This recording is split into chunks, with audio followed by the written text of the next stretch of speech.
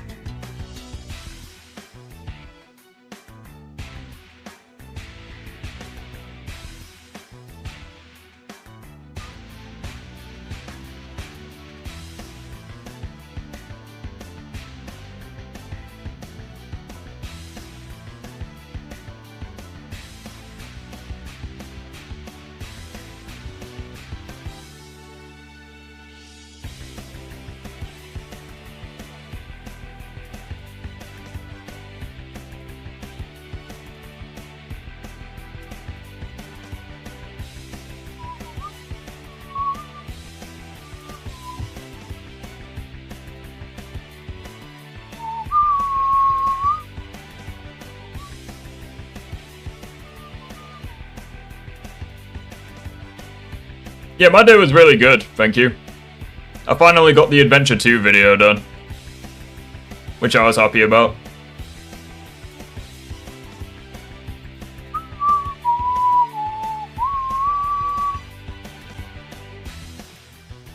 Yeah, we be chilling. What about you guys?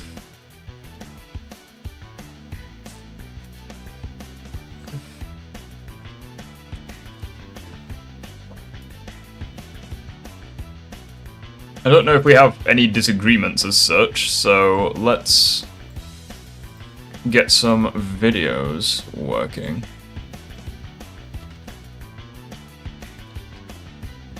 I'm curious as to see what videos there actually are.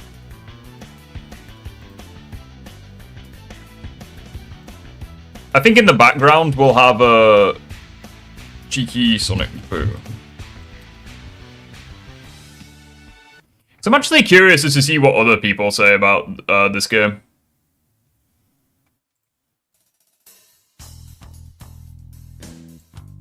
Let's have a cheeky little look. The video has a ton of people crapping on you. Well, at the end of the day, if they're not... Oh, duty calls. Won't be a moment.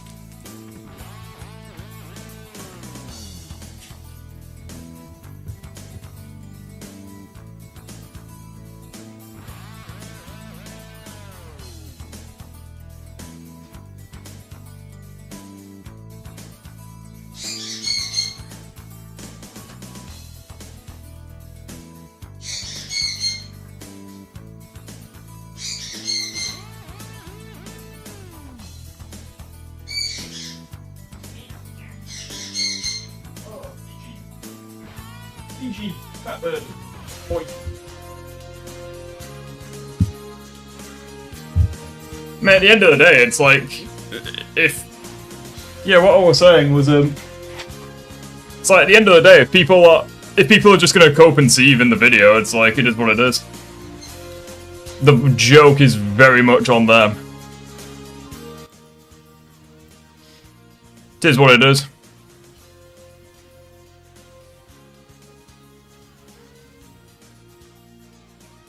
Such a Sonic Adventure 2 has any video saying it's an amazing game? Yeah, of course people do. People simp over that fucking game. Oh shit. You know, despite the Sonic series being full of bad and mediocre games, there are a select few that almost everyone universally loves. We have Sonic Adventure, Sonic Generations, and Sonic Unleashed, along with some others that maybe you don't personally enjoy, but most of the Sonic fanbase does. The same goes for Sonic Adventure 2. This is still considered by many to be one of the best Sonic games, if not the best Sonic game. And I have to give credit where credit is due. This game was so impactful. It introduced Shadow along with that whole character arc, making him the fan favorite character he is today. It also improved the gameplay formula established in SA1. Yeah, did it though? I personally don't think it did. One moment. Also, thank you for the donation, Bonkai. Message for Rift, which is worse than Adventure 2, mech shooting or treasure hunting? They're both pretty bad for different reasons. If I had to pick one of the two, I would probably say treasure hunting. Mainly because the stages just last longer. but it's like I don't think either of them are very good. This game just did a lot right, but despite the praise it still gets, I never really enjoyed this game that much. Now, put the pitchforks down. If you like SA2, then that's completely fine. Remember, this is my video, therefore I'm going to talk about my opinion. By no means should you let my opinion alter yours, and I'm not even saying that SA2 is bad, I just think it's kinda mid, almost. I just don't think this game is the holy grail of the Sonic series like everybody else thinks. I don't even think— Yeah, it really isn't. Like, I genuinely don't understand how anyone says that this game is, like, the best Sonic game. I genuinely don't get it. I think SA2 scratches my top 10 Sonic games. But why is that? Why do I not like this game that much? Well, buckle in.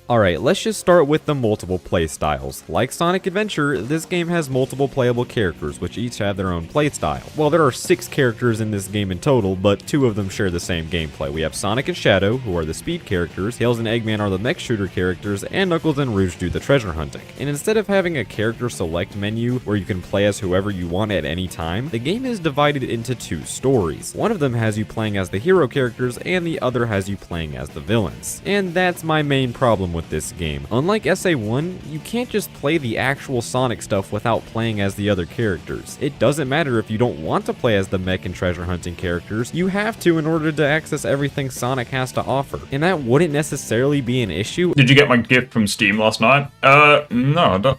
Let me check.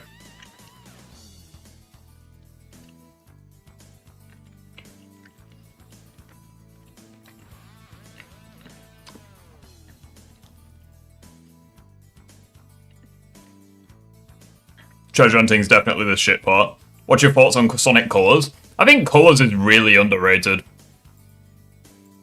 Like Colors doesn't get nearly enough love anymore.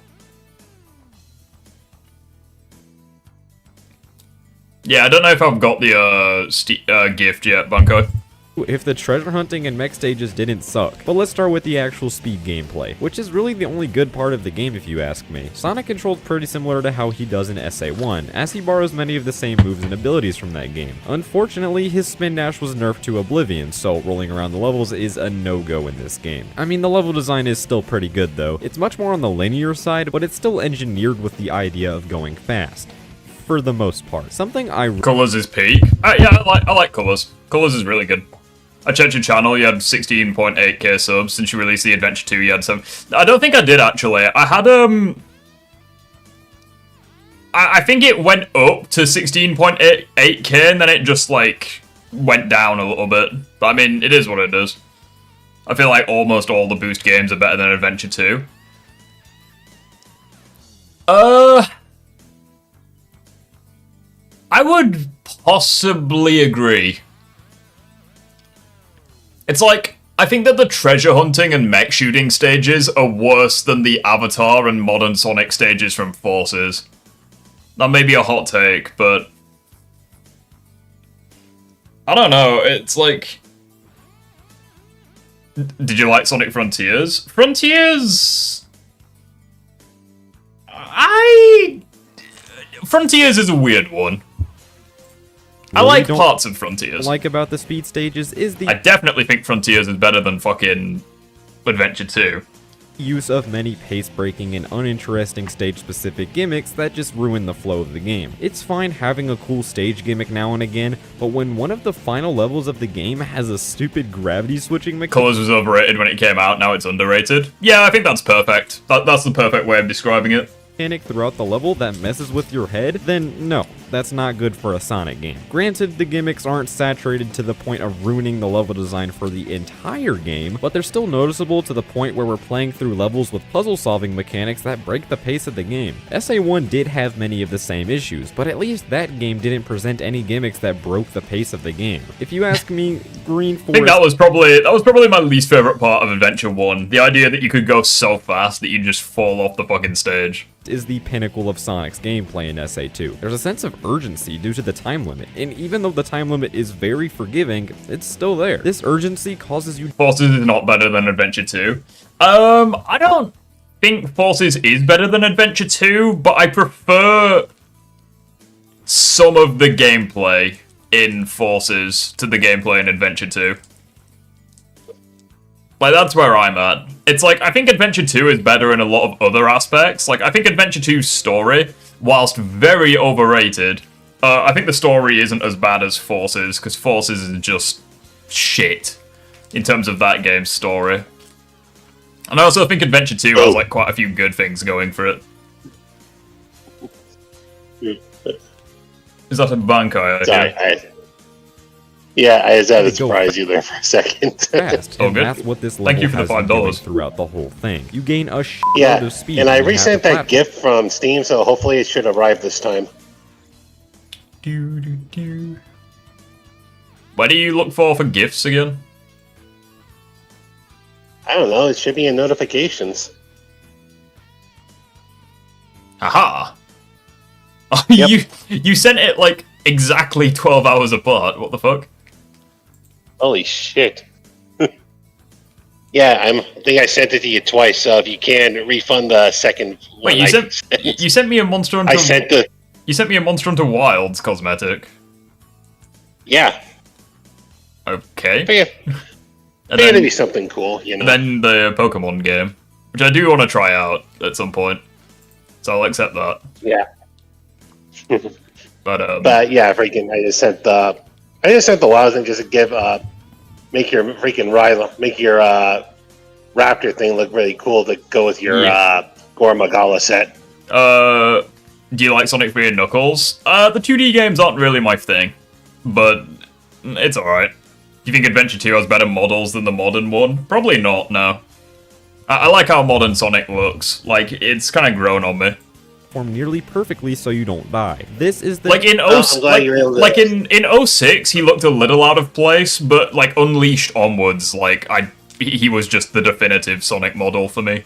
design philosophy that I wish the entire game used. But Oh, let me Yeah, make I just want to check. speed stages in Sorry, SA2. I just want to check, make sure you got my gift. Just wanted to pop in really quick. I gotta go. So have fun with the disagreement day. Yeah, that's fine. Didn't mean to All right, open take that. care. Yeah, you too.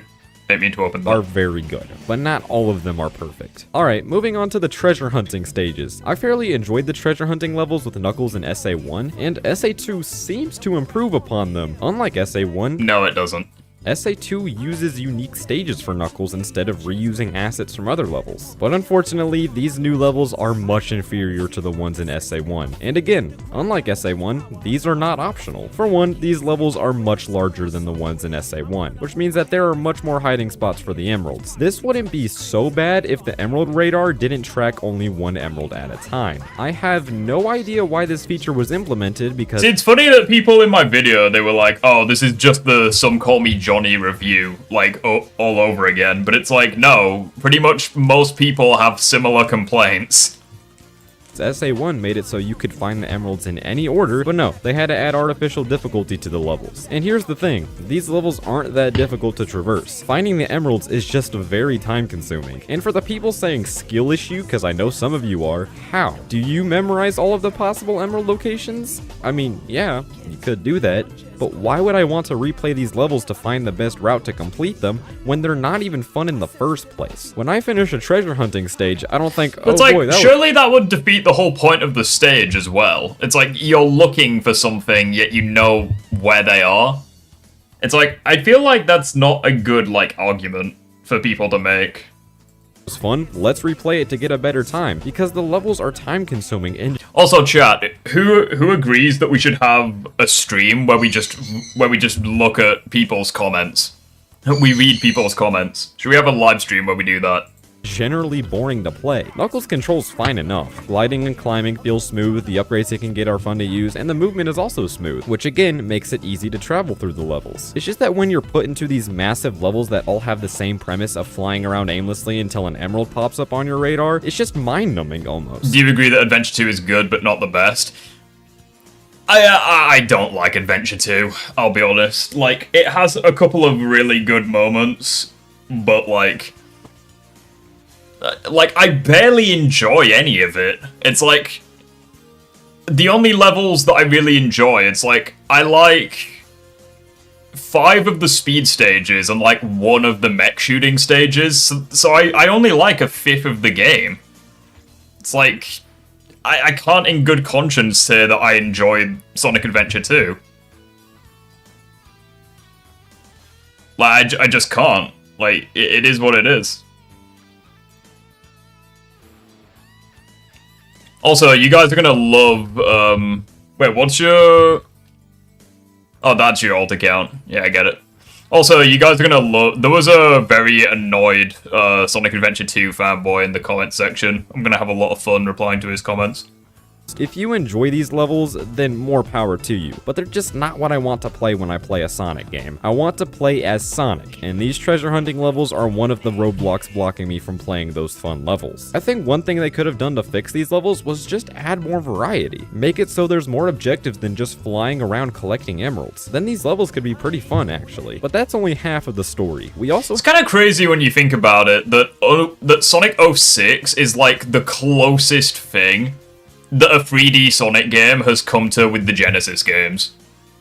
It's like, with Sonic 06, it's like, there's none of this bullshit where it's like, oh, you spend entire levels searching for Master Emerald pieces or what have you. It's like, no, the entire point of the game is to get to the goal ring in that game. And you do it by using different characters' abilities. I think that 06, for all of its flaws, it was probably the closest that a 3D game in the Adventure series has come to replicating the Genesis formula. It came closer to that than Adventure 1 or 2. We have the mech stages with It's just tails. a shame that these are like the game wasn't very stages good. from SA1, but they're much slower and way more linear. Yeah, these are also not fun in the slightest. All you... Like, I don't understand why we need, like, all of this unnecessary shit, like shooting... Like, moving at a snail's pace as Tails, or looking for objects as Knuckles. Like, I don't understand why we need that. do is run through these hallways and hold down the square button, then let go when you have the enemies locked on. Rinse and repeat until you eventually reach the goal. There is also a sense of platforming. Also, I added you to the there, VC but it's a Echo. I rare don't know if you occurrence still to be have. platforming in these levels. It's sad because all they had to do to fix these levels was increase your speed and make the level design more open, so you can run around everywhere like Gamma and SA1. But unfortunately, these levels feel like a chore to complete. I understand the premise of the mech stages is to rack up a high score rather than speeding through them, which would. Rip, do you agree Sonic isn't just based on speed and was based to master the Sonic levels and get the hang of it?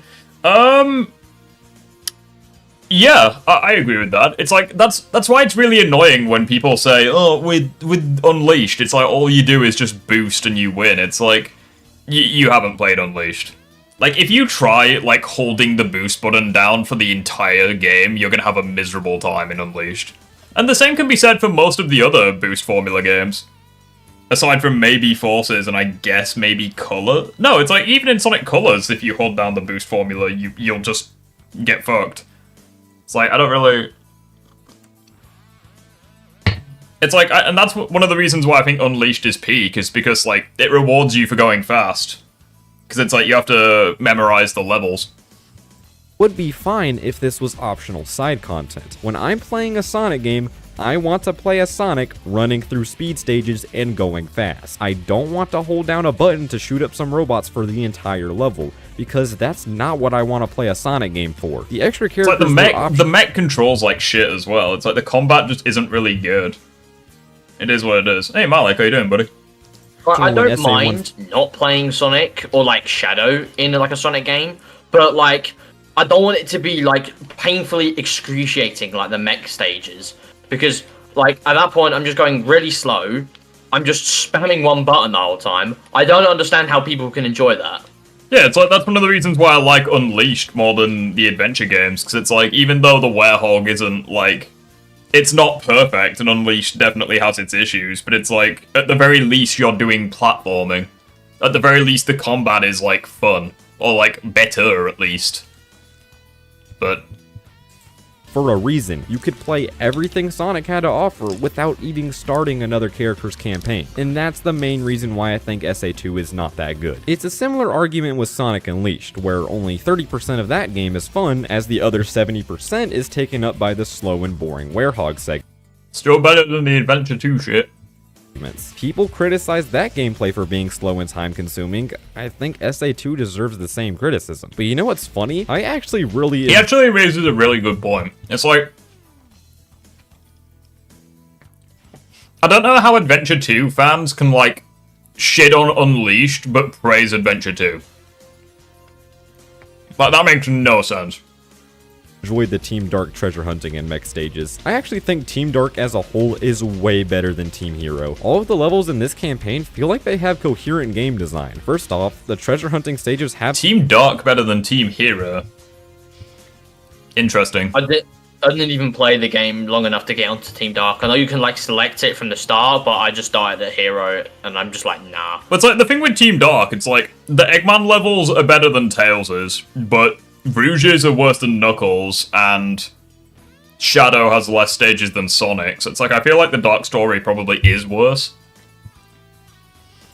Have some variety this time around. On one of the levels, you're under a time limit, which keeps you on your toes. Then you fucking hate that shit. have levels like Mad Space, which a lot of people hate, but I personally really enjoyed it because the hints are all jumbled up, so it takes some effort to read them. It's just simple stuff like that that goes a very long way. Top it off with the fact that the levels are shorter, and the treasure hunting is actually fun in Team Dark's story. Then we have the mech stages with Eggman, and yeah, these are much better than the Tails stages. Instead of having a heavy focus on gunning down as many enemies as you can, these levels have a much heavier focus on platforming and puzzle solving, meaning that there's actually stuff to do in these levels. They're still not perfect, not even close, but they provide some enjoyment. And of course, we have Shadow's levels, which I also found to be much better than Sonic's. Radical Highway, White Jungle, Skyrail, all of these are amazing. I just wish that maybe not Skyrail. there were more of them. Shadow has the least amount of levels out of any character in this game, and that's very unfortunate. Imagine if Team Dark had less of the treasure hunting and mech stages and more Shadow stages to balance it out. If the whole game was designed in that way, then it would be a really good game in my eyes. But unfortunately, most of this game's runtime comes down to unnecessary filler. Boring gameplay to pad out the game. And that's the main reason why I just don't like this game as much as other people. But there are other reasons. Yeah, it's literally it. He summed it up perfectly. It's like, if the entire game was Sonic and Shadow, it would actually be pretty decent. But that's not what we got, unfortunately. Both games have similar issues. But it's like, the thing with Unleashed, it's like... I don't even consider the Werehog to be bad. Like, realistically, I don't think the Werehog is bad. He's not as good as Sonic, sure. But he's alright. It's like, I don't hate the Werehog. He's just good. You know, it's perfectly fine. It's like, I don't understand how people shit on the Werehog so much, but then praise other stuff. It's like, again, if you genuinely don't like...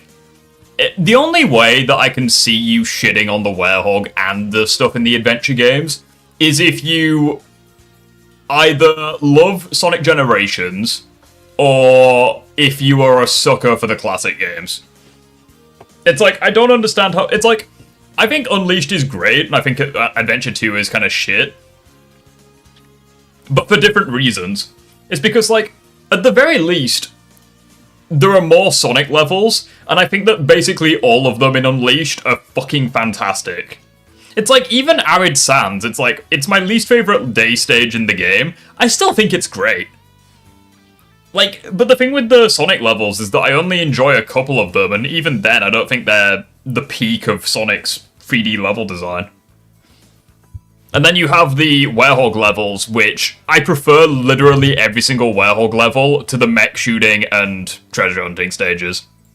Redeeming aspects of this game as well, starting with the writing and story. As mentioned before, the origin story of Shadow remains as one of the best backstories for any character in the Sonic series. How Shadow's origin connects with the overall plot in this game is amazing. This game generally does a really good job of connecting the different character stories and then having everything come together in the last story. I do have some complaints though, so the writing and characterization are pretty solid. These characters have personality differences from one another and they each have their moments when it comes to character development, but unfortunately, half the time, you can't hear what anybody is saying because the audio mixing in the cutscenes is terrible. Thankfully, there are... Yeah, the music is fucking bad. Thankfully, there's mods to fix that nowadays.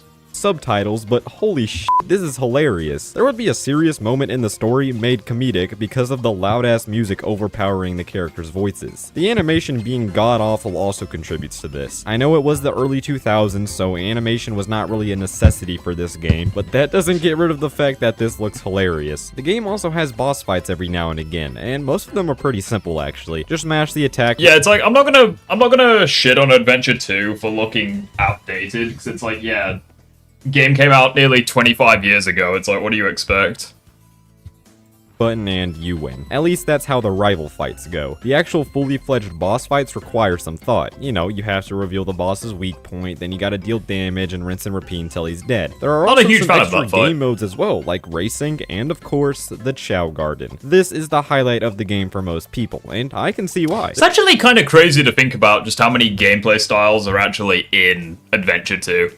It's like you have racing, it's like you have the speed levels, treasure hunting, mech shooting, then you have races, Chow Garden, the multiplayer. There's quite a lot of things in this game.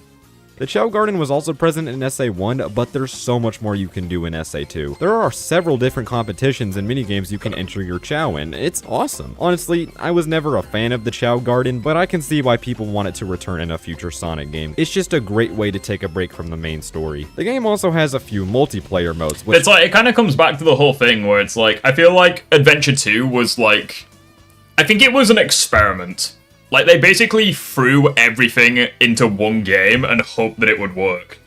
It's like, oh, we're gonna add treasure hunting. We're gonna bring treasure hunting and mech shooting back, but we're also gonna introduce racing for like no reason. And it's like the racing in this game's dog shit. It's not great. But anyway, I have honestly never... It's just not a consistent game. It's like that's the thing. Like, it makes the game very inconsistent, especially since like you're basically forced to play all of it.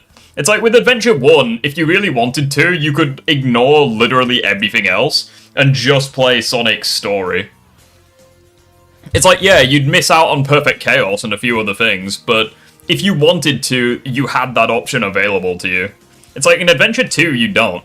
And as I pointed out in my video, it's like, in the hero story, around the halfway point of the game, you had to play like 5 levels back to back with Tails and Knuckles before you could even play Sonic again. It's like, I don't think that's right.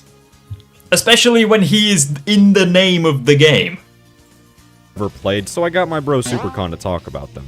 Sonic Adventure 2. One of the most well-known and loved... The co-op, it was a good idea, though. Like, it was pretty cool that you unlocked new characters for getting A ranks with every single stage for a certain character.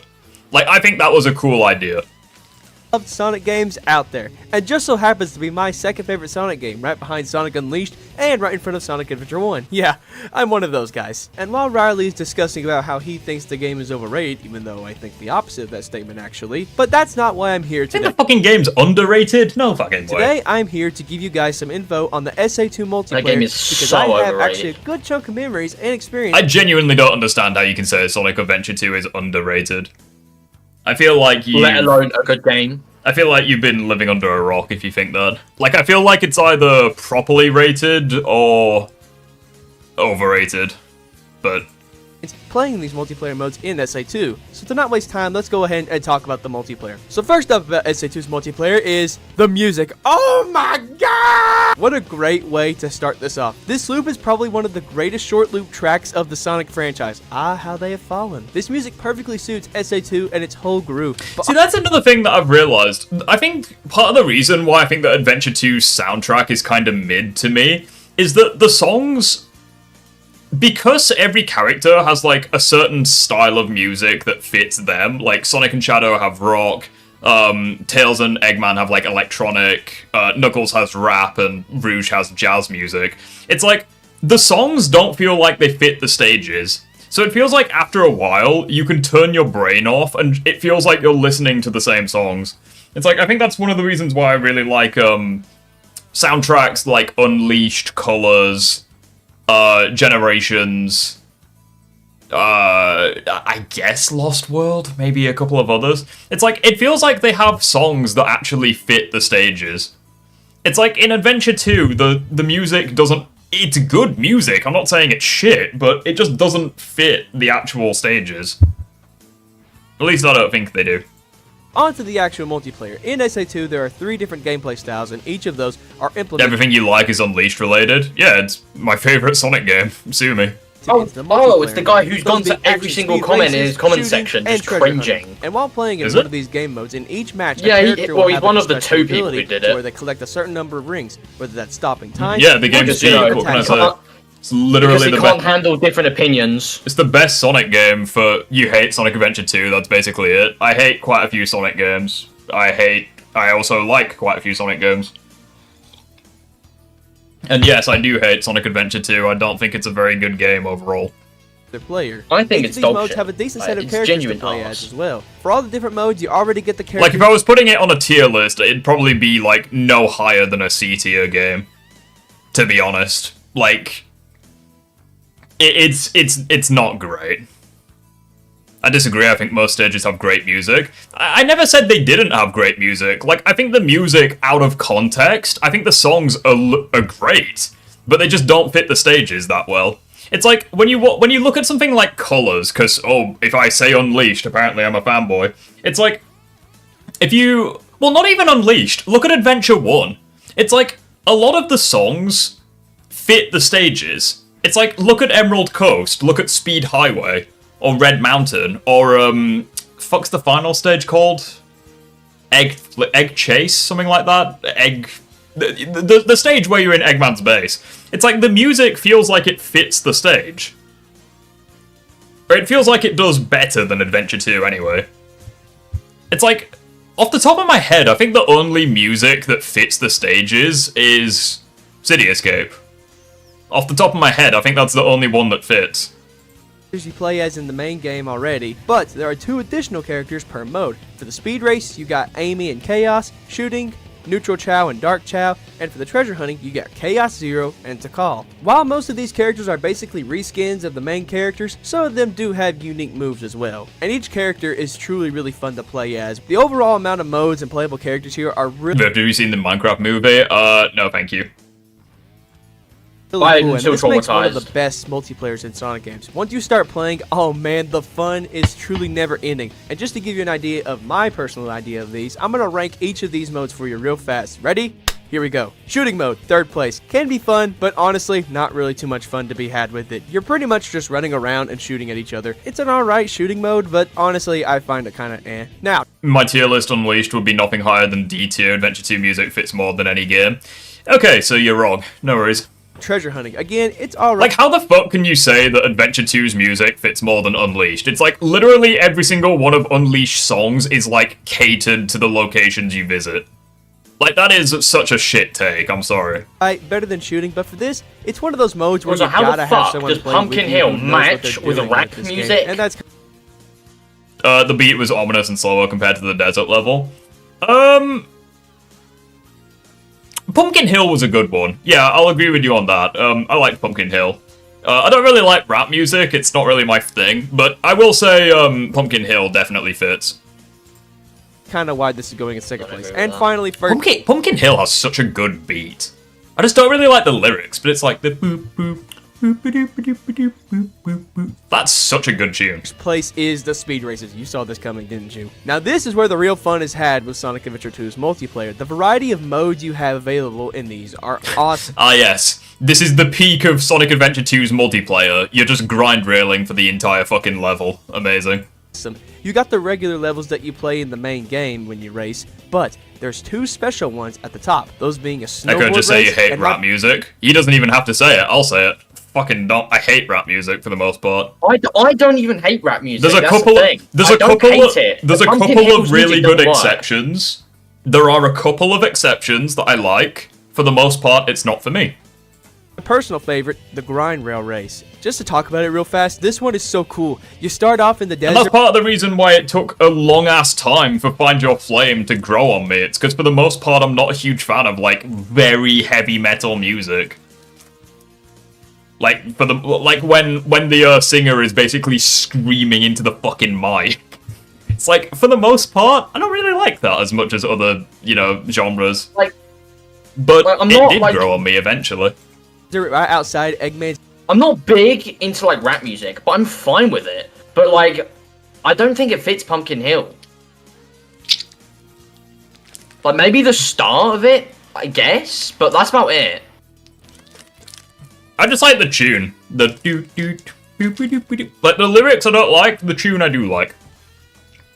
It's pyramid bass, and you're grinding into the bass. This is so cool, and the music, oh, mwah, beautiful. While racing has always been a thing throughout multiplayer and Sonic games, Echo, you're objectively wrong. Pumpkin Hill has the best theme. I feel like Pumpkin Hill isn't as good as City Escape.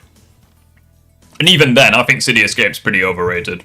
But I feel like City Escape makes the most sense.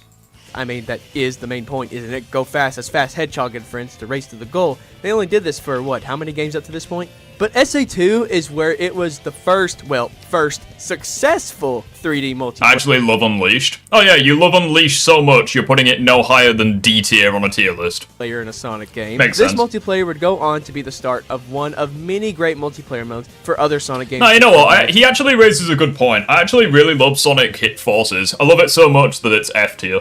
2000s, like Sonic Heroes with its multiplayer two-player styles, and Shout the Hedgehog I'm with where that you hunt guy. each other down to fight, as well as Sonic 06 to where you can either work together or race to the goal. Sonic 06 shows gameplay of Project 06.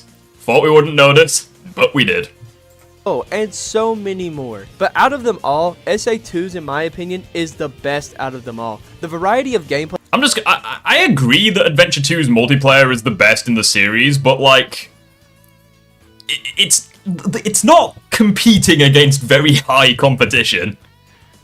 Playstyles and options for them are. I said perfect, not best. City Escape is better. But it's like, how do you improve on perfection? It's like, surely City Escape would be perfect then, wouldn't it? Hey Cerberus, how you doing, buddy? Great and a ton of fun. Also, I'm just gonna say it. I think that 06 has better level design than Adventure 2. I do. Like, playing through the 06 levels in Project 06, I was surprised at how good they were. To be honest. I loved playing this with my mom and dad growing up, and even some of my friends too. I love this multiplayer, and it's truly one of, if not... 06 definitely has, but is Project 06 good? It is really good. The only thing I'd be careful with Project 06 is that if you haven't played the original 06, it will take you a bit to get used to. But I played quite a lot of the original 06 growing up, so Project 06 feels like the second coming of Christ by comparison. If your expectations are so high, SA2 is C tier and Unleashed is D tier, more like a balanced list in my opinion on gimmicks. I mean, yeah, I do have very high standards. That's why Sonic Unleashed is S tier and Sonic Adventure 2 is like C tier at best. I do have very high expectations.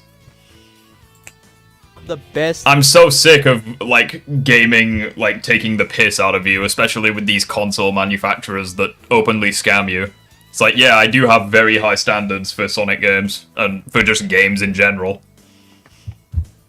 What even is the best Sonic game? Would probably be a fan project. I feel like my favorite free Sonic games are Unleashed Recompiled, Project 06, and I think Sonic Generations. Like, those are the three that I play, like, on a almost day-to-day basis. Or, like, a weekly basis. I can't tell you, like, top 3 favorite. I can say that my favorite Sonic game is Sonic Generations. That is definitely my favorite. It's like, Generations has fuck all when it comes to story, but it's like, I just like the levels so much. It's like, even Planet Wisp, which is like easily the worst level in the game, it's like, I prefer it over quite a lot of the Adventure 2 levels. I just think Generations had such a high, like, bar.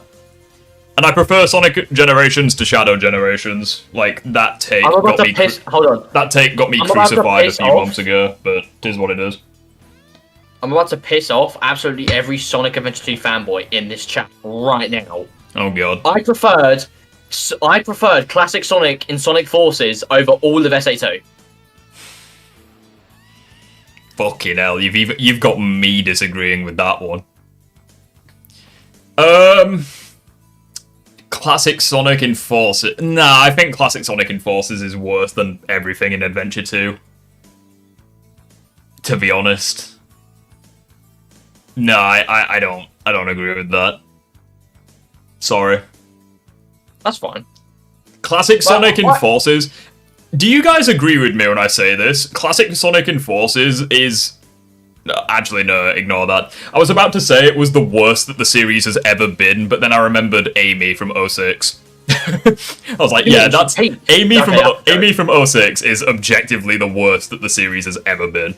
Like, if you have not played... You'll find that Amy is the best character in 06, and you're coping. Like, if you know, you know. Like, Amy in 06 was... Original 06. Like, she was fucking awful. ASIC Unleashed in A tier. That's fair. Like, Unleashed isn't a perfect game, but I feel like it's got better and better as time's gone on.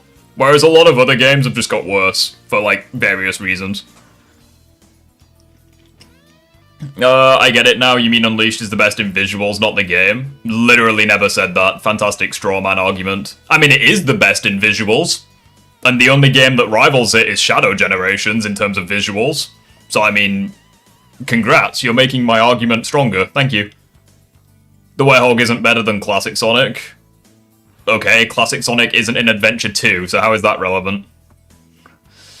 Where would you rank Sonic Colors? Probably A or B tier, to be fair. I think Sonic Colors gets way too much fucking hate.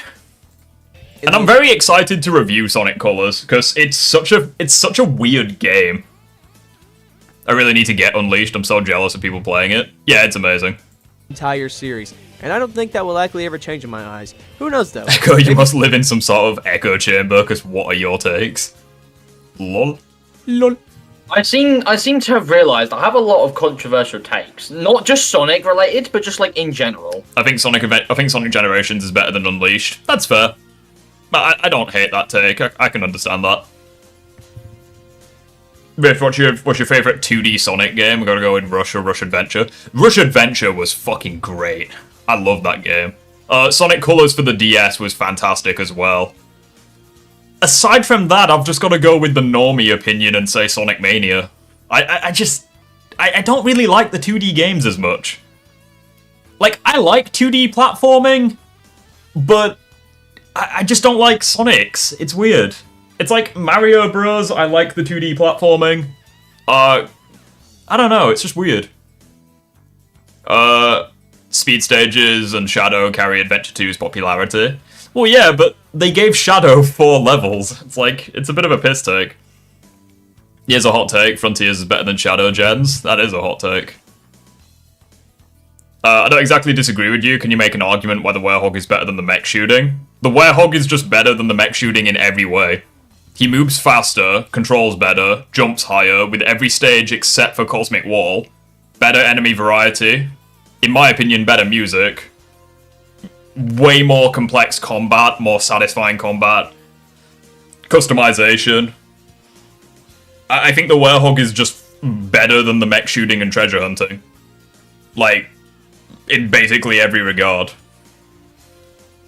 Like, I think the Werehog gets way too much hate. Like, it's not brilliant, but it's definitely not as bad as people say it is. The Sonic team one day will deliver with some amazing 2-player mode in the next 3D Sonic game. You never know. Only time will tell. Thanks for having me on today. Yeah, I kind of hate the fact that Superstars didn't have... Riley, it was a pleasure. Did Superstars have multiplayer? I don't fucking remember. I'm fairly certain it did, but it was like local co-op or something. Anyways, with that said, enjoy the rest of the videos, you guys. Alright, so after beating both of the main stories, you unlock the final story, which wraps everything together. This story has one At least I understand that Adventure 2 has flaws, like mechs being slow, and I know Unleashed has the best visuals. Other than that, everything is mid about Unleashed. It literally isn't. I would go as far as to say that Unleashed is possibly the best at almost everything, to be honest. Like, probably the best story, the best that the characters have ever been, some of the best level design in the series, in my opinion the best soundtrack, probably has the best hub worlds as well. Like, Unleashed is fucking fantastic. Hey, Chaos Cube, how you doing? Now you're tripping. You believe that 30 minutes is better than 3 minutes. See, that's exactly my point. You literally just proved my point to me. You have the normie opinion. Oh, 30 minutes of... I'm sorry, if you take more than 5 or 10 minutes to beat a werehog level, you're just shit at it. The only level that takes more than 10 minutes for the werehog is Eggman Land. And even then, we're talking like 15 minutes maximum if you're good. Like, you just have the normie opinion. Like, that is such an outdated opinion. Like, do you want me to prove it to you right now that you're objectively incorrect with that take? Massive gauntlet. One moment.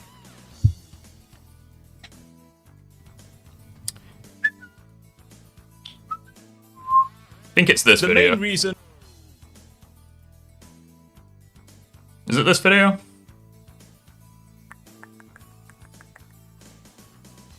It was one of the werehog videos I made.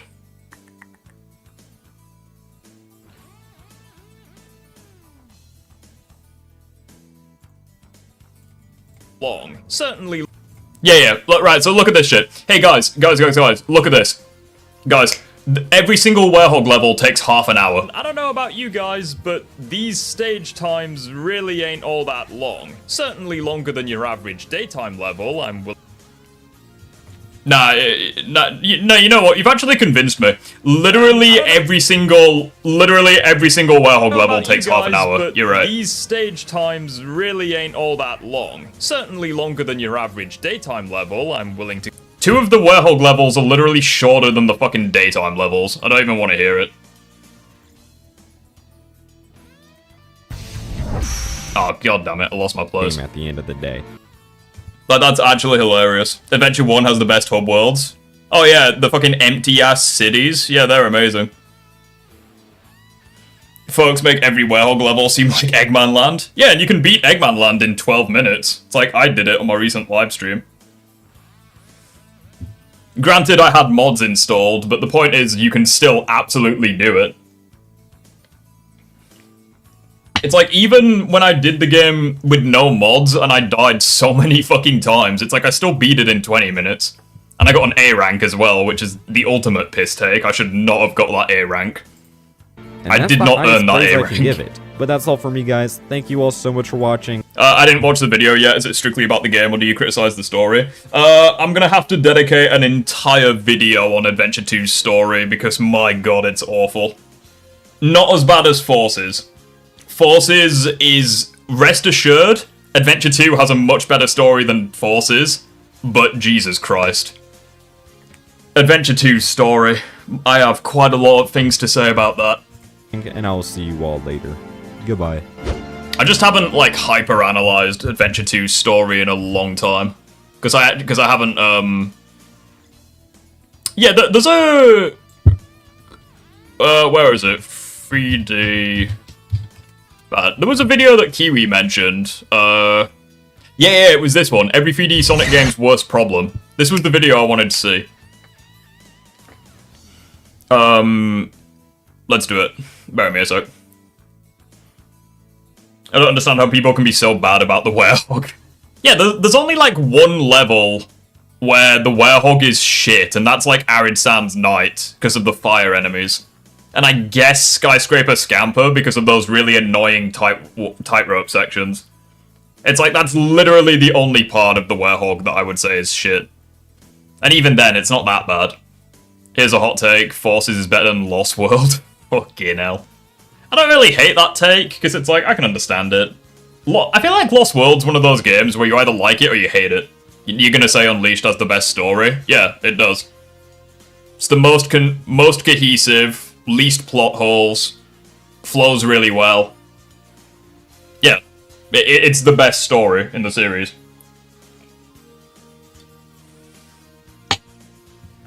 I don't really know what you want from me. Like, generally speaking, Sonic games don't have that good stories. So yeah, it's not a high bar, but yeah, it does have a better story.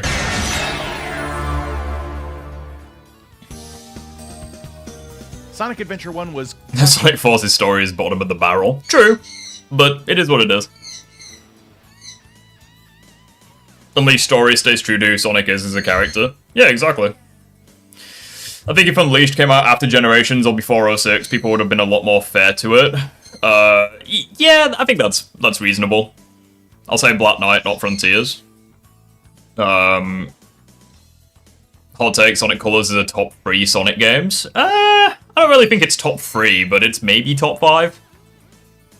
Top 10 at the very least. Colors is great. Really, pretty much the first 3D Sonic game. You played Frontiers is goated, top 3 Sonic games. I think Frontiers... Well, it's like, I'm not even going to say that Frontiers is overrated, because it's like, I'm just fully aware that Frontiers is not for me. Like, generally speaking, I just don't like open world games as much. Even with a character as fast as Sonic, it still feels like I'm, like, doing fuck all in the open world. It's weird. So it's like, I'm not going to criticize Frontiers, for the most part. I'll criticize the cyberspace levels, because I think they're shit, but, like, the open world, it's like, it's just not really for me. not only as Sonic, but Tails, Knuckles, Amy, E102 Gamma, and... all of their stories taking place at the same time, all intertwining. At least you guys agree with my Black Knight opinion. The best Sonic story is Black Knight or Frontiers, no debate. Definitely not Frontiers, because I feel like Frontiers requires you to do your homework in order to understand what's going on. I feel like the best Sonic story is either Black Knight or Unleashed, I will say. Like, Black Knight's story is pretty good. To me, the worst part of Sonic Adventure 1 is something that actually makes it extremely memorable, the voice acting. I will say that Frontiers got a hell of a lot better with the updates. Like, on launch, I thought that Frontiers was not that good. But with the updates, with, like, the spin dash and the fact that you can basically, you can tweak the controls so you can just give yourself unlimited momentum when you jump, I think that made the game a hell of a lot better. More specifically, the direction of the voice acting, or at least what direction there was, wasn't that good. The story goes that the English voice actors just got their lines to read with little to no context of what the scene entailed, which is why we get golden deliveries like, "Watch out, you're gonna crash!" Ah! Okay, fair enough. Yep, the dialogue is not very good in Adventure 1. Yep, I agree. Sonic Adventure 2 is one of the most popular and iconic games in the whole series. Is it me, or is this video a bit quiet? It took a more linear approach with the story than SA1, only having 2 main stories focusing on 3 characters per team, with the gameplay of speed levels with Sonic and Shadow, gem hunting with Knuckles and Rouge, and mech shooting stages with Tails and Eggman. The worst part about SA2 is that it ended. The game's perfect, no flaws. That is foul behaviour. Get this man. No. Get this man in some trouble. That is just outright. No, I don't actually. But you know. Oh dear. No. Outrageous opinion. I'm kidding. I'm an Adventure 2 glazer, but I'm not an idiot. The game's not perfect, but honestly, to me, the worst part about it was the kart racing stages. And I'm not talking about the mode. I'm talking. That's actually a fair point. Yeah, the kart racing really is not that good.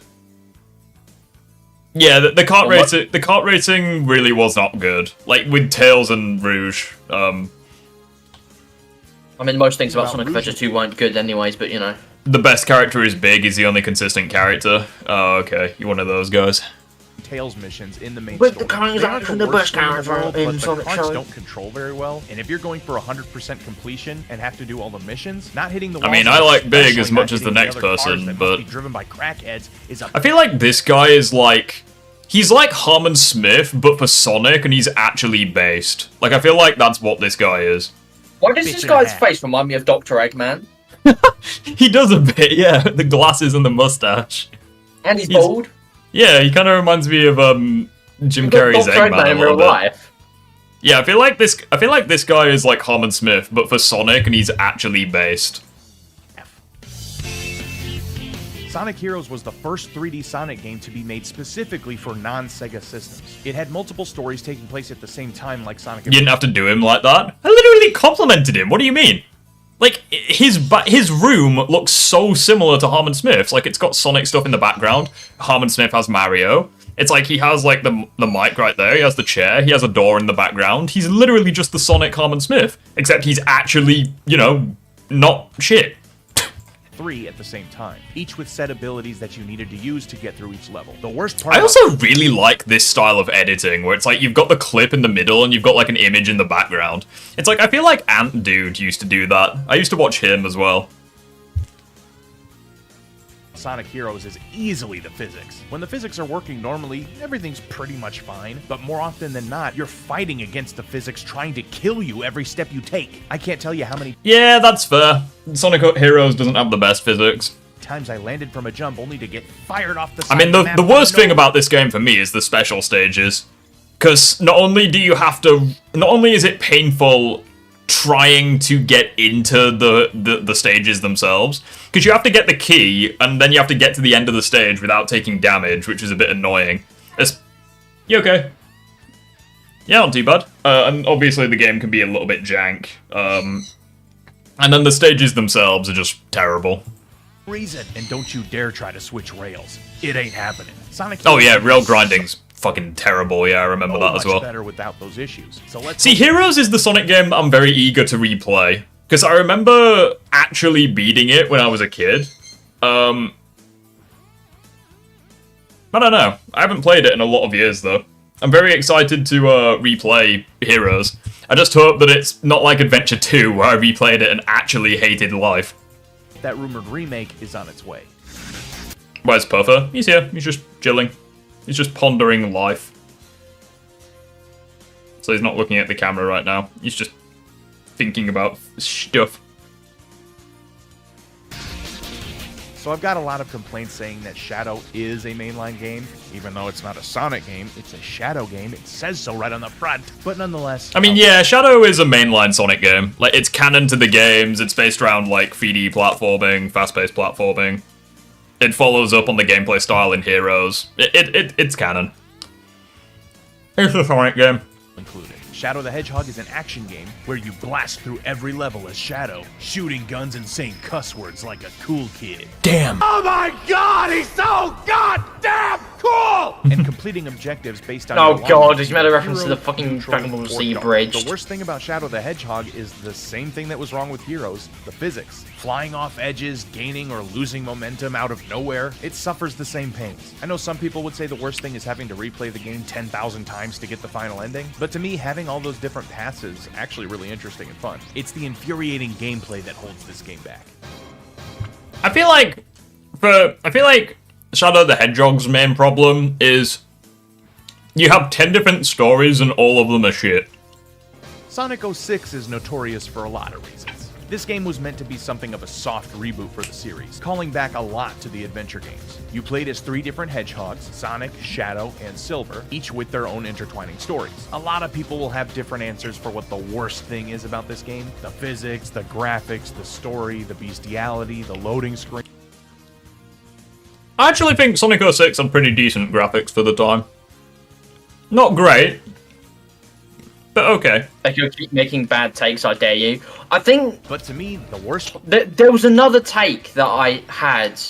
I can't remember what it was. It was Sonic related.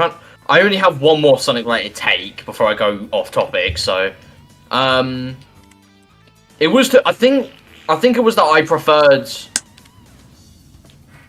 Sonic Forces gameplay over SA2 gameplay. Oh yeah, I remember that. Yeah. See, it's like, even looking at the CGI cutscenes, it's like, I think Part Sonic about the 06 had game like is what really good looking every 06 cutscenes. and loves to talk about, the wasted potential. This game uses the Like, the CGI cutscenes were ahead of its time, in my opinion. adventure format, which has always been my favorite structure of a Sonic game. Multiple characters, hub worlds, a big story. Like, look at game this was shit. going This to looks be beautiful. How Sonic games were going to be for the future. And if it had been kept in the oven a little while longer, we may have had one of the best Sonic games ever. Okay, well, he's including the storybook games. Just like Shadow 05, the storybook games I'd never really considered mainline. I know they're technically See, it's like Black Knight as well, especially. Like, the CGI cutscenes look so fucking good. canon, but they're only on the Wii and they're the storybook games. But either way, I figured I'd include them this time too. But I'm talking about them at the same time. Why do you call Sonic Adventure 2 overrated? Because it is. It's not a good game. Or at least I don't think it is. Because they both suffer the same worst. Yeah, the 06 humans suck, I will say that. I feel like Elise is the only passable one because you spend so much time with her, and she's like a main character. Now, just like all of my videos, Like, look at fucking Secret Rings. Like, this looks good. This looks beautiful. this is purely my opinion, but I really don't like on-rails Sonic gameplay unless we're grinding on them. I know these games have their Yeah, that's I'm fair. not saying that they're bad per se, but just Rift, you agree that the graphics for 06 is okay, but the art style, that's bad? Yeah, I'd say I think that's fair. It's like, I think that the CGI cutscenes look gorgeous, but the in-game graphics are just, like, passable at best. First Pope Francis dies, and then Echo slanders Adventure 2. What is this week? At the very least, you're saying Echo slandered it and not me. way they play. Yeah, why are you keeps excluding ever me wanting from to play that? them again. Also, And this to is be some fair, I've actually biased only been able targeting to play going on Black here. Knight, but seeing as it's considered the better of the two, I'm not really eager to play Secret Rings. The fuck? What is this game? I like his editor. His editing's alright. Alright, say that the Werehog is the what is actually the worst thing about Unleashed?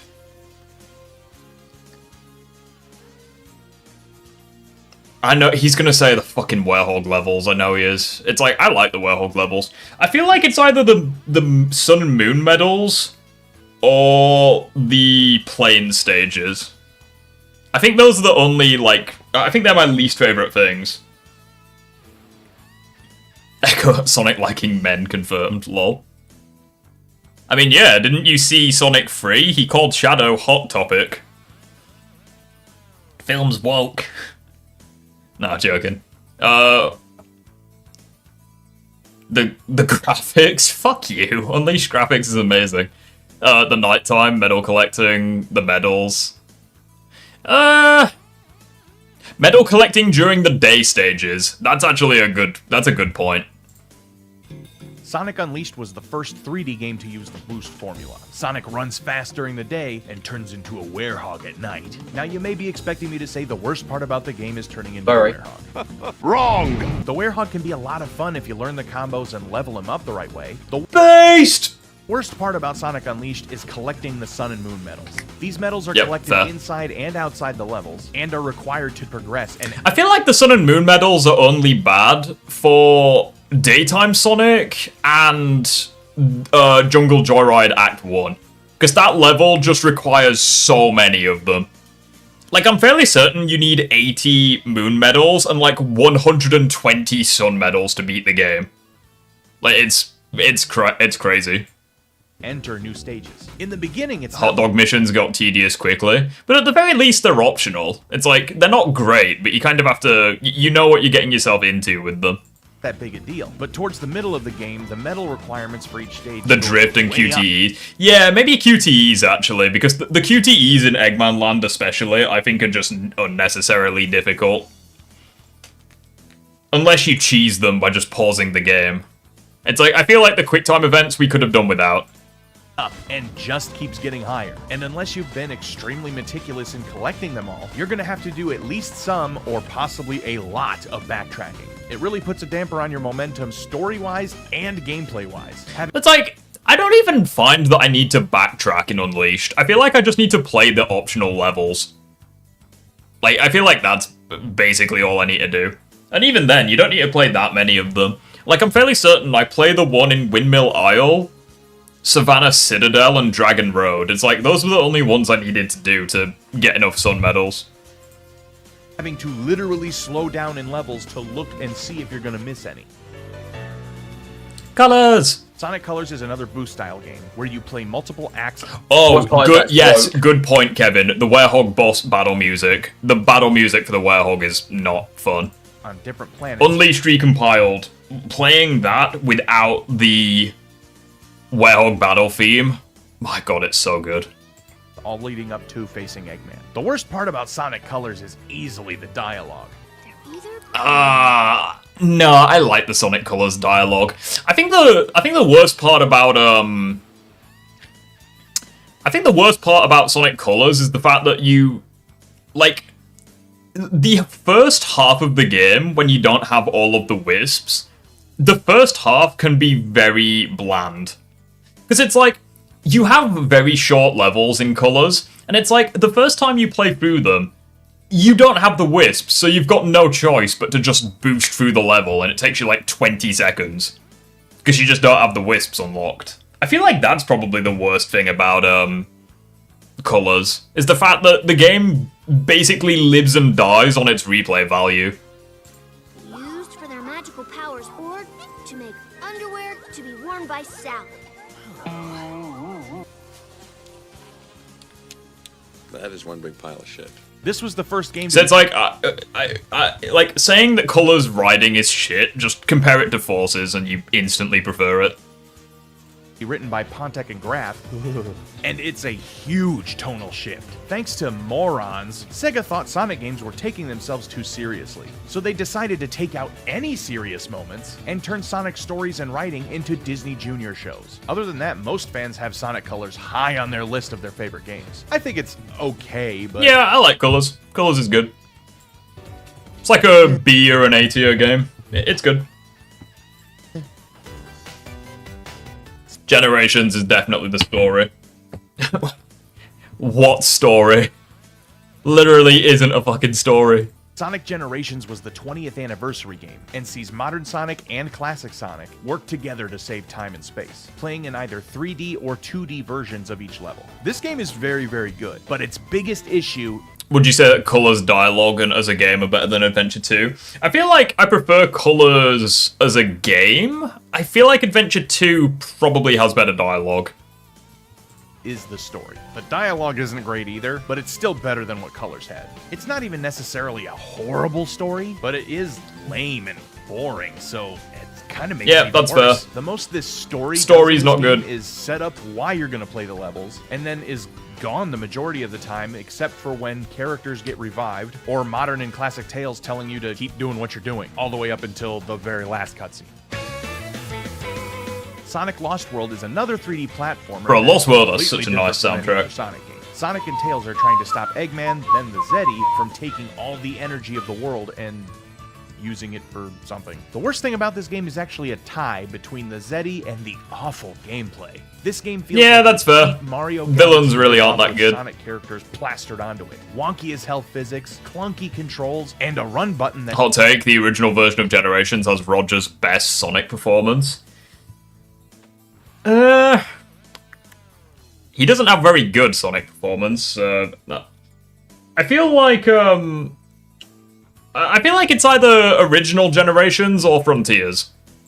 that doesn't even let you go that fast, makes this game feel like one of the most non-Sonic Sonic games ever. Then you have the Zeddy, some of the worst characters I have ever seen. Fucking hell, look at that sandwich. Idiots with terrible designs. Well, it's not even the They're long somehow sandwich. extremely forgettable, yet kind of memorable at the same time. For real, I only Bro, that remember guy is two of their literally names, just Zaz a and Master Zavok. Shifu, Zaz because like, he was the first rip-off. one, and Zavok because they keep pushing him into games where he doesn't belong. The other ones I only know by their archetype. Just take a look at the script from a few seconds ago. Sonic Forces was Forces, a piece of shit. accurate. It's like, the Zeddy are just so forgettable, aside from maybe Zavok. Boy, that escalated quickly. I've talked to death about what I hate about Sonic Forces, so I won't stay on it too long. The worst thing about this game is what Sonic Team was promising it was going to be, and then they slap you in the face with what it actually was. Marketing the game like Yeah, it was gonna that's have a fine. pretty They basically interesting and false advertised somewhat the more game. serious story, gameplay back That's to the fair. traditional boost style, and seeing the return of some amazing villains. And Zavok, and a new character that has Roger some is the kind of best connection to Sonic. Sonic Mania Nah, because for of me the it'll always be Jason but then it Griffith. released, and what we got was a lame story told in the laziest way possible, boring gameplay, and some of the worst Hot take, level I think design Ryan Drummond I have at ever the main seen. three To is me, the worst Sonic. I feel like Ryan Drummond had like... So he was Adventure 1, Adventure 2, and Heroes, wasn't he? Yes. So it's like, in Adventure 1, he has absolutely shit voice acting. In Adventure 2, he's really good. And in Heroes, I think he's good as well. So it's like, he has the least amount of games, and it's like, I only like him in 2 of them. I feel like Jason Griffith will always be my favorite. It's like, in Sonic X, he was great. Shadow the Hedgehog, he was eh. 06, he was alright at times, and then other times he was a bit generic. And then Secret Rings, Unleashed, and Black Knight, he was fantastic. Same thing as well with Smash Bros. Like, he only had, like, 1 or 2 lines of dialogue, but he was still good in Smash Bros. Looked like it was going to To be make fair, Sonic I actually cool again prefer after the last few minutes, Jason but it Griffith wasn't. over Roger Craig Smith, specifically in Smash Bros. Supersonic style. Yeah, like, Jason Griffith's Sonic had so much aura in Smash Bros. It's like every single Nintendo character got one-shot by Taboo, and then fucking Sonic just came in, said no words, just bullied him, and then just did the iconic finger side to side that Sonic does. It was actually worse by not only being written for 2-year-olds, True that. but also having some of the I most hate that boring that's gameplay. dialogue. True dad. Frontiers has Worst thing about Frontiers? Probably It'd be the, really funny. You know what'd be really funny is if he said the music. He could. I feel like the worst thing about Frontiers, to me, is either the memory tokens or how boring the worlds are. Like, when Sonic Lost World, the game that literally ripped off Super Mario Bros., looks more visually beautiful than Frontiers, I think that's a problem. Like, 3 of the 5 islands are literally just grass. And then the other 2 are desert and volcano. It's like, the islands I don't think are very good. And then I think the memory tokens are not great. Sonic exploring the Starfall Islands trying to rescue his friends from cyberspace, and learning of a new threat along the way. Oh, the Final Horizons Titans Gauntlet, that can go fuck itself. Thing about Sonic Frontiers to me is the cyberspace levels. For the majority of Frontiers, you're playing in the open zone areas, which was pretty new territory for Sonic games, whereas the cyberspace stages were designed more like the traditional boost-style gameplay. The issue there, though, was the physics were way different to what you were used to in the open zone, but also different from any boost game we've ever played. It's much slower and way more on rails, and don't really feel nearly as fun as it is to free roam out in the open zone. Personally, the only... I mean, I agree with that, but I feel like once you get the spin dash, it's not that big of a problem. Time I ever replayed a stage was if I needed to play it again to get all the vault keys. Don't get me wrong, they're not terrible or anything, but compared to the rest of the game, I think they're kind of disappointing. Oh, Shadow Generations. Oh, God. Last but not least, The worst thing about this game are the challenges. There's so many of them, and not a single one of them is fun. Shadow Generations. This game shows us Shadow's perspective in the Sonic Generations story, where he comes face to face with a revived Black Doom and needs to defeat him. There's not a whole lot bad I can say about Shadow Generations. I guess I'd say the worst thing about Shadow Generations was Rail Canyon. It's a pretty boring level, seeing as grinding on rails. Yeah, Rail Canyon's pretty bad as well. Pretty boring in the boost style game since you're just sitting there boosting. They definitely could have replaced it with a level from Shadow the Hedgehog, or even maybe... Chat, should we watch IGN's, like, top 10 best Sonic games? Should we watch that video? Yes. White Jungle from Yes. Sonic Adventure 2? That's Absolutely. I've pretty much actually all I not can think seen of. it. The game's pretty awesome. Do you agree with my list? What do you think are the worst parts of each Sonic game? Let me know down in the comments. Thanks for watching. I actually really like... Is this guy, like, a new YouTube channel? I swear down, he, like, recently came... Like, he's recently, like, just grown. No, he actually isn't. Wow. I swear down, this guy just popped up on my... Oh, okay, so he did start uploading YouTube videos last year. Okay, that's fair enough. Yeah, I was gonna say, this guy's like a relatively new, Sonic YouTuber, but honestly, I really like it. I like it.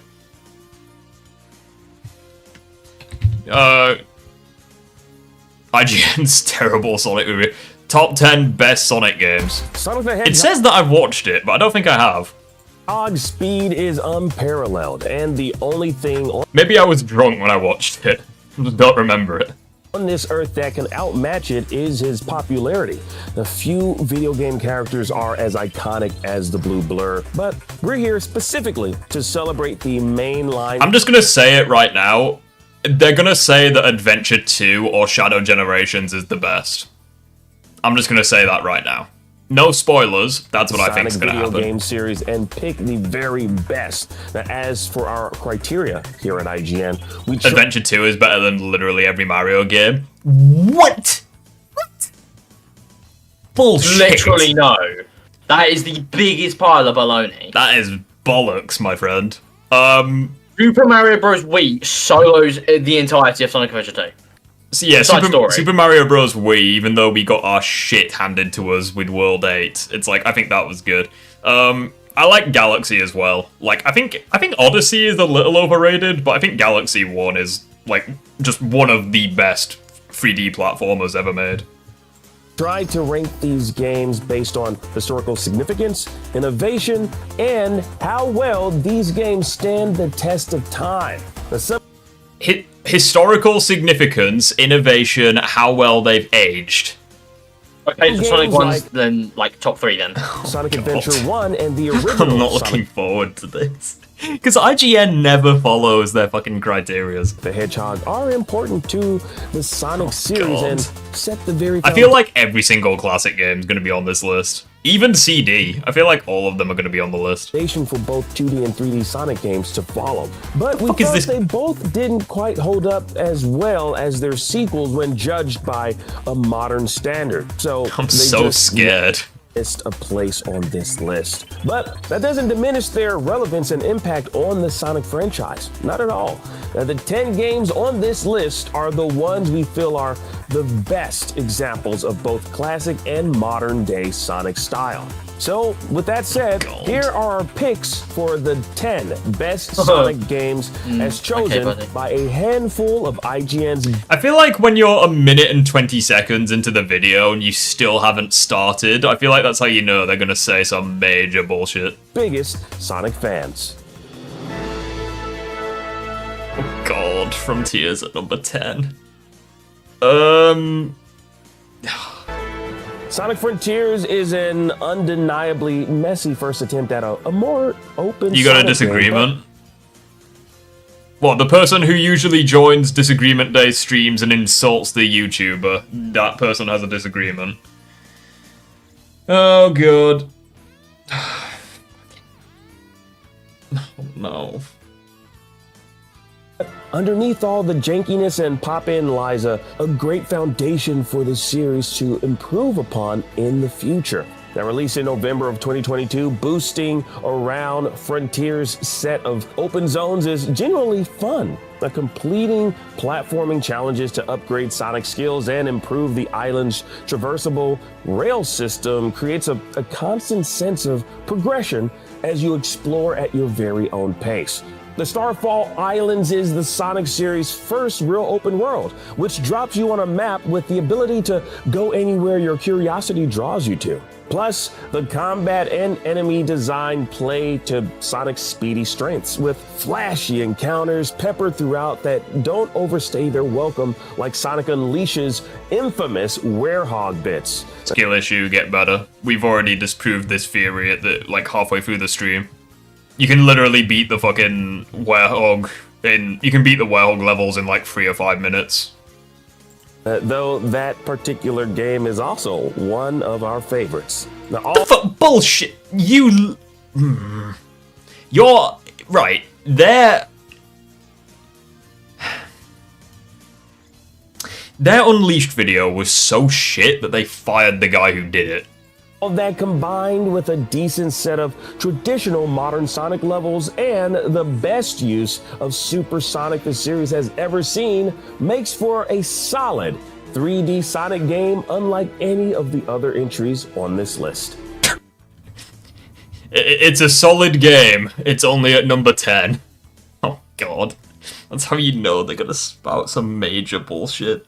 They basically just said to you, oh, Frontiers is the best in the series. It's at number 10. Oh god. Frontiers combat or werehog combat? Werehog combat any day of the week. I just think Frontiers combat it doesn't have, like, depth to it. It's literally just style over substance. Yeah. Oh, okay. No. I mean, at least it's on here. Are they gonna talk about the fucking Wii version? Now, while IGN might have given this particular game a significantly low score upon its release, the ardent fans of Sonic here at IGN consider this one to be one of those chaos diamonds in the rough, you could say. The Sonic Unleashed This game's so fucking good. Bad rap, and conversation surrounding it often focuses on its weaker elements, specifically the werehog bits. Now, a lot of the criticism is warranted, but it isn't. Also shouldn't entirely take away from the fact that when Sonic Unleashed is good, it's some of the best 3D Sonic there's ever been. Released in November. some of the best 3D Sonic there's ever been. It's at number 9. Of 2002, Unleashed remains one of the best looking Sonic games. Wait, 2009? What? Unleashed remains one of the best looking Sonic games despite being several years old. Wait, did they? Warranted, but it also shouldn't entirely take away from the fact that when Sonic Unleashed is good, it's some of the best 3D Sonic there's ever been. Released in November of 2002, Unleashed remains... 2002? What? I heard 2009. 2002? Wait.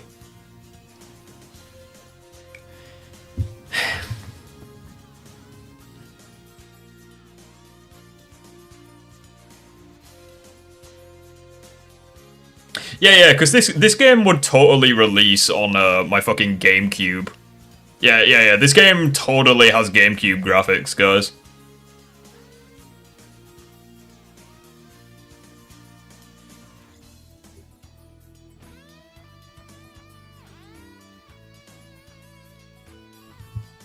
...2002. Fuck me.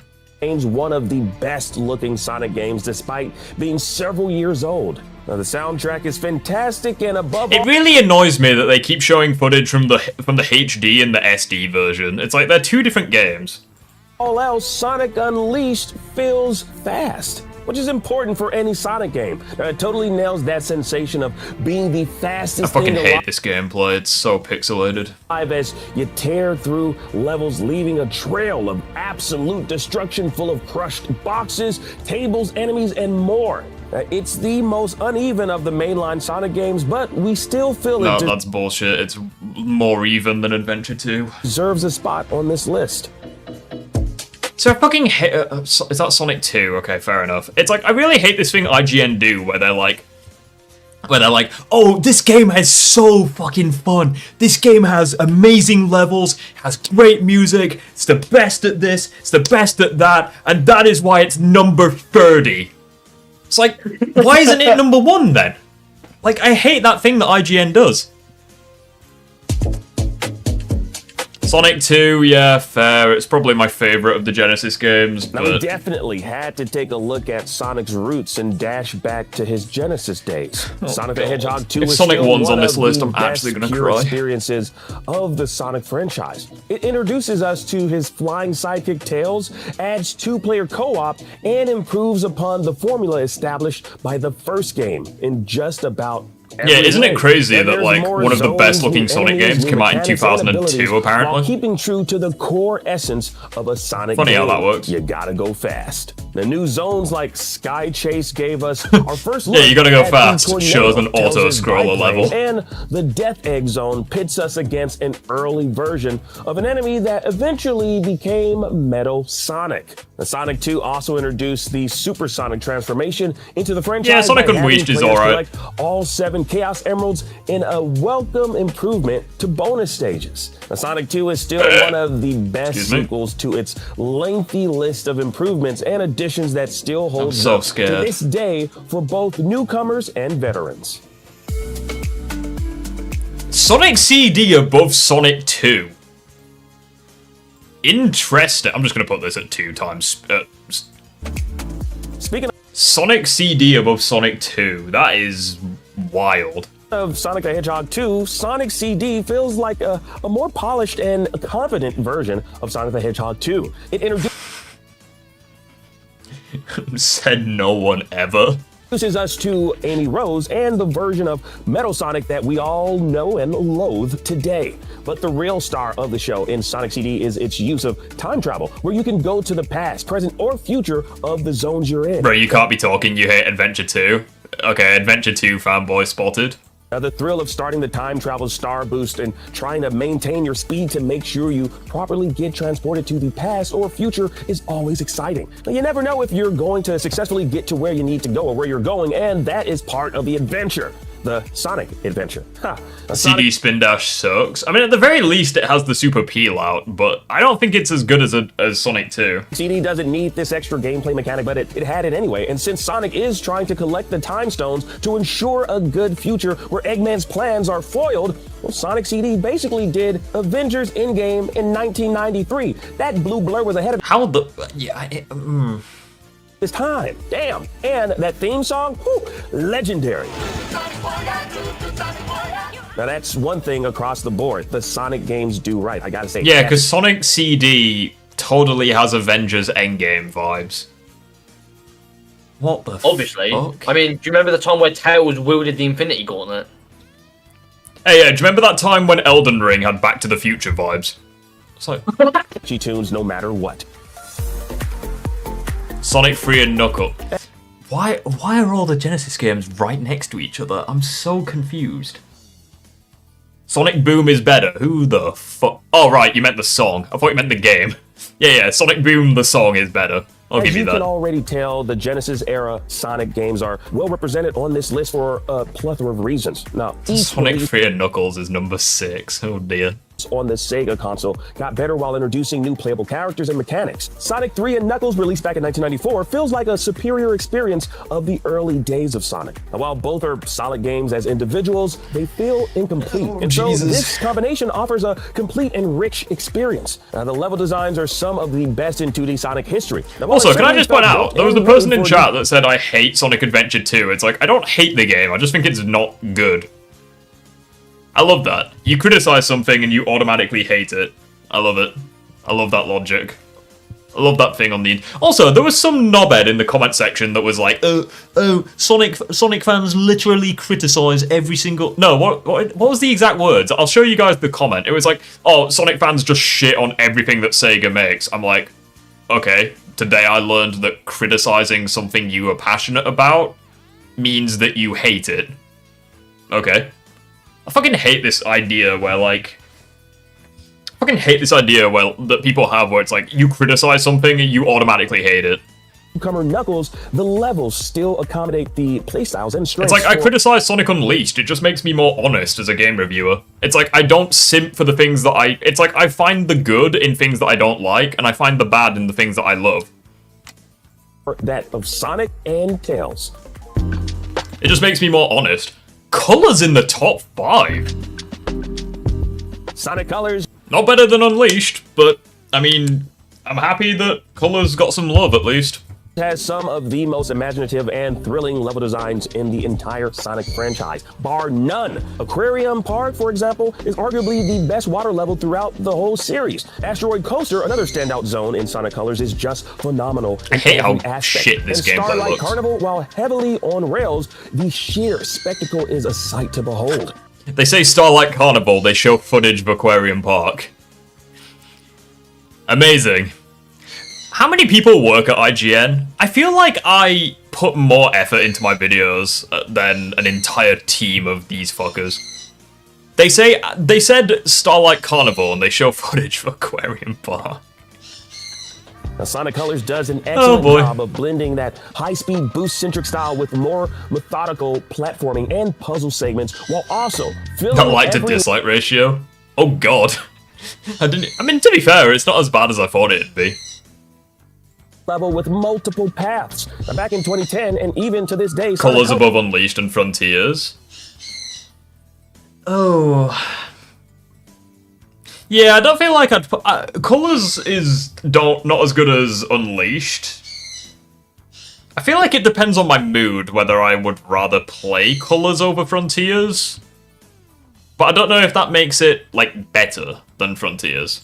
Colors checks all the boxes. Now, on top of having an impressive soundtrack, great visuals, and smooth gameplay, Sonic Colors is one game that any Sonic fan out there can enjoy to this day. It's like, the Sonic Advance, what the fuck? Sonic's 10th anniversary saw the release of Sonic Adventure, but 2001 also saw the release of a 2D Sonic game, Sonic Advance, for the Game Boy Advance. Now, marking the first time Sonic made his way onto a Nintendo console, a historical moment. If Rift did jury service, he'd decide if someone is guilty or innocent based on how good they are at Sonic. Accurate. Yeah, it's like that guy who said that Shadow Generations was crap. Meanwhile, in his gimmick, he boosted into a laser, took damage, and boosted into the same laser and took more damage. For our little blue friend after decades of console wars Amazing. between Nintendo and Sega fans. The Sonic Advance keeps the heart and soul of classic Sonic while also updating his sprite and his abilities to be more in line with the emerging modern Sonic design. Sonic can grind on swear rails down in a tiny Adventure Chow 2 is Garden, gonna be and number just one. overall, Sonic is far more expressive than in the older What the fuck 2D other Sonic games have we Now, missed? While the entire Sonic Advance trilogy Adventure includes some of 1. Sonic's Adventure best 1, 2D Adventure outings 2, from the post-Genesis they're not gonna put era, heroes. Sonic Advance Could you imagine remains if they the put best 06? in terms of consistency. It's not only a great starting point for the Game Boy Advance series, but also had some of the 06 is the best most level talked variety about out of Sonic the game to this entire day. It's Sonic easily the Advance best in the trilogy. series. And it's a bit of a shame that Sega has yet 'Cause to that's how that release or works. re-release these games beyond the Game Boy Advance. Oh god. Yes! It's not Sonic number one! Adventure 1 Thank god for that. laid the foundation for what we'd soon experience in its sequel, Sonic Adventure 2. The Sonic Adventure 2 battle is the GameCube port of Sonic Oh yeah, they Adventure could put Mania. Yeah, fair point. 2, which improves the base game with better textures, multiplayer, new upgrades, and exclusive characters. Now that base version of Sonic Adventure 2 is already damn good in and of itself, and still stands tall to this day as one of the most beloved 3D Sonic games of all time. No. The parts of the game even made their way into the Sonic the Hedgehog 3 movie, unsurprisingly, especially since the film featured Shadow the Hedgehog. Right, can I just say as well, some knobhead said that, oh, you can't hate Sonic Adventure 2 because Sonic 3 adapted from the game. No. I'm just gonna say That's that. the dumbest logic ever. First of all, even if that was true, adaptations can be better than the original. And secondly, I think that Sonic 3 did it better than Sonic Adventure 2. If you want me to be just straight up with you. Hedgehog, who made his debut in the Like, I prefer how Sonic 3 handled. The one criticism that I have with Sonic 3 is that I wish that the Bio Lizard made an appearance. Because the final battle kind of seemed a little bit anticlimactic. Because it's like, oh, you have two super forms, and they're just fighting fodder enemies. It's like, well, the Bio Lizard was actually in the movie. It's just well, yeah, but they didn't like, fight it, which I think was disappointing. It's like, you have two super characters, and they're just fighting, like, random-ass robots that Sonic and Knuckles could probably destroy even in their base form. I mean, I get it, but I was fine with it. Not gonna lie, because I don't know how they would do the Bio Lizard. Not gonna lie. Especially since in Sonic 2 you had like a giant Eggman mech, and then in Sonic 3 you just had like an army of fodder. Even though the movie was good, it wasn't better than the game. I think the story was better in 3 than in the game. The Adventure series. Now, while the Sonic and Shadow stages are I honestly obviously actually the agree. highlights, with their fast-paced, action-heavy gameplay, there's a great blend of gameplay styling between the various different playable characters as well. Now, on top of all of that, I think it makes way more sense. I think Shadow's character was handled better in the film than the game. I actually agree. Like, I'm not gonna deny that. Like, to me, it makes no sense that Shadow in the games was like, yeah, I'm just gonna let everyone die. Meanwhile, Amy talks to me once, and suddenly I'm gonna save everyone. Like, I think that was handled way better in the game. In the film, sorry. Shadow adds characters like Metal Sonic, Amy Rose in foot races, the ability to challenge friends in kart races, or have their chows compete. And then, of course, there's both the much beloved Chow Garden. I don't mind the fodder, because it's after the super fight. I mean, the super fight was really good, but it's like, even then, I feel like the super fight could have been better if it didn't constantly keep cutting back to the Eggman versus Gerald fight. I don't know. Mm-hmm. Kind of took a little bit of the magic out of it. Riff, notice how most this list is 2D. And that unforgettable soundtrack that just echoes in every Sonic fan's mind. Okay, yeah, Sonic Mania. Fair. Sonic Mania is easily one of the best 2D Sonic games since Sega pivoted to strictly third-party. A game made by fans for fans, Sonic Mania is a love letter to the Blue Hedgehog. Mania offers a fresh perspective of what put Sonic on the map, remixing the classic formula thanks to longtime fan and indie game dev Christian Whitehead's retro engine. It did all this while offering fast-paced gameplay, superb level design, and I know what's pixel number art. one. Sonic Mania It's would have gotta been be great even if it Generations, just stuck to the surely. remastered and new versions of previous Sonic zones. But It's gotta be they truly comprehensive gens. scene are the entirely original stages. Levels like Studiopolis and Mirage Saloon Zone offer the perfect counterpart to the comfort and familiarity of the remastered stages. Replayability is also among the highest. I even agree, even though I love that game. Thanks to the multitude of collectibles People and rewards suck that found game's off the meat beaten so path. hard. For those reasons, Sonic Mania is our pick for the best 2D Sonic game you can play. And I'm ready. A Sonic I'm game ready. that every single Sonic fan should play at least Number once. 1, Sonic Forces. When looking at the lengthy list of games featuring our favorite Blue Blur, there really Okay, are only at the very least, they said Sonic and Shadow Generations. Yeah, it's like, no, I don't if take you that as a win. okay, if you include it as a bundle, yes, it's probably number 1. But if you just say like Shadow Generations by itself is number 1, I don't like that. one game. But again, both games as a package, it can be number 1. Currently Fair. put at the tippy top, and that's 2024's Sonic X Shadow Generations, a remaster of Sonic Generations that revisits and remixes some of the best stages, music, and bosses we've gotten across generations of Sonic games. Sonic Generations was already many people's favorites in the franchise, and for good reason. But now, with the addition of Shadow, it's gotten even better. Even in 2025, Sonic Generations remains the greatest celebration of Sonic's history, and in our opinion, the best combination of both classic and modern-day Sonic gameplay stylings. If you take it as a bundle, it's the best Sonic game. If you look at them individually, Frontiers is still the best. No. Imagine if Forces was number 1. Yeah, could you fucking imagine? I felt like they were gonna do honorable mentions, and they were gonna say that 06 is an honorable mention. I felt like they were genuinely gonna do that. Like, I'd rather play Sonic Gens over Sonic Frontiers. That's how much I did honestly not like Sonic Frontiers. Yeah, I feel like for me,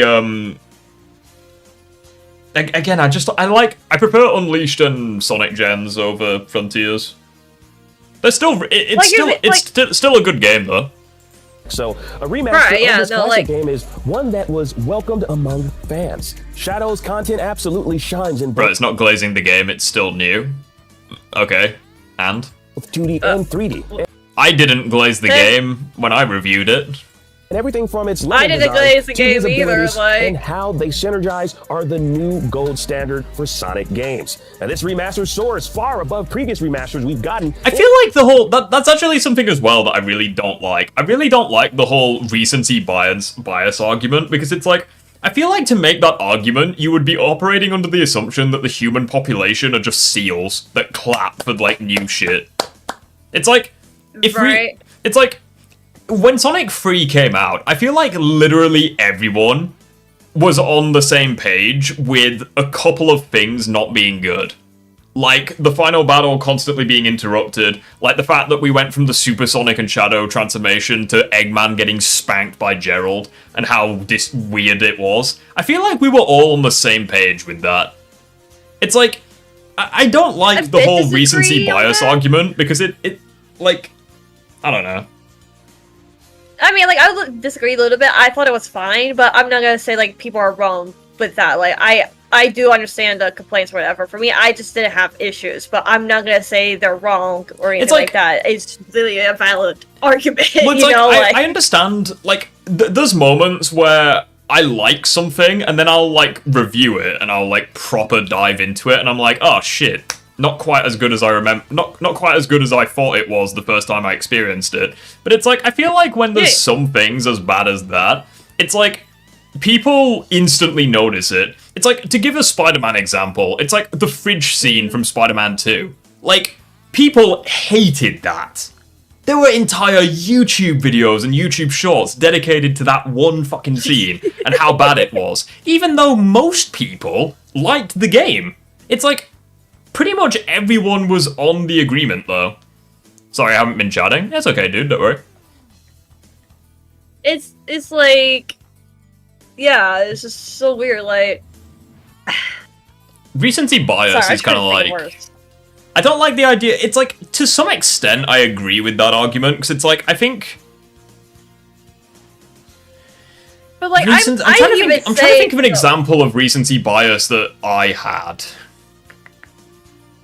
I mean, I like Shadow Generations a bit more than Sonic Generations, but that's because I have more fun with it. But I know it's like overrated, and there are some issues with it. Recency bias. I'm trying to think. I don't fucking remember. Generally speaking, I just don't really get recency bias. What is recency bias? I'm trying to think of one too, but the thing is, I kind of keep forgetting what the term is. I genuinely can't remember. I'm sure that something will come. I'm sure that something will come to me, but. I was. Are you gonna watch that video I linked in the near future? Wait, what video did you want me to watch again? In the Sonic franchise, and hopefully will be the roadmap for future Sonic video games. Sonic Generations on its own is a game designed to evoke nostalgia, but it never falls into the trap of relying entirely on fuzzy feelings from the past. And with the addition of Shadow Story... Rip, can you play Five Nights at Freddy's Security Breach? Oh, God. No, Rip, please, Rip. If you did not like Sonic Adventure 2, you will absolutely hate Security Breach. I'm gonna say that right now. How the fuck is... Okay. No, okay, so what I mean is, like, that game is so fucking broken. That's how bad it is. It's a very buggy game. Yeah, it's so, Wolfie played it, and he was so buggy that he rage quit mid-series. Amazing. But I didn't have issues, but at first, until, like, much later in the game, where I was getting really, really pissed off. Oh, it's a Mario vs. Sonic video. Yeah, I can't really be asked. I'll watch it at some point, but... do you plan on covering more Sonic stories? Yeah, I'm gonna be doing Sonic Adventure 2 story soon, because I did Sonic Adventure 2. Everyone talks about FNAF 3 is like the worst FNAF game. No, it's Security Breach. Like, damn straight. It's Security Breach. It's a joke, yeah. This time, we're treated to an all-new... Did Sonic 2 IGN. I love how you type IGN and it's just everyone hating on them. Hey, I like how Johnny's video is the first one that comes up. That's pretty awesome. The Five Nights at Freddy's fans. Bro, Five Nights at Freddy's is such a shit series. I mean... I'm even a FNAF fan, and I don't take no offense to it. I do need those $5 to pay off for a debunk. Maybe I will. It's like... Do we even watch it? You know what? Fuck it, I'll watch it. I'm only doing it because I know it's gonna make me mad. The research for Sonic is ass. They got every single thing from the wiki. Oh god. Where's the Sonic stuff? Oh god. The Mobius in order to find the legendary Chaos Emeralds, gems that hold incredible power. He needed the animals of Mobius to make them into batteries and use them to find the Master Emerald and power his... I've been playing Golem through the whole time. Plenty of items and skills to pull from. Sonic's specialty is obviously his insane speed, which is what he uses to destroy his basic enemies most of the time. But he has also collected a number of items and power-ups throughout his career. He has plenty of elemental shields sound like to he protect has him no from such personality? things as water. Yeah, I swear down, the fucking PlayStation 5 AI person has more, like, emotion than this guy. Fire attacks, lightning, and even basic attacks. Today He's also gained powers granted him from wisps, which allow him powers like... much quicker. He seems to be doing a pretty big dishonest to, like, the abilities that both characters have. It's like, if you're listing literally everything that these characters have to offer, it's like, you would need much more than this. Invisibility, fire manipulation, intangibility, flight, electricity, and even gravity manipulation. These wisps can also turn Sonic into certain items to use, such as the Black Wisp turning him into a bomb, the Cyan Wisp turning Sonic into a laser, and even the Indigo Wisp turning Sonic into an asteroid. But by far his most powerful set of items are the Chaos Emeralds, allowing Sonic complete invulnerability and in some cases instant death to weaker enemies. The Chaos Emeralds allow Sonic to transform into either Supersonic or Hypersonic. Hypersonic being an even more powerful version of Supersonic, but these allow him to pass Lightspeed feats, but requires a steady supply of rings to... Oh, he needs the Chaos Emeralds to surpass Lightspeed. Okay, he's one of these. He's one of these guys. maintain these forms. Sonic has many cool abilities and powers, and he uses them to protect his friends and defeat those who want to cause harm to the animals of Mobius. You really don't want to show Smash Bros. Gameplay to try. You don't want to do that. Even with the Phantom Ruby weakened, I still have enough power to smash you into blue jelly. I'll show you how outclassed you really are. I'm in a class all my own. Time to put up or shut up, Infinite. Fucking hate Force's dialogue.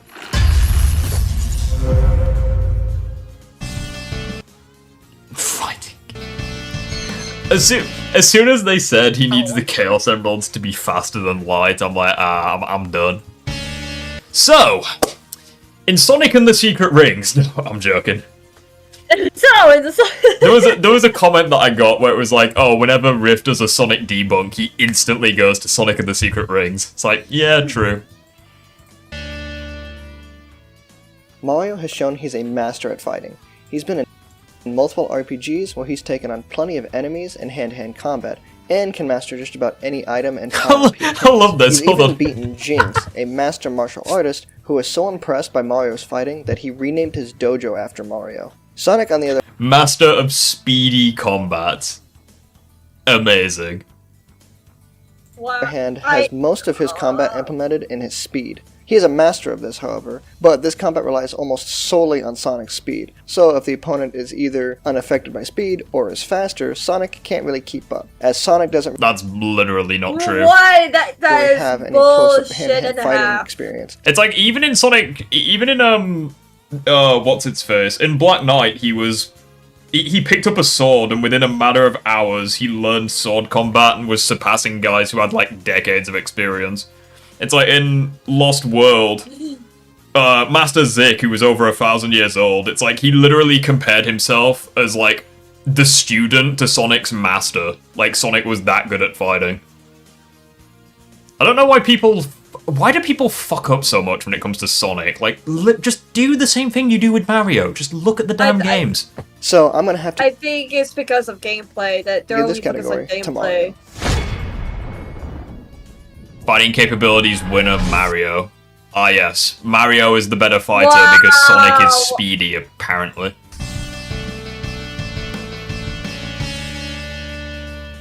No, I don't. For this category, we'll be taking their invincible forms completely out of the equation and going purely on their attack potency and power levels. Mario has shown plenty of times just how powerful he is. He can throw baseballs so fast they can catch fire. Yes, Damn, dude, Mario is so strong, he can throw baseballs. Damn, he's crazy. Mario side games like my Mario Sports God. games and Mario Kart are all canon, as they are all referenced in the main games multiple times and have been stated to be canon by the creators.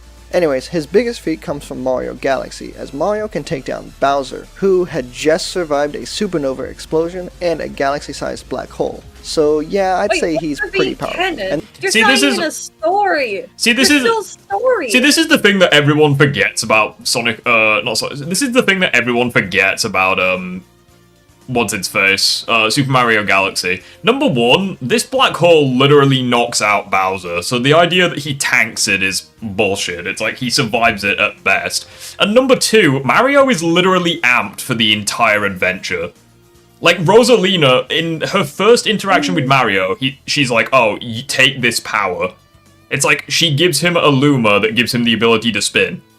So Mario is technically amped for the entire adventure. And it's like, this same Luma sacrifices itself to neutralize the black hole. Along with God knows how many other Lumas. It's just... And this was all done. I hate that people misrepresent this. It's so it's literally in the first, like, 10 minutes of the game, it's like, oh yeah, Mario's amped for the entire adventure. In his base form.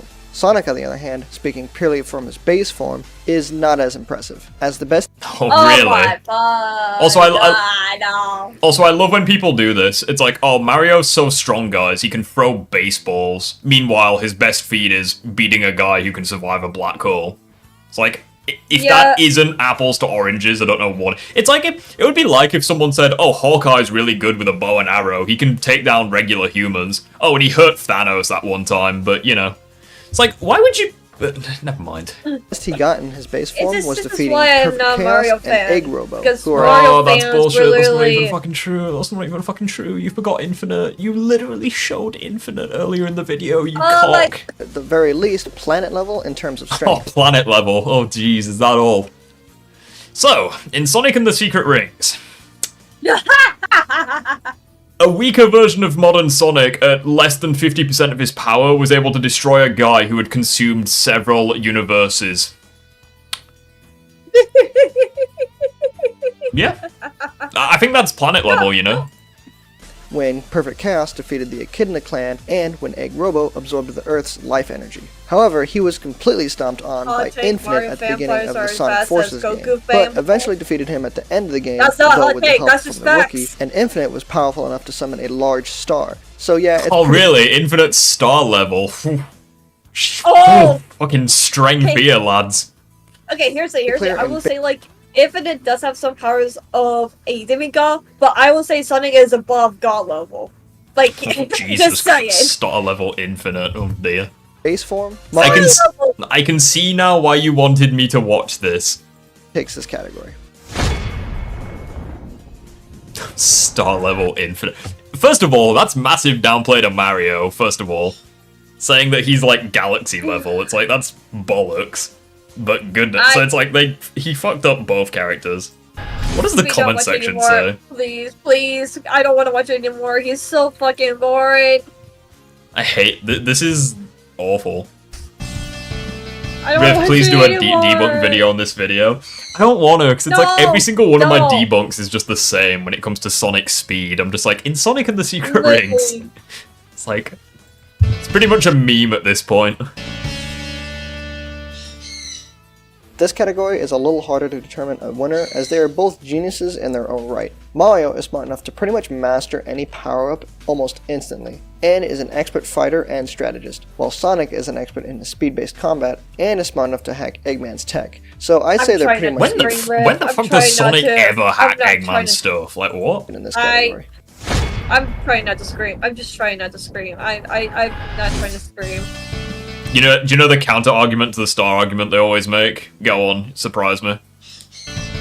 Also, debunk the Mario things. Yeah, I might even debunk the Mario things. It's like I don't know shit about Mario yet. I still know this is wrong. Speed. Oh god, I'm gonna hate this. They're going to say Mario, Alright, aren't they? this one should be pretty easy. Sonic is fast. I mean, it's his Oh signature. really? Sonic's fast. Ooh, Jesus, calm down. Sonic almost outran a pseudo-black hole, and has shown consistent faster-than-light speeds in his movement and attacking. Although his reaction speed isn't the best, and he's been Wait, hang on. So, in base, he's shown consistently he's faster than light. Meanwhile, earlier in the video, you said he needs the Chaos Emeralds to be faster than light. Interesting. tagged constantly by people far slower than him. Mario He's been tagged by someone slower than him. And he shows infinite, question mark? The same guy who can keep up with Sonic even when Sonic has surpassed literally anything he was previously capable of, question mark? his reactions. I really don't think that Infinite was slower than Sonic at this point. I think Infinite was faster, He's- you know? Yes, that is true. Infinite is faster than Sonic, but he still gets defeated by Sonic in fucking base 4! Not paraphrasing bullshit! Base 4!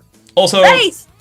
Also, the whole Sonic failing to outrun a black hole, it's like that same black hole was comprised of energy comparable to the Chaos Emeralds, as we see in the DS version of Sonic Colors.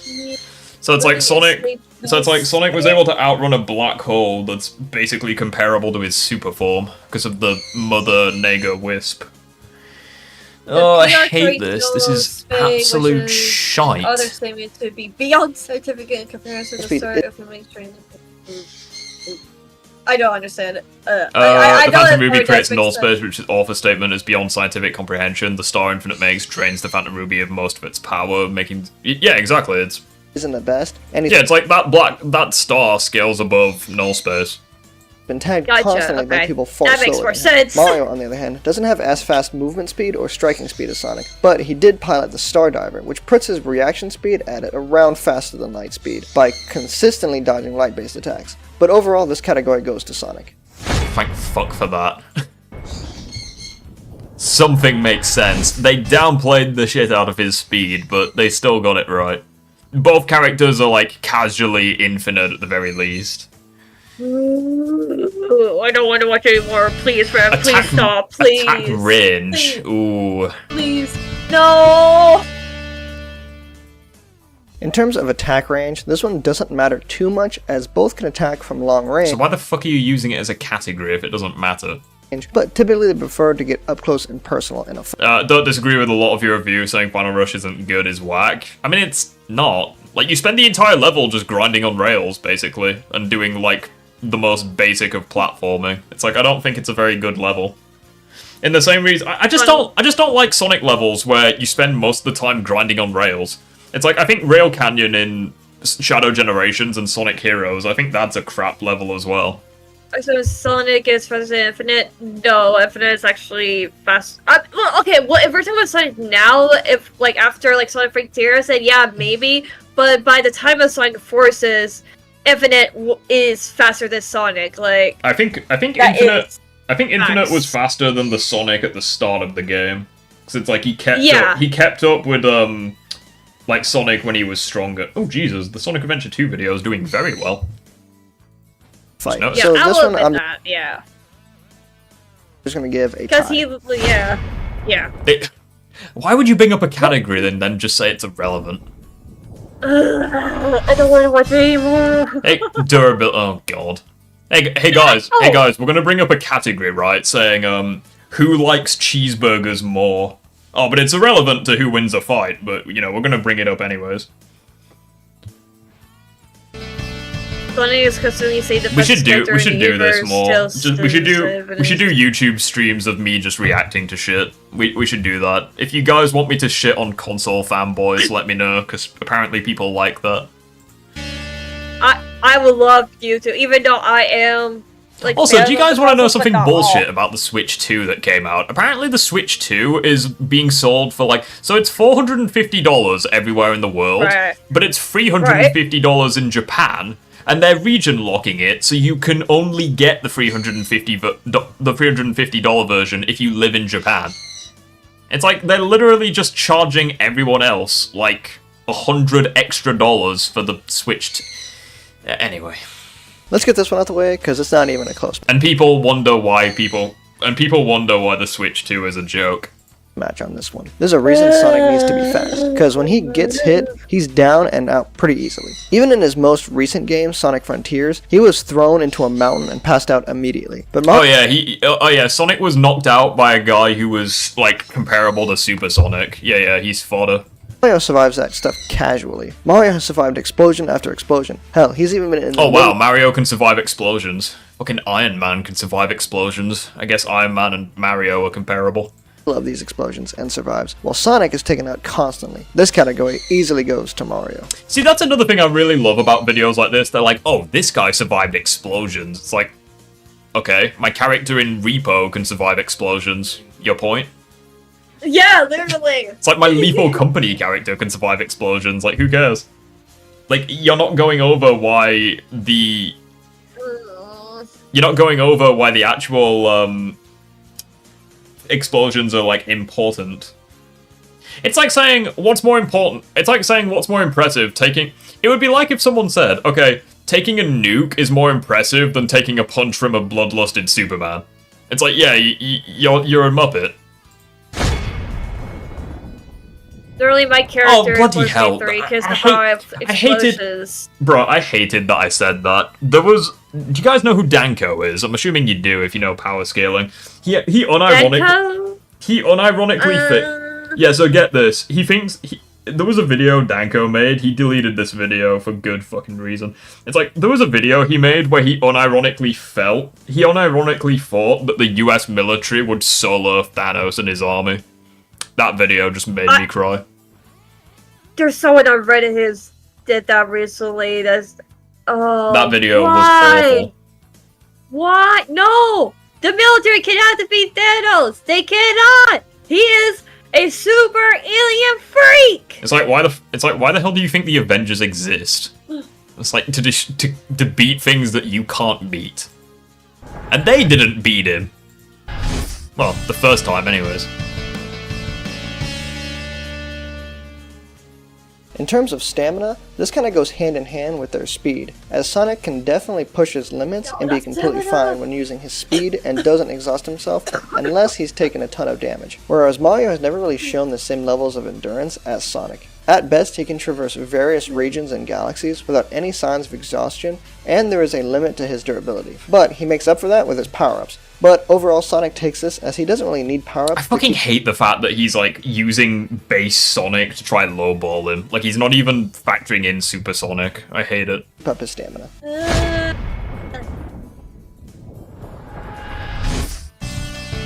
Weaknesses. No! Both characters don't really have weaknesses. No. Now, let's get into their weaknesses. Mario may be tough, but like I said before, there is a limit to his durability. If he runs low on items that will keep up his stamina and endurance, it will exhaust himself without a steady supply of items to keep him going. Sonic's biggest weaknesses is his arrogance that has gotten him into trouble multiple times, as well as a need to keep up a constant supply of rings to keep up his own durability and his super forms, and he loses his rings pretty quickly. Hey, no way Danko said that. He did say it. Danko did say that. That's just gameplay, but with the range shit. So, how would this battle go? Well, Sonic does have a lot of powers and abilities that are very similar to Mario's, so they'd be fairly even for a while. But Mario does have plenty of items in his arsenal that could match Sonic's, but even more that exceed Sonic's. And Mario tends to have more of them on his person at any given time. This is only irrelevant. Helped by his bottomless gloves. They also have very similar super forms. Mario's Starman and Superstar. He said he wanted the star and super form to not count. So why the fuck would he bring up Supersonic earlier then? Are very similar to Supersonic, as they act very similar, being constantly invulnerable, and can instant kill weaker enemies. But Hypersonic also seems very similar to Mario's Rainbow Star, and even the Golden Red. Jesus. Hypersonic and Rainbow Mario are the same. I'm gonna press F to doubt that, champ. Coon and white Tanuki suits. So, a lot of their items seem to match or... Hang on, what the fuck did you just say then? About the Tanuki suit? Rainbow Star, and even the Golden Raccoon and white Tanuki suits. Oh yeah, Hypersonic and the Tanuki suit. Yeah. They're totally even. So, a lot of their items seem to match or clash, but again, Mario tends to have more of these items, and these super forms don't even last forever. So it would likely come down to a base form fight, rather neither does Mario's. Than having these invulnerable items. And in a base fight, I believe Mario takes the victory. Sonic has constantly shown to be taken out fairly easily, and Mario is definitely strong enough to deal a fatal blow to Sonic. And even though Sonic is fast, he's been tagged by people slower than him constantly. And even if Mario did try and speed blitz Mario, Mario has tanked far stronger than what Sonic can dish out. On top of that, Mario is far more skilled in a close quarters fight. Sonic may have mixed martial arts skills, but Mario has fought more often and has even defeated martial arts masters before. So has Sonic. So, in my honest opinion, Sonic may hold the advantage over speed and endurance, but Mario edges out in every other category. Mario is just too strong, too durable, too skilled, and has far more items to give him the victory. Yeah, so I'm gonna glaze Mario and also downplay him. I love it. It's Super Mario. No. Yeah, I think that was worth the $5 that someone gave me. I think that was worth it. Galaxy level Mario. Oh, Jesus. Fucking Mario fanboys wouldn't be too happy about that. Sonic Adventure 2 is endlessly replayable. That is bollocks, my friend. Absolutely not. The reason I want to play a Sonic Adventure 2 is just so I have my own experience, I have my own opinions, because gameplay is just not enough for me, like watching gameplay.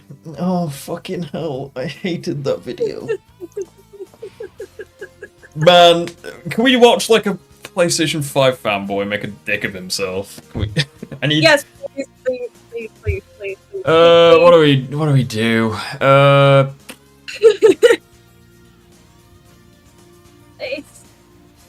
I don't know.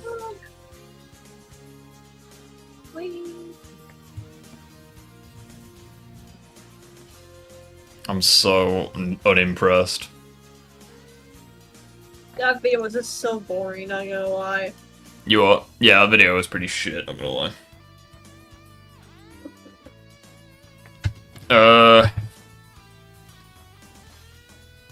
I don't know what to watch. I'm just so done after that video.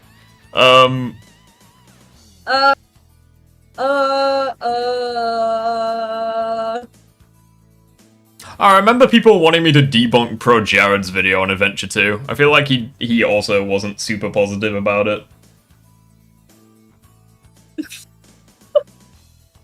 That was the point of debunking. He has good valid points. Wait, what? You can still watch the video calling... Yeah, I'm actually gonna watch that. Oh, Sonic boy. 3 is anti-Sonic, apparently. Is it this? 52 minutes! I'm not watching that. That is... I'm not watching that shit. What? Huh? Okay, it's 52 minutes. I'm not watching that. Bro, this edit is so precious. Oh, I forgot to watch that. I would watch it, but it's copyrighted. I mean, we can watch it anyway. Like, I don't really care. But it's so precious, this edit. Oh shit, hold on. Like, there are some people that think that movie Sonic is cute, and when you see edits like this, I kind of understand.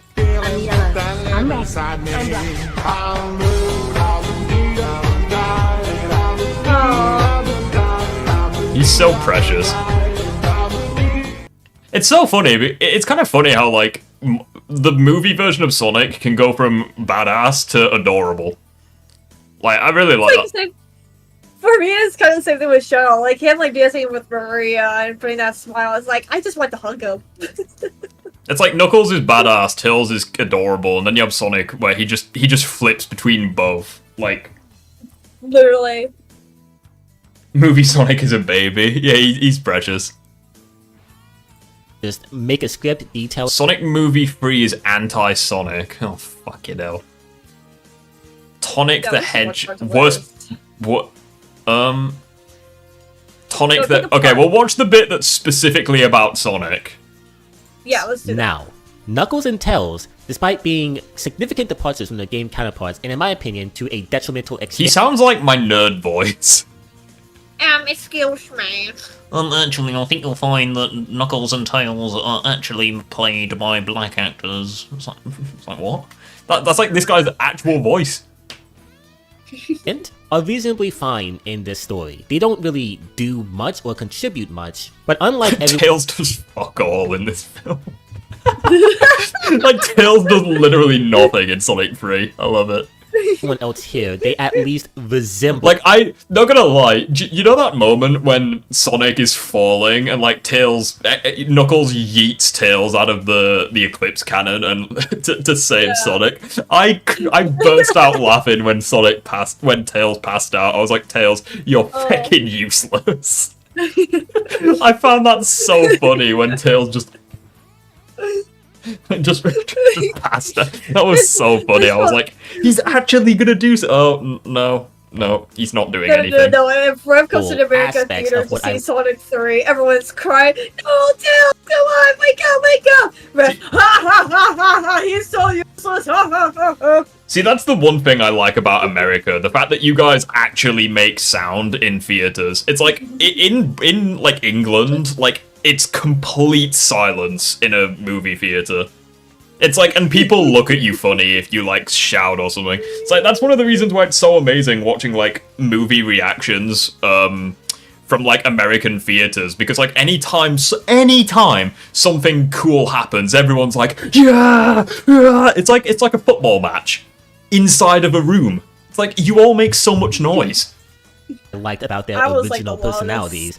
Nah, there was a video that I watched on YouTube where, like, you know the synchronized transformation, where Sonic and Shadow transform. The noise that people made when that happened, bloody hell. Right, what are they going to say about Sonic, or Tonic the Hedgehog, as they say? So I will give the movie credit there. No, what I really want to talk about... Tails tries his best. Yeah, Tails tries and just...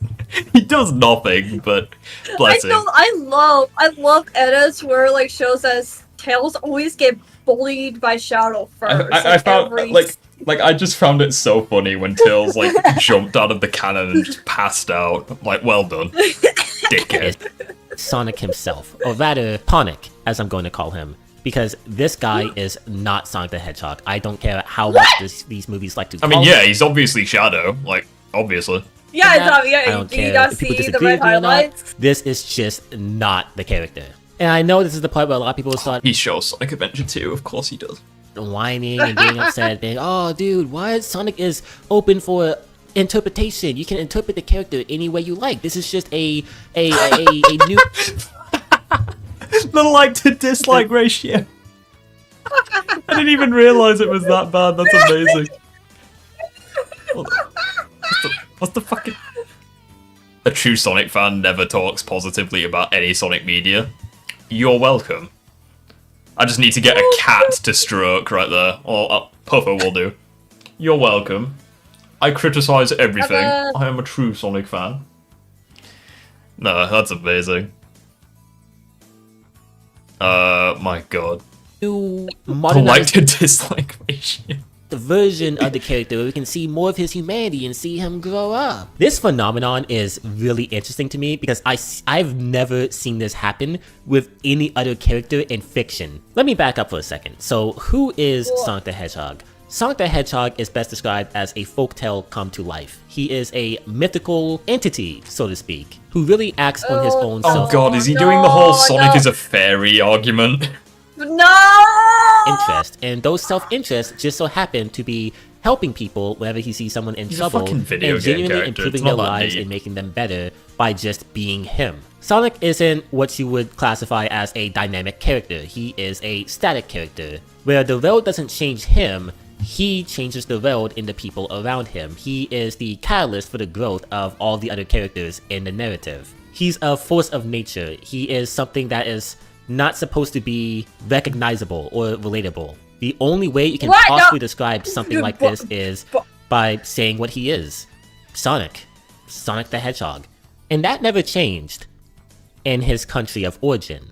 But you see, over here in the West, a lot of the localization differences depicted Sonic as a vastly different character. Everything that made him unique, everything that adhered to that original vision, was morphed and bastardized to make him more of a superhero-esque character and a lot more generic and streamlined. Now he was depicted as just any other character who just so happens to have superpowers, is really cocky and annoying, and makes constant jokes and quips, similar to another character that I can't help but draw comparisons. Oh yeah, Sonic is Spider-Man, definitely. Now, here's the thing I want to highlight.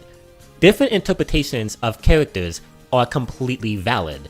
Oh, okay, so you just undermined your entire argument then. Got you. Many different Just debunked yourself. Good job. iterations and variations of iconic characters, like a bunch of superheroes you see, or Yeah, so having a version of Sonic that's a different character, it's like, that's bad. But having different versions of Sonic, yeah, that's good. even other entities and, you know, early mythology and stuff like that. However, what makes an interpretation is when the author...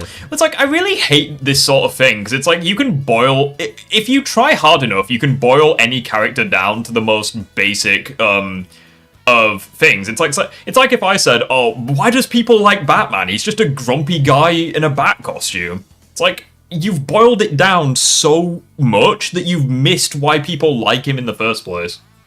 Like, I liked Silver because I could relate to that character so much and like- everything because I understand his personality. His personality is kind of like me in some way, shape, or form. It's you like, know? it's so fascinating to me when people do this. It's like, people are like, oh, people don't like... Why do people like Superman? He's just a Boy Scout. It's like, okay, you gonna actually look at the reasons why people like him, or are you just gonna boil it down? Like, you've boiled it so much, your food's gone dry. Like... I don't know what you're trying to say anymore. Understands the original vision. It's like saying, oh, Sonic's a crap character because he's blue. It's like, alright. Try again. And adheres to that, but just does so in a different way. The best example of this is the Joker. In a lot of the Batman comics, Joker is depicted as this nihilistic, evil, Why are you sadistic, comparing Sonic the Hedgehog to the fucking Joker? clown prince of crime whose only objective in the world is to test Batman and try and destroy his morals. I love the fact that he brings up the Joker. Meanwhile, there's like the Killing Joke, for example, where they literally go into Batman and Joker's dynamic, and they portray Joker as like a complex character.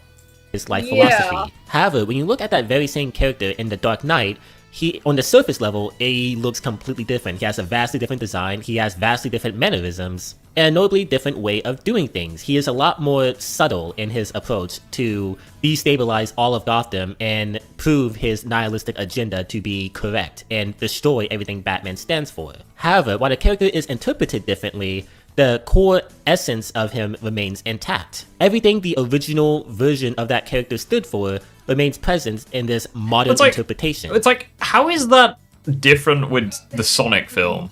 It's like... yeah, it's like the difference with he's... Sonic movie is that It's like- he's younger, sure. It's like, even if you look at There's that. It's like he's got an attitude, he never shuts up, he's the fastest thing alive. It's like, he's still Sonic.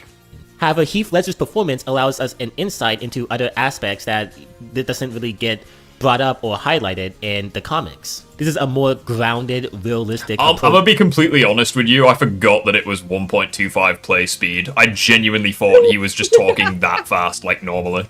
To the Joker that works while still keeping the identity of the Joker. Now that we've seen... Oh my good gracious, I'm just reminded. Do you know what this guy's voice reminds me of? Hold on. What? Hold on. Oh my good gracious. That is incredible. You guys are gonna love this. You must come. I'm scared. Yeah, can you see this, Kiwi? Yes, I can. You must come Oh wait, no, wait. live with us. We cannot live with you. Can you not see? Yeah, no, it's still on. Oh, hold on, I'll swap it over. Hold on. Right, there you go. You should be able to see it now. There you go. There we go. Oh, hold on. Wait. Hold on.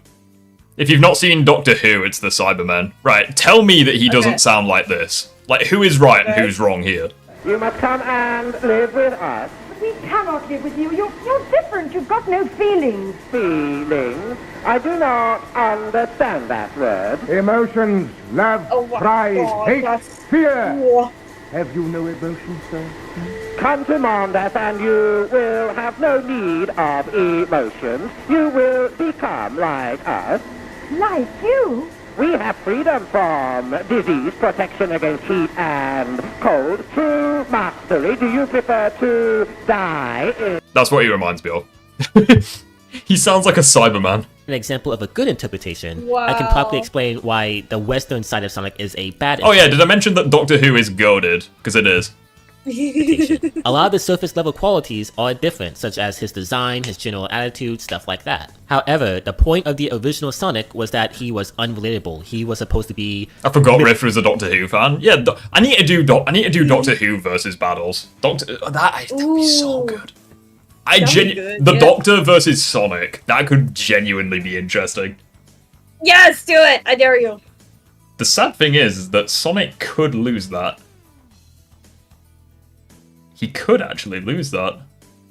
Oh. The streak could be broken. Oh.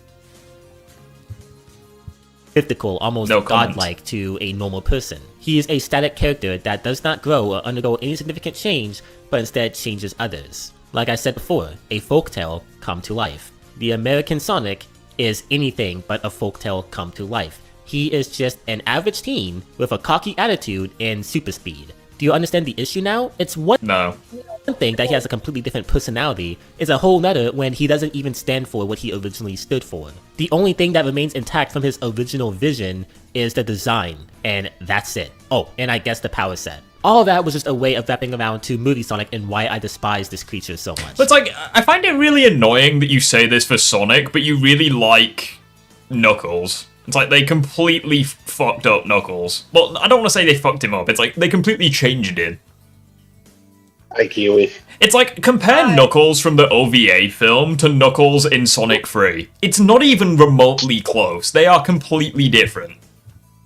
I think I see a problem here. Wait. I think I figured out the problem is. I think I know why people are saying these kind of stuff about like Japan Sonic. Because they're trying to relate Japan Sonic more to like Legend of Zelda, because Legend of Zelda is kind of like that.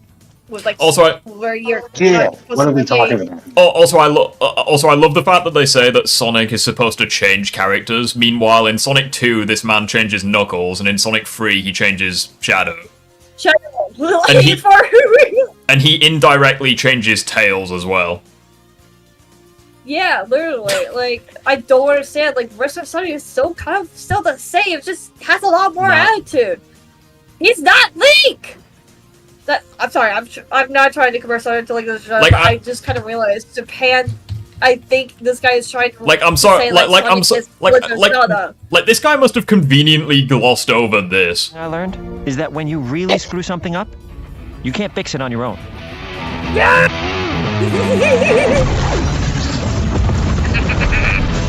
Oh yeah, Sonic doesn't change anyone, guys. Gotta go fast. Gotta go fast. Don't tell me you got cash fresh. That's right, New Hedgehog. That's right, New Hedgehog, and everyone loves it. You say free. How and again and again and again. Oh yeah. Sonic doesn't improve other characters in the films, guys. But I didn't do this all alone. I found a new family, new friends. Yeah, and you can too. It's like we're totally seeing character development right now. You don't have to be alone anymore. Ow! Are you? Yeah. Sonic in the Sonic in the films. He make a script detailing. He doesn't make other characters better, guys. He at least a lot of people will defend this interpretation by saying we are witnessing. Also, what was your favorite Supersonic transformation? Because not gonna lie, I kind of really like the first one in Sonic 2. Like that moment was just awesome. I would agree with him. For me, I'm gonna rank them. I'm gonna rank them worst to best. So I think the worst one was when he first transforms in Sonic 3. It just doesn't. I don't like that much to it. Fair enough. Then I would say is the Sonic and Shadow first transformation, where we first see like Super Shadow and Super Sonic, and they're about to fight. Then I would say the one from Sonic 2, and then I think the synchronized transformation's the best. But it's like seriously, I'm just gonna show you this because I think Shadow's first transformation is probably the best in my opinion. Yeah, that one had so much aura. Seriously though, this was such a good scene. Like I swear down, people just forget this scene.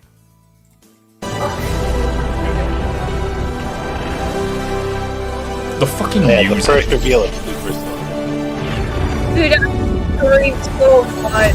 That's all. Also, this might be a random question here, but is that supposed to be the Eggman robot from Sonic 2? Is what that robot's meant? I think it's like the Death Egg robot, or it's something similar. Yeah, it's like I really like the transformation in Sonic 2. Make it like that. That's like one of the best transformations, even to this day. By saying, "Oh bloody hell!" You should see the audience reaction to that transformation. Bloody hell! People lose their minds. I think I was one of those people. Witnessing this character grow into his game. Can you do me one favor before I go really quick? You play the Shadow transformation really quick? Sure.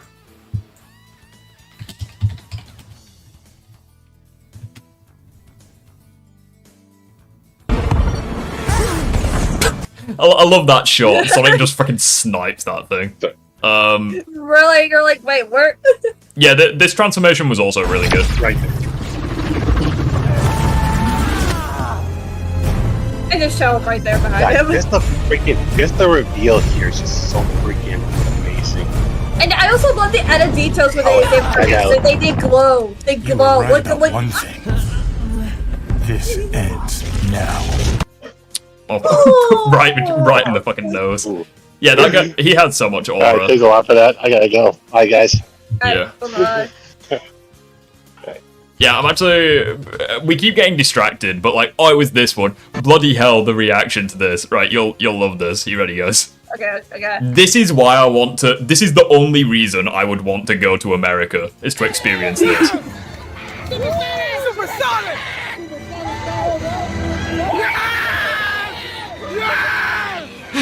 You guys are crazy in theaters. Go!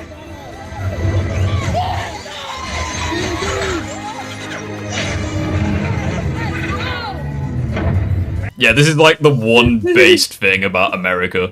Like, your reactions to movies is just unparalleled. A human and relatable quality. Like, if you were to do that in a British theatre, you'd get kicked out.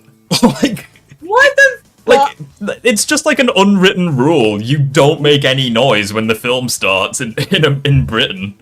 It's so weird. It's like, you don't talk in lifts or elevators. You don't talk in movie theaters. It's like, it's just an unwritten rule with British people. You just don't do that. Relatability is the antithesis. How do you make friends? How do you make fucking friends? Yeah, we're just psychic. We do all our talking on the inside. Check Endgame reactions. Oh, bloody hell, Infinity War reactions are mad. Rift, have you heard people saying Tails got nerfed? How the hell did Tails get nerfed? He didn't do anything in Sonic 2. Like, I love movie series of this character. Sonic is never someone who grows up. In fact, if you ask Naoto Oshima, his co-creator, he doubts Sonic was even ever naturally born. Which may sound crazy to people who don't understand this character, but it's just a very natural explanation because this isn't someone who just gets conceived one day and grows up. Sonic Gaiden, his original origin story, I feel like heavily implies that he's more so a looking way too deep into this. It's really not that deep. Physical manifestation of Steve, goodness, it's a such a Zelda. spiritual I'm sorry. creature. And the fact that Western writers do not understand this is why this character gets grossly Oh no, make no mistake, people cheer in British theatres, 100%, but like, people don't do what that happened. Like, people don't scream when something awesome happens. Brother, do you guys even clap during like the end of the credits? Are you allowed to do that? With Sonic, I think during the Sonic 3 credits, I think I was the only one clapping. What? I saw Metal Sonic and I was like, yep, I'm gonna clap. I recognized the Sonic 06 music in the credits. I'm like, yep. Dude, what's fun? Okay, so quick little distracting story. So when I showed my family Sonic the Hedgehog 3, and we got it towards the end, and my family saw Metal Sonic for the first time, one of my siblings yelled, "It's!" And I just stare at her, being like, "How the fuck you know this character?" She's like, "It's Metal Sonic. Of course I know this character." I'm like, yeah, I was. You haven't played the games. You haven't. But yeah, so Sonic. So funny story when I went to see Sonic 3. So there was like maybe 15 of us max in that theater. It was so empty. Like I could put my feet up on the chairs in front, and like I wouldn't be interrupting anyone. But like, a lot of the people there were relatively young, but there was 2 people sat behind me who were like late 20s, early 30s. There was like me, them, and her. And keep in mind, the girl that I was like seeing at the time was sat next to me. And she was just giving us the funniest looks because there was me and these 2 like 30-year-olds just constantly quoting every reference in the film. Like, oh my god. Like, as soon as, like, you know that moment when, like, Maddie and Tom are at home and you can hear the Green Hill music in the back? I could hear them whispering Green Hill. I heard it. I was like, I was just like, I need to be friends with you. Like, literally, also, like, when Amy showed up, both of my siblings were like, "Oh my, it's I'm just laughing because I'm like, oh my god, okay, I know you guys are fans of Sonic stuff and I show you like movies stuff like that, but I didn't expect you guys be this much of a fan. I'm like, what awesome. the fuck? Misinterpreted time and time and time and time. Yeah, and we time were just and while I'm on the subject, I do want to bring up how references. It was amazing. No real flaws is such a bad way to write a character. What the wait? What did you just try saying that Sonic was? Will not want to admit it, but they do not like Sonic's character. I have seen many people say, "Oh, well, a character that doesn't change or undergo any meaningful growth is so boring. Someone who is just completely OP and isn't relatable and has no real flaws is such a bad way to write a character." I mean, yeah, that's literally a Mary Sue. Literally, yeah. Or a Mary Sue. Yeah, that is literally a Mary Sue. Like, what? Have you not seen Captain Marvel? Yeah, it's like she's the most boring. She's the most boring bitch. It's like I I literally almost fell asleep through that entirety of the movie. I don't know how I stayed awake. It's like, I feel like I kind of get what he's saying, but you make a character likable at the very least. Yeah. Sonic's character should be constantly about change. I mean, he flows like the wind. He changes like the wind. I think Sonic constantly changing is actually better for his character. That's a really good way of saying it. Yeah. Oh, no wonder he's called Knight of the Wind. Yeah, he's Knight of the Wind for a reason. Mary Sue the Hedgehog. Bruh, I really hope Amy's not going to be a Mary Sue. I don't think she will be. I don't think so. She came in and one-shot like all of the Metal Sonics. Like, I swear down, I hope she's not a Mary Sue. But anyways. Well, I'm sorry. Oh, come on. I'm curious as to how they're gonna do like a love interest if they're gonna do a love interest between Sonic and Amy. So it's like I feel like the movie version of, I don't know. But anyway. No, I just gonna say it's bad for me to think that maybe they shouldn't have to like a love interest. Maybe they are like be like, wow, you're so cool or whatever. But like I don't know. I feel like that's probably would. I don't know. I don't know how I feel about that. I need to have Amy be a comic nerd. That could be interesting. That could be something they could bond over. Yeah, I have news. You do not like Sonic as a character because no matter what your opinion is, no matter what you prefer, the original vision will never go away. What Naoto Oshima and Yuji Naka. But it's like, who gives a like? I really hate when people say this. Like, literally just textbook corporate chills. It's like, oh, it doesn't matter what your opinion is because you're going against the developer's vision for this character. No one cares. Like the person the person who created Sonic the Hedgehog could say that I'm Joseph Stalin. It's like, I don't care. Doesn't matter. You're going against you're going against what the developers wanted for this character. No one gives a fuck. Literally, I already showed you this, but like, literally, someone in the comments like, just be great if you have Sonic games, and I'm like, but we want good Sonic games. That's the whole point of this video. No one gives a flying fuck. It's like, I don't care. Intended will never go away. And I think that should be preserved and not disregarded or dismissed, especially when it comes to a giant Hollywood production where most of the general audience's perceptions of these characters will be drawn from.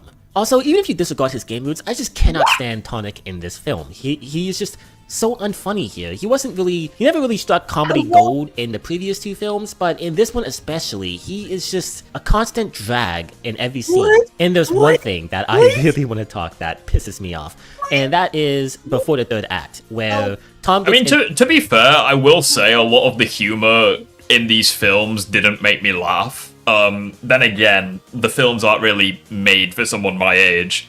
But he had a couple of really good one-liners in this film.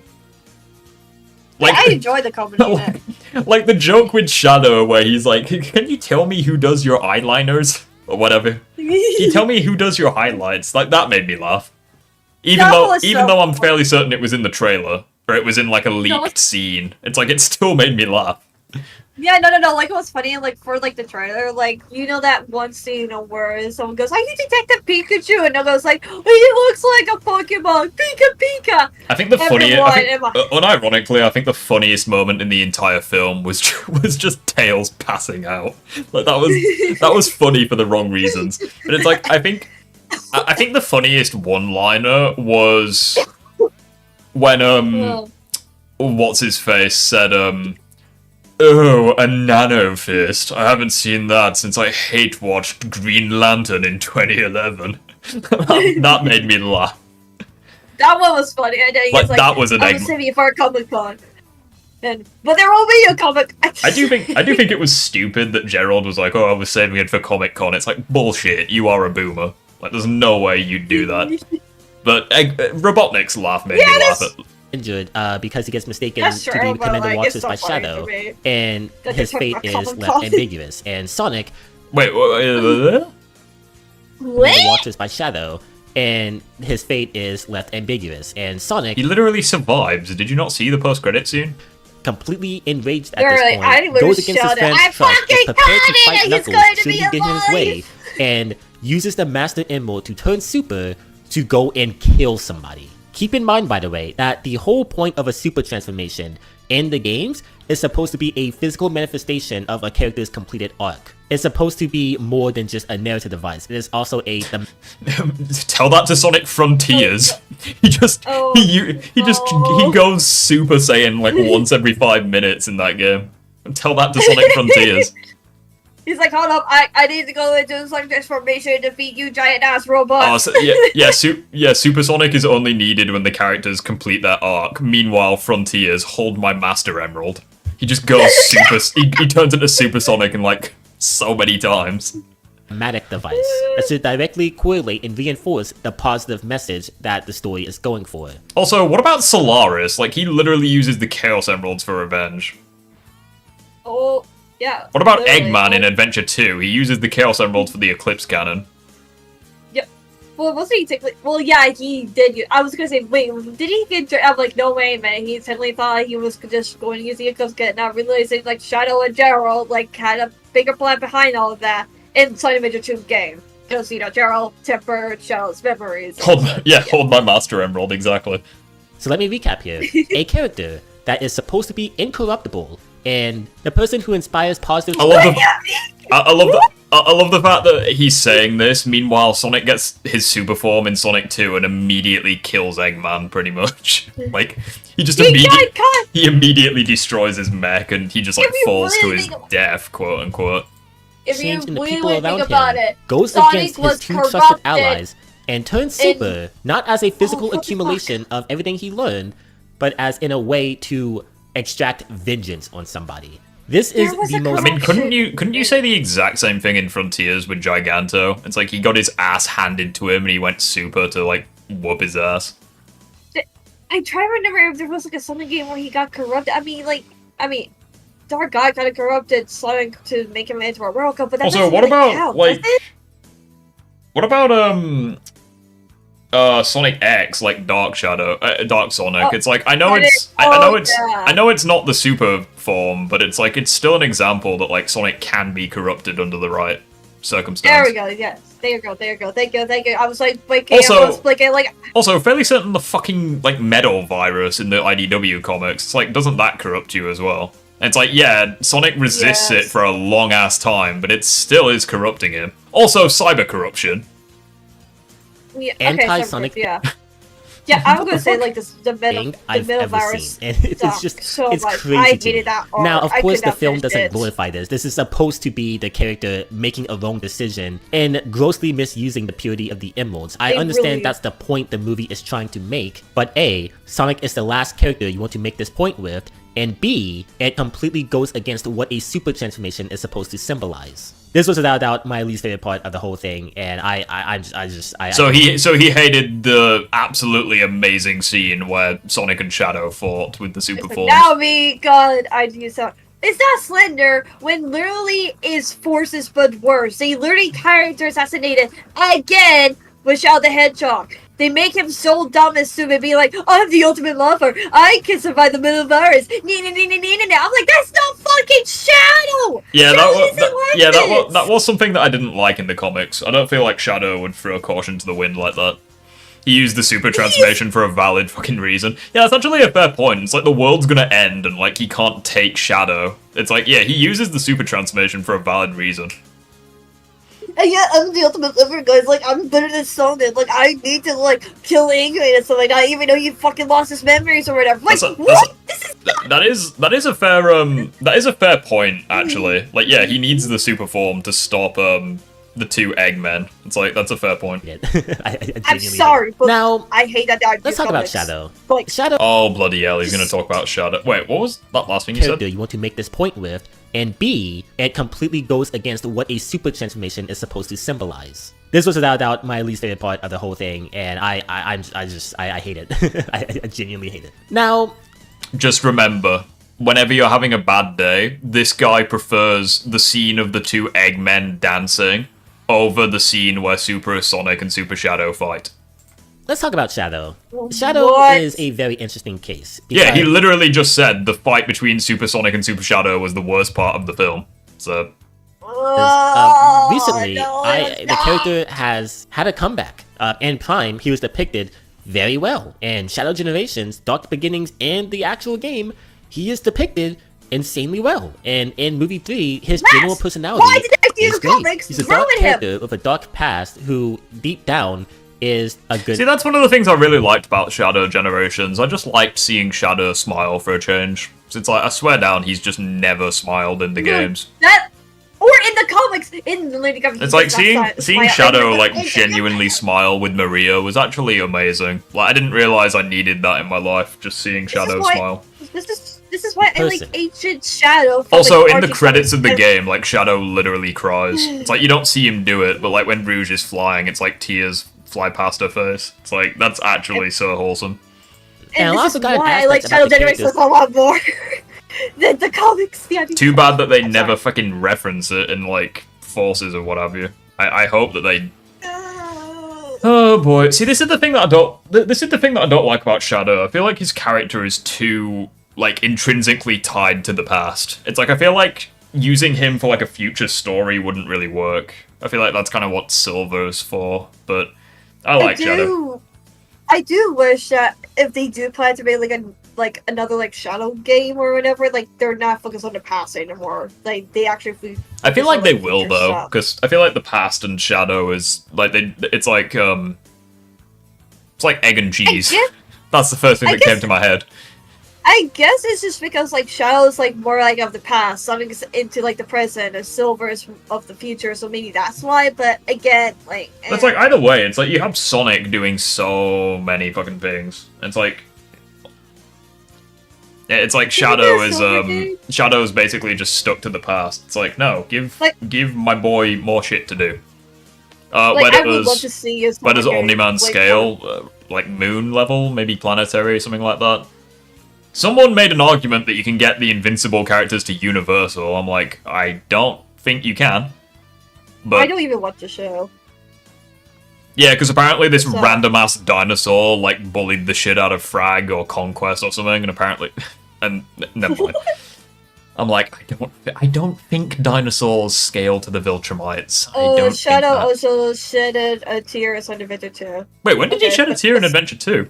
I don't remember that. Oh, Because I his wait, general maybe it arrogance was and when playful Amy taunts to his enemies is convinced brought him? back for this Maybe film. I was that's it? genuinely surprised by how well they nailed his personality. But with this being the Sonic movies, of course, nothing can just be all the way good. They had to take away something. They had to ruin. The problem with Shadow is that he's too tied to Maria. I mean, it makes sense. Like, it's part of his backstory, but something. I feel like that's one of the biggest drawbacks to Shadow as a character is he's one of the few characters in the series that actually has an origin story. It's like Tails doesn't really have an origin story. Same with Knuckles. Well, I guess Knuckles kind of does, but like Shadow's is very like his origin story is like tied to Adventure 2.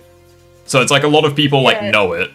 And obviously his origin is then retold in Shadow the Hedgehog, and you know it's revisited in Shadow Generations. I feel like that's just the downside with Shadow's character. Please let move on, please. I feel like yeah. Let's get a cameo from the boy. Bye-bye.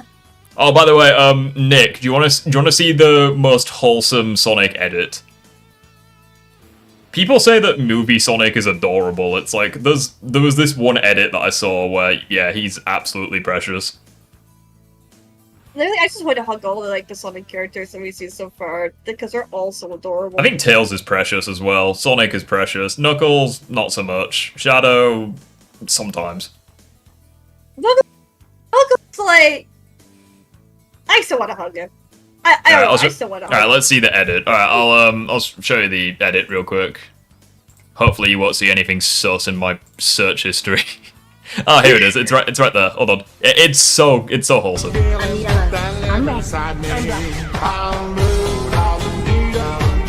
So wholesome. We'll watch it like a couple of times. Fuck it. See how long I can watch it before I get copyright struck.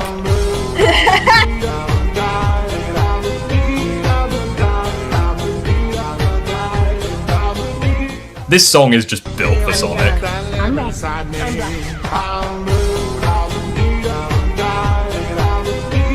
It's just that where he's shrugging, he just looks so precious.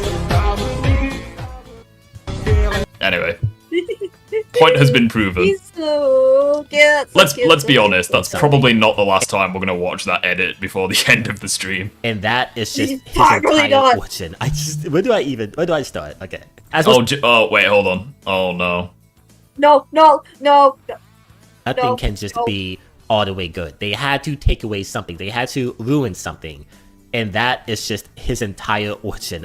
Where do I start? Okay. As most of you know, in the games, I mean, I think his origin was better in the film.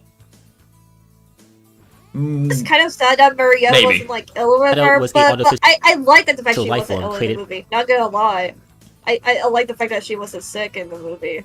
I prefer her origin story in the film because it makes it more tragic. It's like in the games, it's like she was it's like in the games she was gonna die no matter what, but it's like in the films she was perfectly fine. Aside from maybe wasn't there like a line or something where she was like. No, there wasn't. For some reason in my head, I just had it in my head that she wasn't like a normal child. Like maybe she had like a mental thing, like maybe like autism or something. I don't know if I just made that up, but like no, I mean, but it's like I feel like it makes it more tragic when she's like just a normal, healthy girl and she just gets killed by accident. Like, I think that makes it like more tragic. Yeah, exactly. Like there's nothing wrong with her having like an illness or anything like that, but I think it is still good and more tragic if she wasn't sick because like you said, like Maria was going to die no matter what, guys. Like literally, just because like Shadow was supposed to be the cure and the cure didn't work, so she was going to die. But for a very selfless and human reason, to cure his terminally ill granddaughter, who is on death's door. And on board the space colony Ark, a space station in which this child was stored completely. Cannon dropped Maria's autism. I don't know why I had that in my head. Like. It just. So you're autistic. I can. But it's like I just assumed that Maria wasn't like a normal girl. Like I assumed that because it's like why the fuck is she in the gun base? Like aside from Gerald being there, obviously, it just seemed a bit odd. I know there's some more facts about Maria, especially since there's like a Shadow manga that explains more on like Maria's like illness and stuff, where she's like really into science. Ends up befriending Shadow, and these two grew insanely close, often wondering what Earth would be like should they ever visit it one day, and dreaming of a brighter future in which they can actually coexist on what looks to be a beautiful planet. Was this in Shadow Generation? It was, wasn't it? Maybe. This is Dark. In Dark Beginnings, Dark Beginnings. Yeah, I thought so. See, this is well as just precious. That future, that fairy tale. Like, there's just something so nice about seeing Shadow happy. It rarely ever happens. This is why I like Dark Beginnings so much. Like that one cutscene where Shadow has the Doom wings and he's like talking to her and he just smiles. Like it's so. This is why I cry at the end of Shadow Generations. This is why again, I still like Shadow Generations, but I just like Shadow Generations more involved with the exception of those moments. And shooting Maria dead after she sacrifices herself to ensure Shadow has a better future and gets to live the life that she was cursed to not live. A genuinely tear-jerking and awful tragedy. You have Shadow, who was created for the one purpose of curing his closest friend, unable to even do that. His future, everything he dreamed with her, is just completely gone, and all he has left is vengeance and an undying hatred. It's like I prefer how it was in the film, where it's like he's an alien, he's an outsider, he has no one. Like they literally attach fucking cables and wires to him and lock him in like these flotation tanks and everything. It's like he literally has every reason to hate everyone, and yet he still finds friendship with Maria. Like I really love that scene where she like makes I think it's better in the film. I think it's I think his motivation, especially since in the games, I'm fairly certain we don't know how Shadow got locked in the containment unit. I'm assuming that Gunn locked him in there. But it's like in Sonic 3, it's like... been confirmed. No, wait. It's been confirmed in Dark Beginnings because Rouge said something about... And Gunn, like, locked you away for 50 years. Okay, so it's exactly the same as the film. Okay, never mind. Yeah. for the people that took her from him. I just think it's better in the film because we see it happen. It's like they literally have like fucking tasers just like zapping him to get him in the cage. It's like that, and you see the water like slowly rising around him. It's horrible. People hate this scene, but I love this scene. I love when Joe was like skating and she's like, and smashed into the cake and they're starting making cake. And that tragedy extends well beyond him and goes directly to Gerald as well. This very well-intentioned and well-meaning person who did very questionably immoral things for a very good, benevolent cause. Now, what if I were to tell you that the overwhelming majority of all of that is completely missing in this film? Oh yeah, he did morally questionable things for a benevolent cause. Oh yeah, the benevolent cause of destroying the Earth. Shadow is You sure about that, buddy? An artificial life form. No, but Mario He just actually crashed trapped landed him on after Earth. Freddy Maria Fazbear. is No, Mario trapped him after Freddy Fazbear shot Maria. Oh yeah, I remember that's how it worked. I'm fairly certain. Yeah, I remember that. Yeah, I remember that. I remember that scene. Yeah, Doc Brown arrived and he said, "Great Scott!" Not Tomomi. Exactly, yeah. She is I'm fairly certain that Link showed up as well, but I could be wrong. just a random girl. Oh yeah, he did. Has always lived in The Earth. fucking reflection from his shield, like blinded Shadow. That's why he has red eyes. And just and paints then her he shadow did the on occasion. Macarena for the Gerald is shadow. not desperately seeking what seems Fairly to be certain Big the Cat was there as well. He Fishing. seems to show up Obviously. in the most random of places. He was probably there. an impossible cure to Yeah, save the fishing. life of his beloved granddaughter. He is just a random scientist who has an interest in this random alien life form and decides to study him. Shadow and Maria are just two friends who stumbled upon each other. One day she died and he got locked away. Oh yeah, one day she died. Oh yeah, one day. She was All of the literally the gun soldier said, "Hey, that's the granddaughter of Gerald Bodnick." He's literally and she told- was going to her room, and then she sees Shadow, and Shadow's like, "Grr, grr," and so she's like, "You know what? Back down to you, buddy, grr, grr," and then makes like the funny like face or whatever. He's literally- and he's like, "What the fuck?" He's literally talking about Maria's death the way Donald Trump talked about COVID. Like, he's just so dismissive of it. He's like, the plague is gonna be gone, the warm weather, gonna get rid of the plague. I had it, I took Regeneron, I said, well, it's gone. I can't do a Trump impression to save my life, but like, he's literally so dismissive of it. Oh, it's like Maria just died one day. It's like, oh wow. It's not like that one day was like super influential to his character development. He's glazing over the emotional impact of something. Complexity. All of the tragedy of that original story. We need to spend an entire fucking video watching this. We need to spend an entire stream watching this start to finish. This is incredible. Is completely gone. The only thing that has remained intact is the friendship and the theft. The entire relationship of Shadow and Maria becomes nothing more than a narrative device as opposed to how special it was originally. I do have to give props. It's special in the movie film. does do a good job of portraying how charming and lively these two's friendship and care for each other was, making it hit more when you do see Maria die. This is a character that really got any screen time in a lot of the earlier stories. She was mainly just a painful memory, not necessarily an actual fully fleshed Yeah, exactly. out It's like she gets way more screen time in the fucking film. It's like The you emotional impact. It's like you literally get that. You literally get that one scene where Shadow thinks that he's nothing but like an alien freak, and like Maria's like reassuring him. The emotional impact they had, like literally, he just watched an alien movie with the virus or air or whatever. It's and like, you know- Shadow's like, do you think I'm a monster? And Maria's like, no, monster, you're it's like- my best friend. It's like we also get like a different way of like Maria giving him his name in a sense, because it's like in the games it's like, oh, you're a shadow because like a shadow will always help you find the light or something like that. And then Which I thought was adorable. And that was adorable, yeah. And then in the film it's kind of like, oh, the light shines even though the stars are gone. That is even more adorable. Yeah, like they do a lot with Shadow and Maria in this film. But seeing a different side of that and seeing it more fleshed out was cool and was unique. But that is unfortunately all the praise I can deliver because there's just really not a lot of substance here. And it was crazy to me. There is substance. I literally cried. I love that. I love that. So it was fleshed out and it was unique, but there's no substance. Okay. No, what's funny? No. What's funny? Okay. I was gonna say, well, my friends from the UK or whatever. I don't think she was really into that slang or anything like that. So she went to see the third movie before me or whatever, and she sent me a DM being like, "Well, I saw the movie. It made me cry," and I'm like, "I'm so sorry." She's like, "Yeah." Yeah, it's like it's really sad. Well, she didn't tell me to fuck off or whatever. It's There just was. that she's They like, just well, I cut it all out. cried! It's situations like these where I like to look back on the director saying how much he did his research and how excited he was to tell a story that paid tribute to SA2. And I just think about shit like this, where they just completely alter this character's tragic backstory for no reason. They just make it significantly less impactful and less interesting. And I cannot for the life of me understand why. But it's like, okay, so... Right, so... Jesus Christ, where do I begin? So...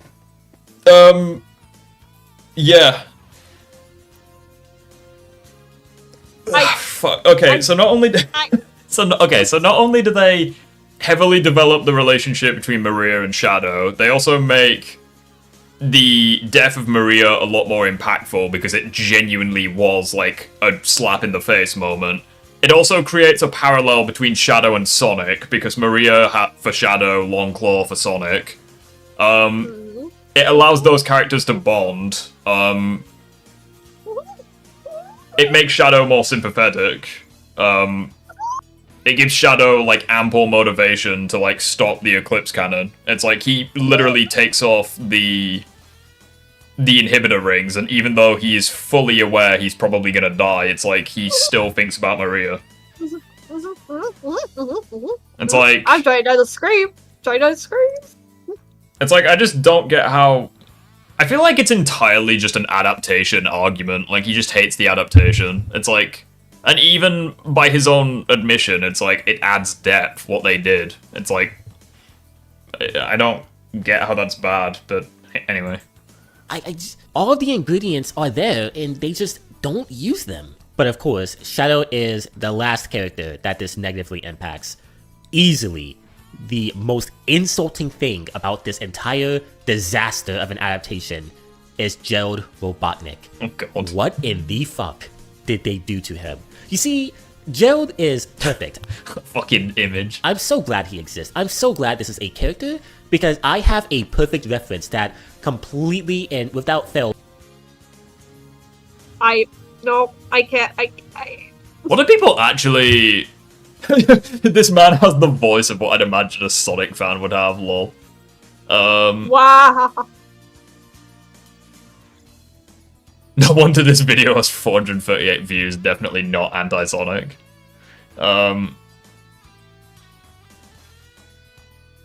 Dumbest video I've ever seen on YouTube. There you go. Man. Represents everything I hate about these movies. They took a character, Gerald Robotnik, one of the most fascinating and nuanced and morally grey characters in the series. Like I mentioned earlier... Well, unless you're playing Shadow Generations, in which case he's fully a hero, but okay. Very human and understanding and sympathetic character who completely declined insanity the more he tried to save his granddaughter's life and completely went off the edge once she was taken from him to the point of exacting vengeance on the entirety of humanity, a completely unforgivable and evil act committed... But it's like, that's another reason why I think this version of Gerald was better, because it's like, okay, what's his face, it's like, not Gerald, Maria was gonna die anyways because of her disease. It's like, Gun...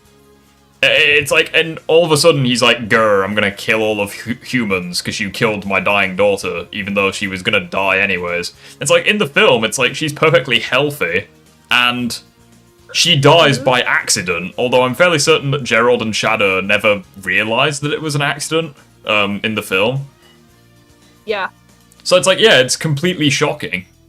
I would also say the fact that, like, it's also Jim Carrey playing as Gerald Robotnik, so of course he's going to do what he always do, be scary. I wasn't a huge fan of, like, a few things, of Gerald in this film. Like, I really hated the fucking nano weapons. That just made no sense. That's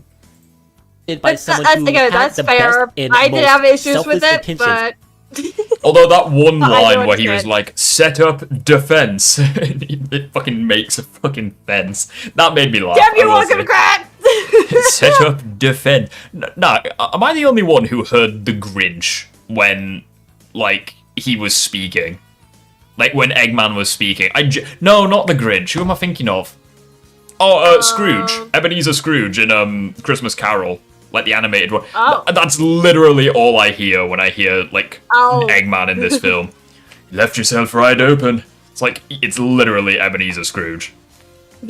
Literally Scrooge.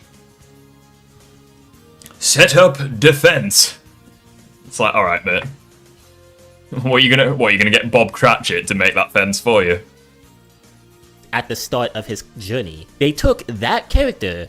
I don't think that's a good argument. The entire point of Shadow is to find a cure for her. Gerald didn't get to finish his research. Well, yeah, but it's like, in the film, it's different anyways. It's like, I think that makes it more, sympathetic. The fact that, like, Gerald's basically just chilling. He's studying Shadow.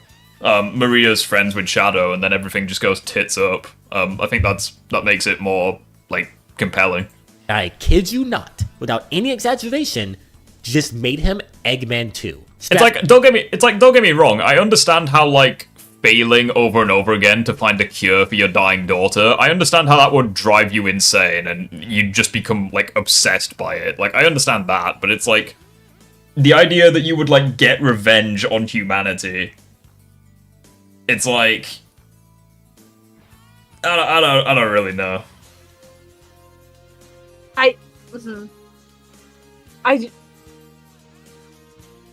think it's just which you prefer, because it's like Gun in the games, they're pieces of shit, but it's like Gun in the films, it's like they're knobheads, especially with the new commander woman in charge. But it's like Gun seems a bit more sympathetic in the films, just a bit, not much, just a bit. This is why I kind of was surprised that like Eggman 2, because to call this character anything like how Eggman's supposed to be, I'll get to that later. This is not a morally nuanced individual. Gerald Robotnik in this film is a complete jackass. He is cartoonishly evil, and has never made a point that after the death of Maria, it spiraled him into madness. No, that aspect of him is never elaborated on. In fact, the film implies multiple times that he's always acted like this, completely taking away all sympathy and all complexity from this character. He is a misogynist. He compliments his grandson when he nearly gets him killed because of how ruthless and evil and unempathetic he is. And he shares the exact same mannerisms in the exact... Well, yeah, no shit, anyways. Exact same man-childness. It's like the reason why he compliments Eggman is largely a manipulation tactic. It's like he doesn't give a shit about Ivo. It's like the only reason he compliments Shadow and Ivo is literally just to get them on his side. It's like the first thing he says when he sees Shadow's betrayed him is like, "Oh, Shadow, and you were so useful to me." He doesn't care. It's like it's all a manipulation. He compliments the characters. He literally says to Ivo, he's like, "Oh, Ivo, you're no Maria." You're no Maria. It's like all it is to him is a manipulation. So it's like it makes sense. He's a piece of shit. Even like Shadow even asked him like, "Is this what Maria wanted?" And Gerald's like, "Remember what they took from us." He's like, "Remember what they took from us." It's like he's still manipulating Shadow, even when Shadow's having second thoughts. That's his grandson. Gerald, after Maria dies in the game, is also a terrible person. I mean, yeah, you're not wrong. Like, the shit with Black Doom and... It's just that in Shadow Generations, he seems a lot nicer of a person. Although I feel like the reason for that is because of the time loop. It could just have taken, like, a specific version of Gerald. But, I don't know. Yeah. Either way, it's like... Maybe at the time when he was like a lot nicer. Design of their suits. This is by all means supposed to be, bro. I'm fucking amazing suit. Just but old. And you see, you may wonder why they did this, and the common person will tell you, well, they just wanted a new interpretation of the character. And then I'll ask you, well, why did they want an interpretation of the character? The original one worked so well and was so much. So it's literally just an adaptation. Like, deal with it. They dumb him down and make a second Eggman, and you may struggle to find an answer there, and the only answer you can really fall back on is, well, they just want to do something new. And you see, well, what's wrong with that? Like, you're portraying that as a bad thing. What's wrong with that? Do you know how many fucking Spider-Men there've been? Like, what's wrong with that? Do you know how many Batmen there've been? Genuinely, what is the problem with doing something new? I'll tell you why you want to do something. Pretty ironic as well, since the reason why Mufasa was so boring was because it wasn't something new. They want to do something new because Jim Carrey is a big powerhouse and a big attractor to these movies, and they saw the opportunity to have Jim Carrey playing 2 comedic roles, and they took Gerald and just used it as a vessel to have Jim Carrey double feature as him. But it's like, why are you complaining about why are you complaining about, like, Ivo so much? It's like, why aren't you, why are you complaining about Gerald so much? Why don't you complain about Ivo as well? It's like, he's literally just Jim Carrey.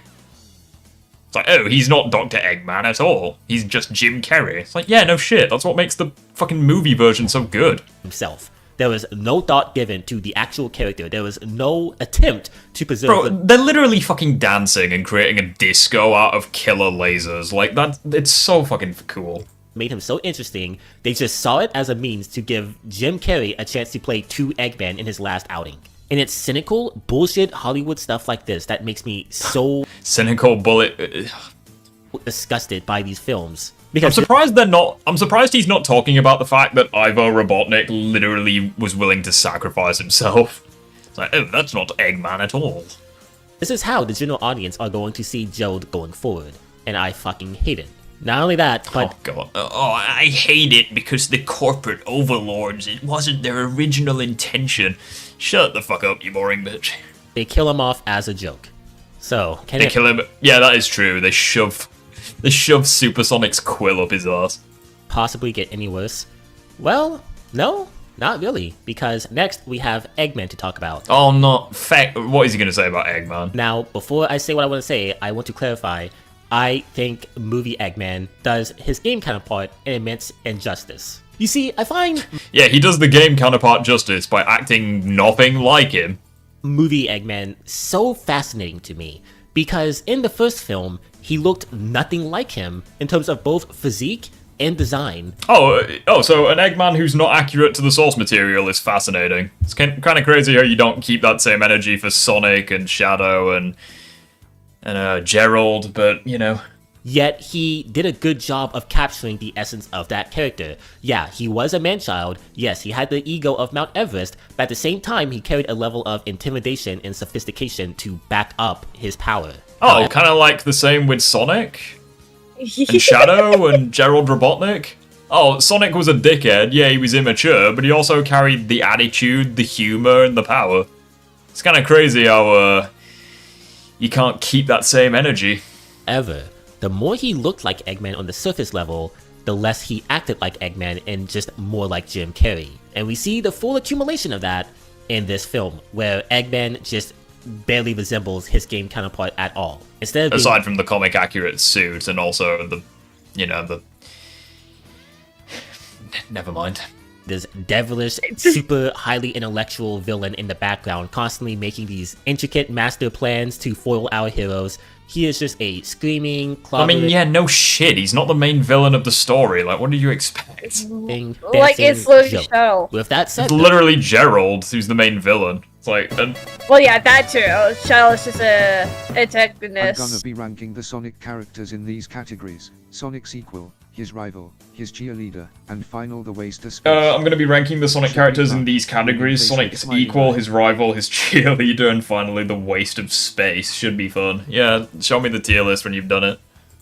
Please. And I cannot believe I'm saying this, Eggman was both the best and worst part about this film. You see, he was the worst part because of all the aforementions and the fact that the movie will constantly take its attention away from pivotal important scenes to focus on more Jim Carrey hijinks. That is a fair point. I'll agree with him on that. I fucking hate that they go from the live and learn scene to Eggman getting spanked by Gerald. Yep, that's fair.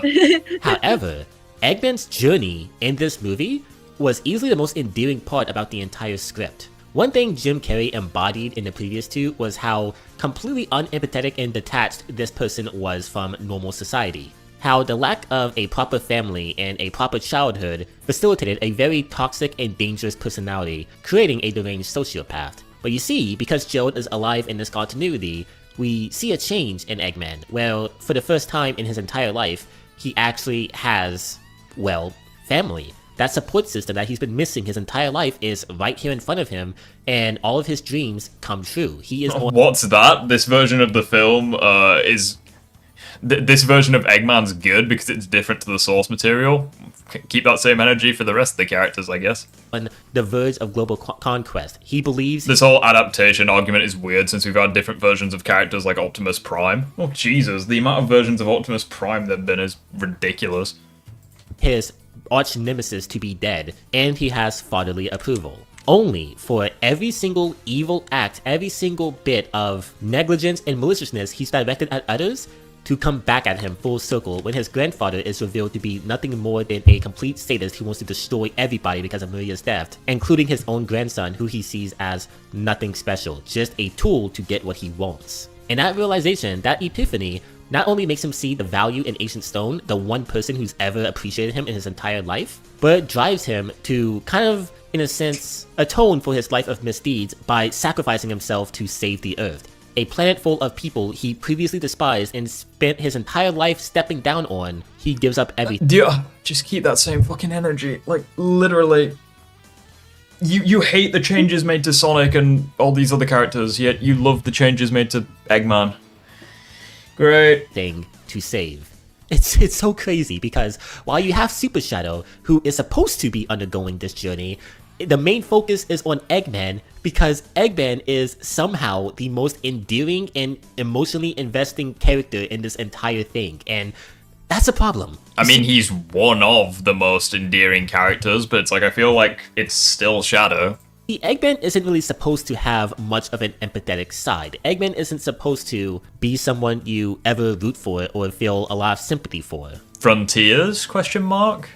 And you best believe that he would cackle at the mere suggestion that he would give his life to save somebody else's. I mean... Not really, except not really. I recognize that this is far from what the actual character is supposed to be, but for what it is, it was actually the best executed part of the entire narrative. Fuck me, the hypocrisy is so fucking dumb. I hate it. I hate it. I hate it so much, the hypocrisy. Oh, God almighty. Why? Just why? I fucking hate when people do this. Like, keep the same energy when you're reviewing things, for fuck's sakes. You literally had one job. Just... Yeah, like Frontiers, they literally made him a dad and then killed his fucking daughter in, like, the original version of the game. The fucking game ends with Eggman just being sad. The heroes are happy and Eggman's just sad. I love the way you make them! Yeah, it's like the final words he says to Sage is, I understand, go, fulfill your function. So that's just the characters, man. Sonic Adventure 2 is not one of the middest Sonic games. It's pretty mid, yeah. I mean, what do I even really say? Like, just... Revenge bad, oh god, here we go. Next part is just to talk about the theme of this film, which, on paper, is a great theme that correlates with Shadow's feature film debut. A message about how people aren't evil by nature, but rather by nurture, by their environment. Didn't Eggman care about Sage? Yeah, he did. It's like the whole idea... It's like, I hate the fact that he's talking about, oh, he likes the fact that this film made Eggman sympathetic. It's like, so did fucking Frontiers.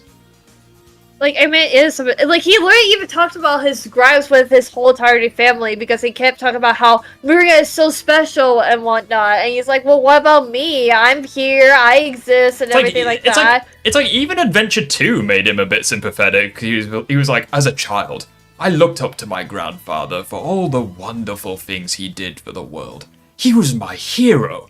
I wanted to be a great scientist just like him. But...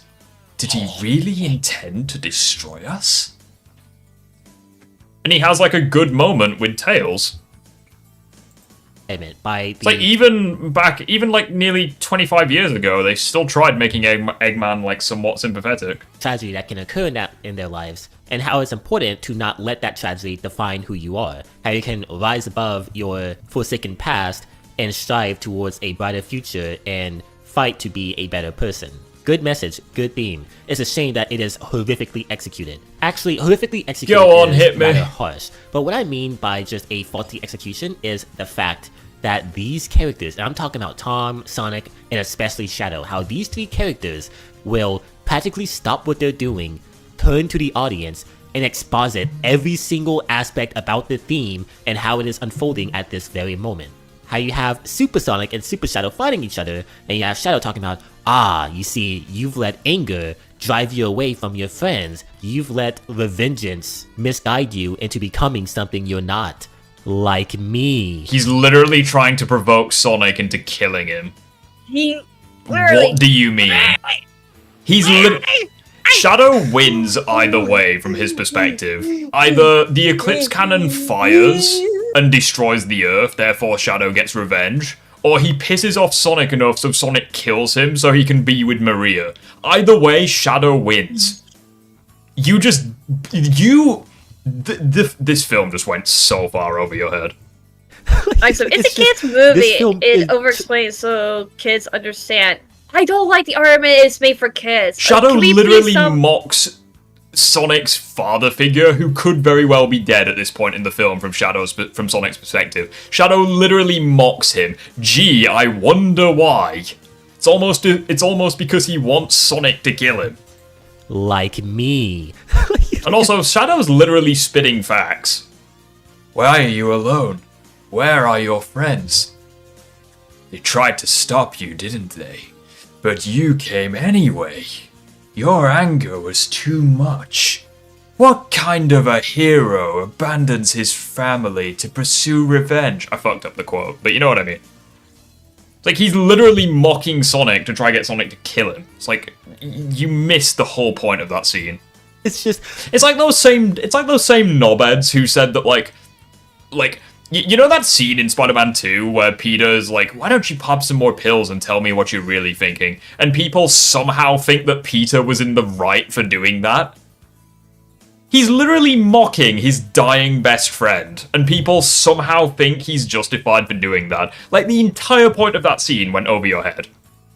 This film thinks its audience is just fucking stupid and will constantly stop what it's doing to spell out in clear words everything that it's trying to achieve narratively. This guy must really hate that scene from Infinity War where Thanos literally spells out his entire plan to Doctor Strange. He must really hate that.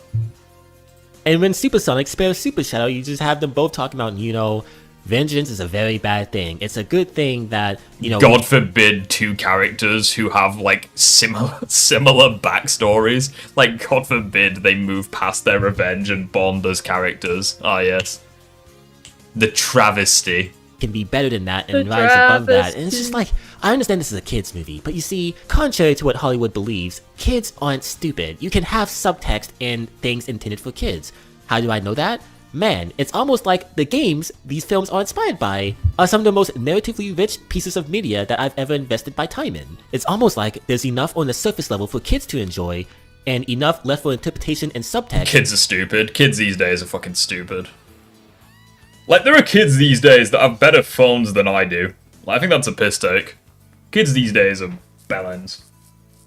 Oh god. But, like... I hate this argument. Oh, it's made for kids. It's made for kids. And then you have, and then you have Phoenix, where he's like a 20-year-old man who didn't know who the Nazis were. Like, people are dumb these days. Like, yeah, people are dumb. Like, I get it. I don't like that it was made for kids argument either. But I'm fine with like, well, technically it's kind of made for kids because of this context or whatever. Like, actually going full into details why you think it's generally made for kids, I'm fine with that, but don't say, well, it's just a kid's movie. Like, that's why I was going to hate the Minecraft movie, because people kept saying, well, it's just made for kids, it's just made for kids, it's just made for kids. But I came out of the movie theater enjoying every second of it, because no, it was not made for kids, it was made for people who literally played Minecraft. It's ridiculous. That's why I enjoyed it. Anyways. It's like, it's just ridiculous. I'm sorry. For adults to enjoy. It's almost like you don't have to treat your audience like they're fucking idiots when you're trying to have... Well, I mean, they treated you like an idiot and you still didn't understand the fucking film, so I don't really know what to tell you, dude. A basic message about revenge in your 1 million budget Hollywood film. But now that we've talked about the characters, now that we've talked about the message, I want to talk about something that I really want to dive into. And you see, This is going to be the hardest part of this video to discuss because I have to say what's on my mind without coming off as condescending. Because believe me, you've already fucked up at doing that. Like I discussed, or at least like I hope I've conveyed. My guy unironically misunderstood. Like, Shadow is literally provoking Sonic to try get Sonic to kill him so we can be with Maria. And somehow, that's just the film treating you like an idiot. My god. Someone wants to debate. Someone wants to debate. Huh? And because someone, sorry, I was looking at Discord because someone said which chat is for the debate. Wait, is someone wanting to do like a disagreement day or? Yeah. You want to? Where is it? Which channel is it? It's in general. Coolest Fox. Carson Fox, possibly. This guy. Oh, the coolest Fox. Yeah. Hold on.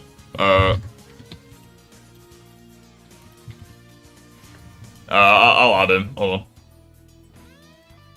on. Excuse me. Oh shit, I've done that wrong. Bear with me.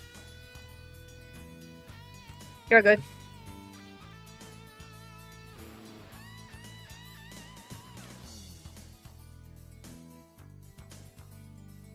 See if we can, see if we can get a debate going, because this video is... Yeah? Yeah, no worries. Yeah, we'll see if we can end this on a decent debate, because honestly, I'm just over it.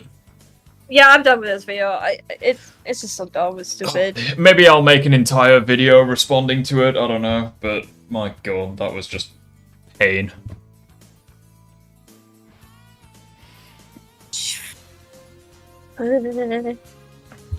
Yeah, that was ridiculous. But anyway.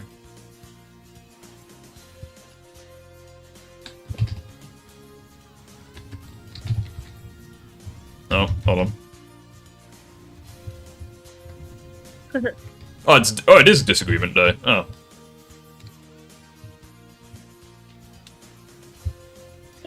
Yeah.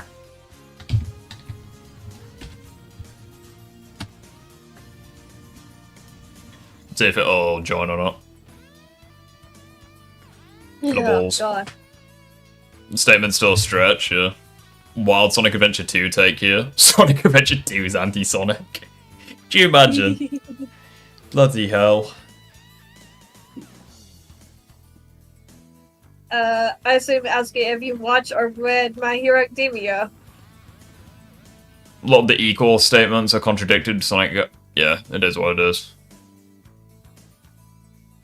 Well, it's like, I don't really know what to say, considering this guy is like, oh, the film's treating you like an idiot, it's spelling out its message to you, and it's like, that guy still didn't understand the message, so it's like, okay, you just sound like a dumbass, but okay.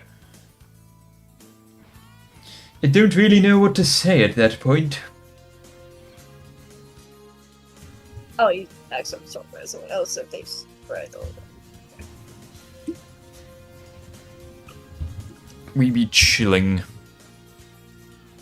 We be chilling. Is he gonna join, or? I don't know. Oh, wait, he's typing the Disagreement check. Huh? Oh, he was. I saw him, like, typing here, and then he stopped. Unless that was me. Film spells out a message. Shame I can't read. Yeah, accurate.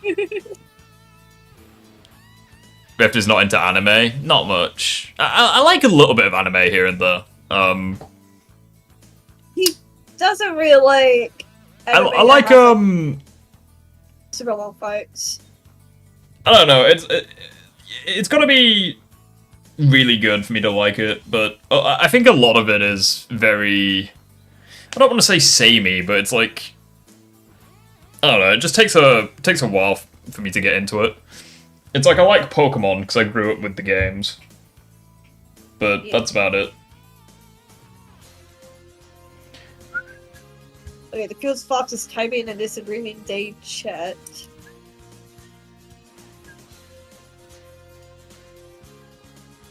like one of my favorite animes right now is Solo Leveling.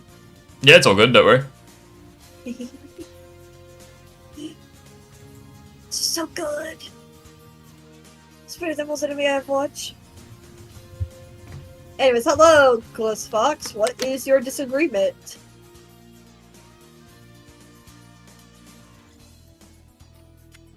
Whoever invented this, it's literally a water bottle with a straw in it. It's literally the best fucking invention. Wait, is Solo Leveling good? Yeah, it's I enjoy it. So I really like the story. It's Yeah, just, like, I've heard people like Solo Leveling, but yeah. it's not. I do think it's not for you, but like for like a really long time, I haven't seen an anime that was that good. So like, I really love the story. I really love. Is it okay if I use the chat instead of my voice? Yeah, go for it. As long as you just can you sell them as merch? I'd buy one. Lol. I had a spasm watching that disgrace of a video. My god, that was hilarious. I feel like making a video to that would be hilarious, but I feel like I'm just gonna keep saying, "Oh, keep that same energy." Right. I'll still manage to spin it and be like, "So in Sonic and the Secret Rings." That's just like my go-to when it's like debunking a Sonic power scaling thing. Just immediately go to Secret Rings. Pokemon's more of a game than an anime. Pokemon's like Mario. It's like it's like a trading card game. It's a game. It's like the games have like different genres. There's a show. There's films now as well. Pokemon Go is hella popular. Even still, I'm fairly certain. Not one of those people say something that's like the greatest anime ever, right? I feel like Pokemon. I feel like Pokemon Pokemon's got a lot worse. But I mean, it's still decent. I feel like the show. For me, actually, I think it's like one of the best animes I've seen so far, because a lot of anime I've seen so far, like, just it's not interesting to me. Like, the only good animes I have seen so far is like Ancient Magus Prime, Death Note, Fullmetal Brotherhood. Before we start, I just want to make it clear, I'm not trying to attack you, since I don't give a fuck. Like, I find it funny that people are trying to attack me over opinions on fucking video games. Like, that's just hilarious. In fact, we should end the stream by looking at some of the comments, because I think that'll be funny. I agree the game is overrated. I would never say it's a bad or a negative experience. But it's like I think the main reason why it's bad is not necessarily why it's bad, but it's like I feel like the reason why it's like not that great is just because you spend such a small amount of the game playing as like Sonic. It's like you barely spend any time playing as Shadow. It's like I don't really understand why he has like the smallest number of stages. You have I don't know. It's like it's not like the alternate gameplay styles are any good, because I think the mech shooting is slow and dull. It also just removes some of the mechanics from Adventure 1, where like when you kill enemies, it like adds time to the timer. It's like that's gone. It's like the treasure hunting stages are worse. It's like it's just not that good of a time. I mean, I feel like I would enjoy more like the treasure hunting more than like the mech stuff, but that's probably just me personally. You prefer the treasure hunting over the speed stages? Well, not the speed stage. I meant like if I had to choose like mechs or hunting, I think I would prefer hunting more, because like the mech stuff or whatever, I feel like I'm gonna get very, very pissed off. I feel like I saw someone say bottle of water in the chat. Completely threw me for a loop there. I feel like the mechs are less annoying, but they're just not fun. Also, I do actually enjoy the manual. Absolutely. Sorry, I just want to add something to it while we're waiting for Coolest Fox to type, so just keep telling me, buddy. Yeah, we'll just keep checking here. Should we look at some funny comments, chat? Yeah. Should we look at some of the most angry comments? Oh, let's look, okay. So let's look. What are we saying, chat? Come on, guys. I like the treasure hunting stages, but 100% agree the mechs are trash. Yeah, the mechs are shit, especially for Tails. It's like, why does Tails have a mech? I think the biggest kick in the balls is the fact that you can still play as Tails and fly around with him, but only in the Chow Garden. Like, that's such a disappointment. Also, playing as Eggman out of his mech, that is pretty cool, I will say.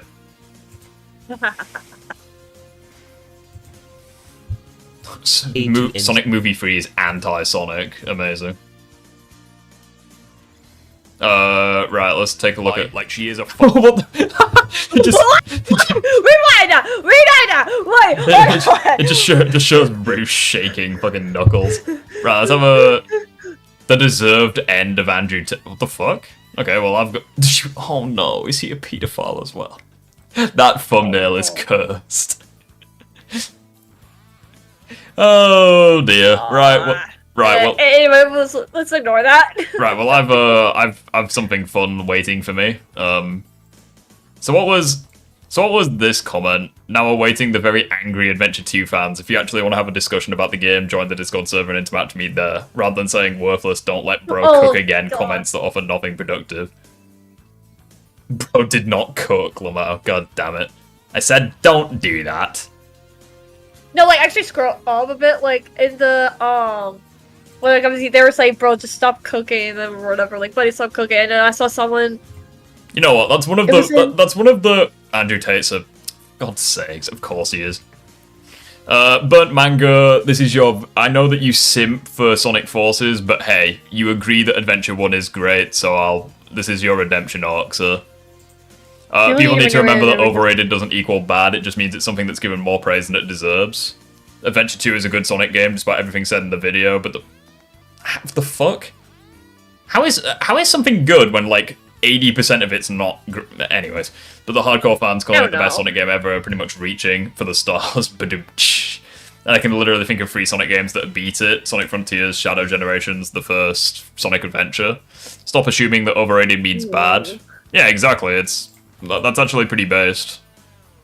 Sonic Frontiers over Adventure 2 is insane. At least the final boss of Adventure 2 wasn't a Chicken Invaders space game. You didn't play Final Horizons. No. I agree, but he makes it very clear he thinks the game is bad. The first frame, he says this is one of the worst Sonic games ever, so who is this for? Have you ever considered that something can be one of the worst things ever, but still good? Retu should be the next pope. I don't want to talk about religion. Like, I just let's don't. not. We all know my opinions on religion. I just don't think it's my place to tell you. I feel too vindicated that I'm the only one who holds this opinion. I dropped Adventure 2 and there was 5 Knuckles and Tails levels in a row. I want to play Sonic for fast-paced platform. Wait, was it this person? There was one guy with a shadow profile picture who was like damage controlling. I love it. Then folks throw the variety argument, which I don't get. If I was driving a fast car in a video game, I was thrown into a puzzle solving. That's not variety. Yeah, exactly. Sonic doesn't need to be the same thing all the time.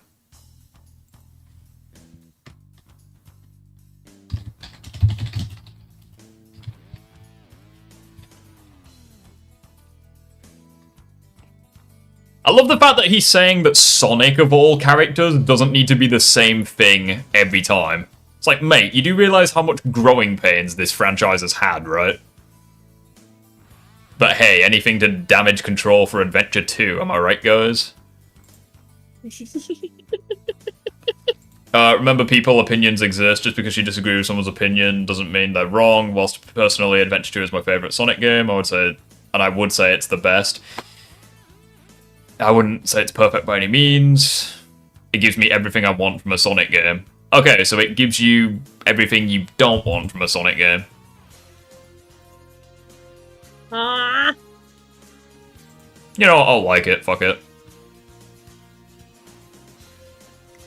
I'll like that comment as well, because why not? Oh, it's Levy. Cool. This is a weird point, because there's so many games where the characters aren't made to play differently. That's kind of the point. There are different gameplay styles. Two playable characters are meant to feel unique, but when they are made, either story abilities and character. That's the point. They didn't feel, because that was the intention you should have mentioned.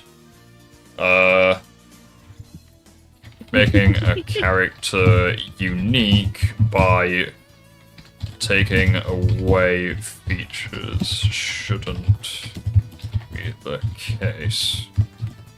Give them a...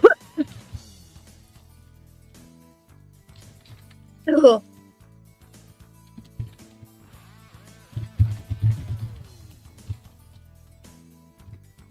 No such thing as opinions. If you disagree with me, you're wrong, says Axiom. No such thing as an opinion. If you disagree with me, you're wrong. Yeah, mate, I love it. Yeah, guys, apparently I'm right about Naruto being so good. It's not like there's so much filler and the story's the same thing over and over and over and over again, and there's no actual lesson to be learned here, even though there's supposed to be a important plot, but it's just fucking boring because there's comedy in it.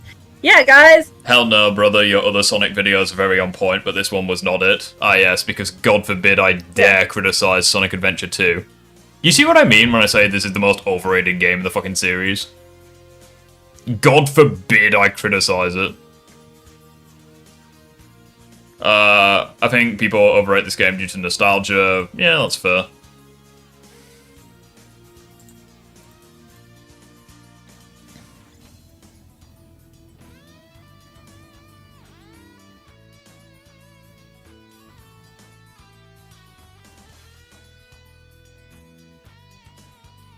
What the fuck? Oh, this is amazing. This is from Mohammed. You're gonna love this, guys. Oh god. Bro, rage baiting people is not cool because you don't like the most loved game in the franchise. Get good or keep playing Hog stages. Yeah, you should see the comment he made under mine when I said, like, I still going to play Sonic Adventure 2 to have my own experience just because I want to have my own opinions and experience with it so I could say, like, yeah, I agree with Rift or something like that, you know? Like, that's just how I am. Yeah, this reply was pretty good. This is the kind of stuff he was talking about in the pinned comments. You're not trying to debate or attack his arguments or points. You're trying to attack him, grow up, or keep playing the mech shooting levels. Yo, Kiri, I wasn't even talking about. I wasn't taking a shot while you're taking Guardian of your scooter, but then Bleach. The rule is about destroying cycle. There's destroying cycle. That's exactly my point. It's like he's not even bothering to. He's not even bothering to, like, actually address my points. He's just like, oh, you're bad because you hate the good game. Keep playing the bad game, lol. It's like, alright. Also, Naruto is not good, and I do not think Naruto is better than Bleach, actually. Like, triggered fanboys. I tried liking it, but it's so fucking boring. I get it. There's, like, Naruto is about destroying cycles. Okay, cool. There's not really much substance to it. I honestly hated it. It was so boring. And then when I tried to read the manga, because people told me the manga is way better because it has no filler. Anyways, relax. You're going on a rant. Fun fact: originally, only Sonic, Knuckles, and Eggman were supposed to be playable. So they are better than their clones because they were given more time. The plans changed because the 2000 fans asked for Tails to be playable. I didn't know that, but I mean that doesn't really defend the game, though. The game and... oh, Echo, we're just going through the comment section. SA2 was a good game for its time. I think the whole reason they didn't do better was because they thought this was going to be the end of the whole series. I mean, it doesn't really, like... Anyway, I've had the same opinion for a while, you agree... I want to find some angry comments. Why is everyone agreeing with me? It's Mohammed again. Here we go. It's Mohammed again.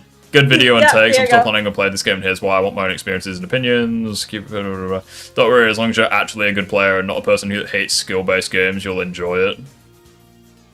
Yeah, I know. I was like, I'm not gonna comment about this. I'm just like, what the fuck? Like, I didn't even say, hey, you have good. Your video's good, and you have good text. Adventure 2 Todd spotted. Literally, oh, you only dislike the game because you're bad at it, kid.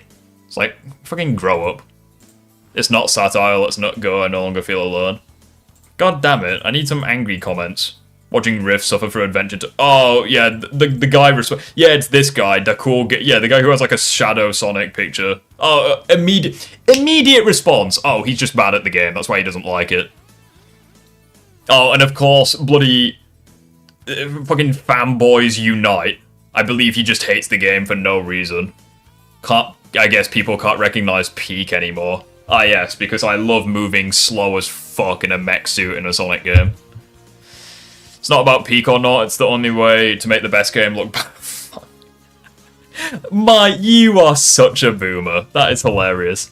Oh, the new gamers, they just can't appreciate the black and white games that we had when we were young lads. Fuck yourself.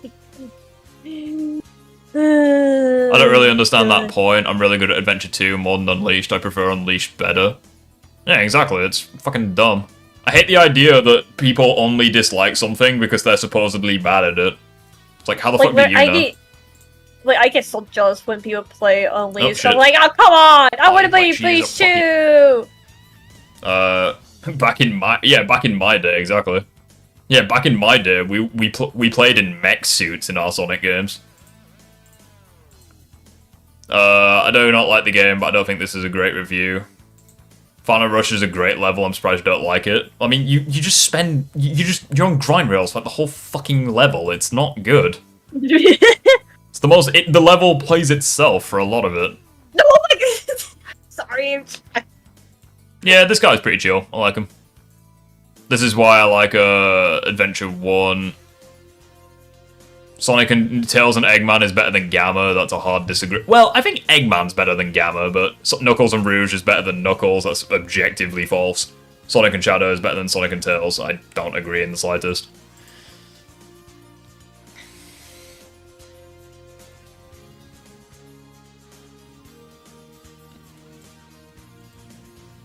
I still like the game, don't get me started on it.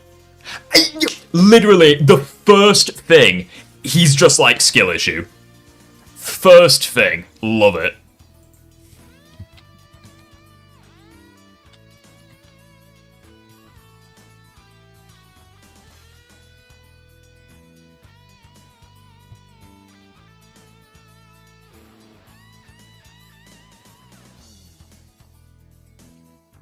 Like, I hate it. I hate when people do this. You dislike something, and their immediate response is skill issue. Amazing. Fantastic.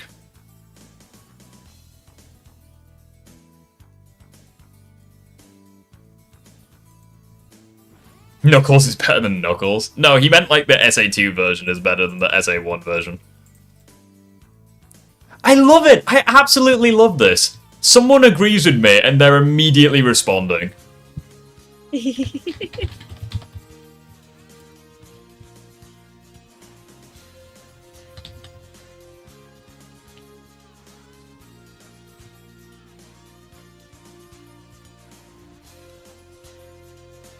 Like, Jesus Christ. You live in a cave. Because you want likes and views, so you can say controversial stuff.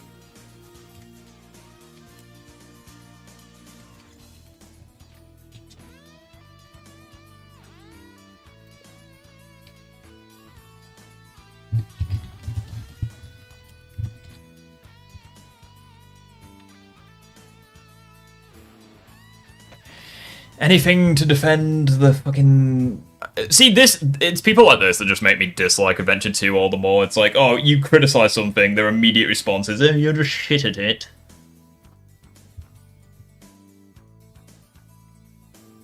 I don't understand why in the world someone would split the fanbase like this. Nobody wants to hear your opinion just for clicks. Well, evidently you do.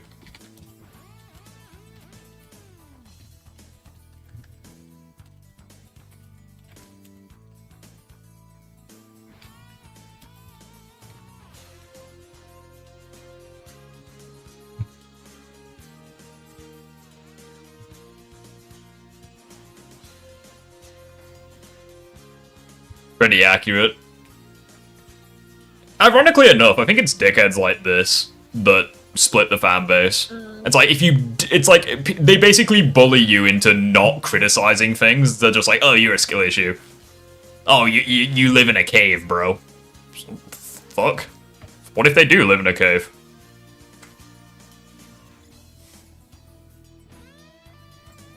It's like, what if they do live in a cave? Oh, this was hilarious. The fucking... I had an argument with someone with the Puffer account. That was hilarious.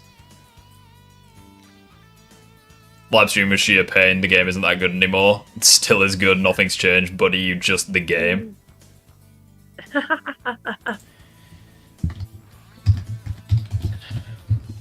Damn, the people defending it, Sonic Adventure 2 is really doing a It's so funny. It's so funny when It's so funny when Adventure 2 fanboys unite. They're like the fucking Down syndrome Power Rangers. I agree. The only way I can enjoy this game is with mods. Yeah, exactly. Like, mods make the game somewhat enjoyable. Someone got destroyed by Puffer. Yeah, Puffer just had an argument with someone. Like, literally, Rev told me mod repo, and I enjoy every second of it. Yeah, like, mod games, it's amazing. Never let bro cook again. Read the pinned comment. I wrote this comment a long time ago. That was only 5 hours ago, you goofball. I might try modding Baldur's Gate 3 in the future, but right now I just want to focus on the base game. Because I haven't beaten it yet.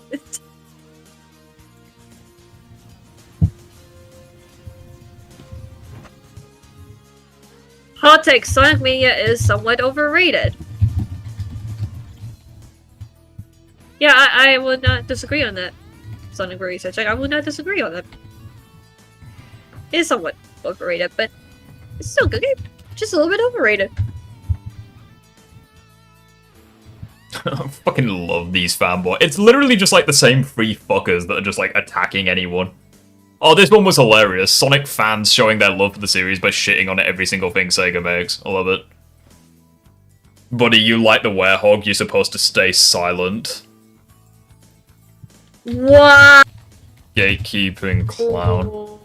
I love how this same person joined the fucking stream and I just destroyed them. Like, literally just keyboard warriors. That's all they it is. did? Oh, yeah, they were in the stream earlier and they were just making nonsense arguments. Oh, yeah, because they're like, oh, you just like the visuals. I love that. Oh, here we go. We've got fanboy number 4. I'm so sorry you can't get good, Lamau.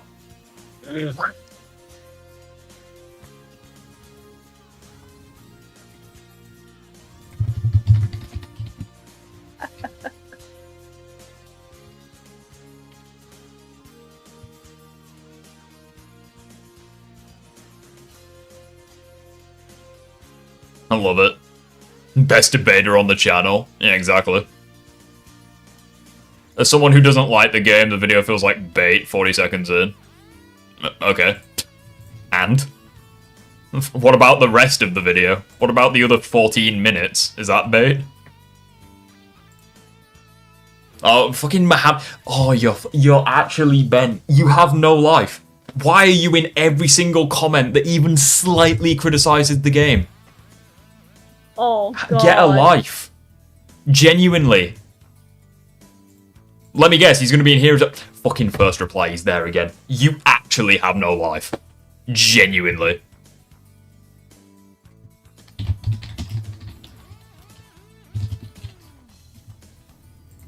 Like, genuinely, what are you doing? Say our prayers, bud, I'm coming to your house tonight. Yeah, by all means, let's shit on the game together. I feel like I might just make a video on this one guy at this point. Like, it'll be funny. When Adventure 2 fanboys unite. Like, I don't want to take the piss out of people for having an opinion, because at the end of the day, like, who gives a fuck? It's video games. But, like, when you're this much of a fanboy that you're criticizing literally everyone and attacking literally anyone who has an opinion different to yours. Bet you he's in this comment section. Oh, maybe not. Yeah. Maybe not. I stand corrected. Never mind. Go on, let's find him again. Guaranteed he's going to show up at least once. Come on, show up. Yes, he's there!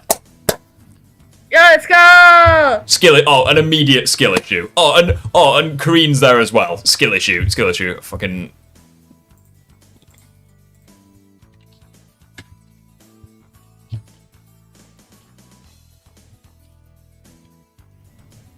I absolutely love this. Oh, and here he is commenting as well. Buddy, you're just shit at the game. You're just ass at the game. You're supposed to not talk because 90% of I love this. I absolutely love this. I like the werehog, therefore I need to stop talking. I absolutely love it.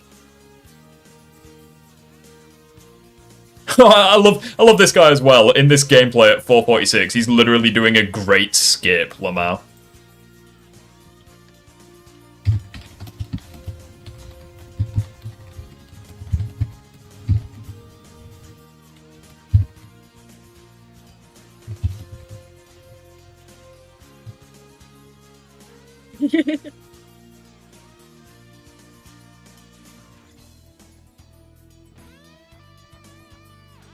Dude, Riff, you just shit at forces. Mate, you have no right to talk, my friend. Are we gonna talk about the fact that you couldn't even beat Kingpin in Marvel Spider-Man 1 for, like, ages? I will go there. That's an entirely different game. That does not count. Yeah, it's a debatably even easier game. Bro saw the truth.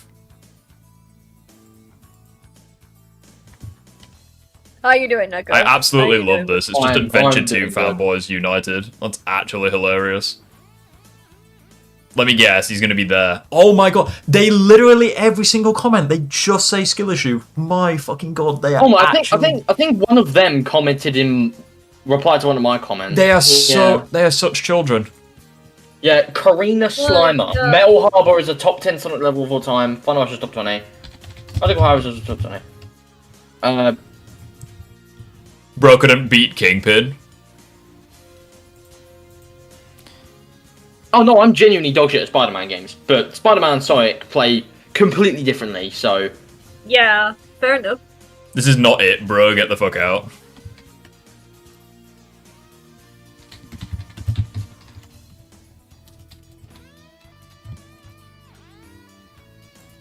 SA2 is better than Unleashed. Sorry, I don't make the rules. No, it's not. What? Wait, is this Karina Slimer person also going from comment to comment? Yep. Okay, right. Well, there's like three of them going back. Could I join the Disc VC? I'm about to end the stream soon, anyways, so probably not. But at some point, yeah, you can. Yakuza 3 is better. Yeah, facts. I agree. Guaranteed, he's gonna be in here. They literally just any single comment they're gonna be in here. Oh, maybe not. Any single comment that even slightly defends it. Oh, there. Love it. Finally, I'm not alone.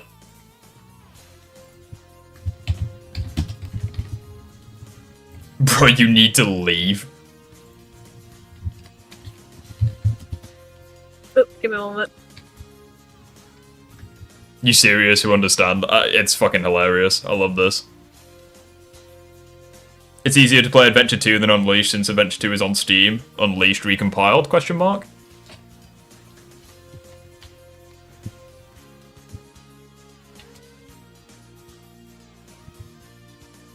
Third Adventure 2 video, I agree with. I guarantee they're going to be in here. Oh my fucking god. They literally... Oh my good god. That is hilarious. Fantastic reply. Tony Sonic, get yourself in the Hall of Shag. Finally, someone else who agrees that Adventure 2 is overrated. Is Patrick Star your roommate? Is Squidward yours? Wow. Anyways, my mom just got me to let me know she's heading home. They read so hard they forgot to spell, I know, right? So anything I'm gonna that go isn't Unleashed is mid.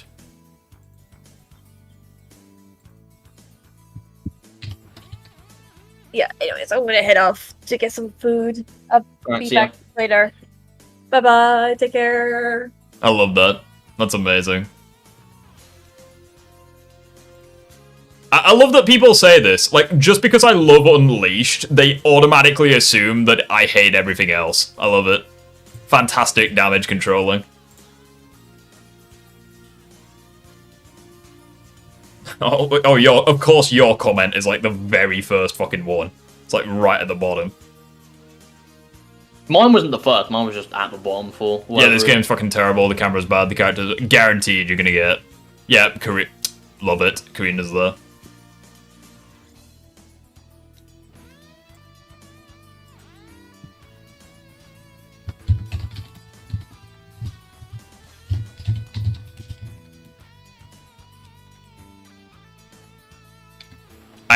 I actually love this. I love this. It's like a fucking, like, how dare you criticize Sonic Adventure 2? How fucking dare you? I actually love it. This is actual comedy. I actually love it.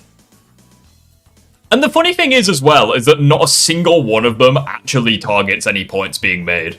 They're just like, oh, skill issue, oh, amazing like to dislike ratio. Fucking Sonic 2, Adventure 2 tards. Amazing. I love how my most disliked videos are the ones where I say that Sonic Adventure 2 is overrated and Shadow Generations is overrated. Even though I didn't even say that I said that Shadow Generations was a flawed masterpiece.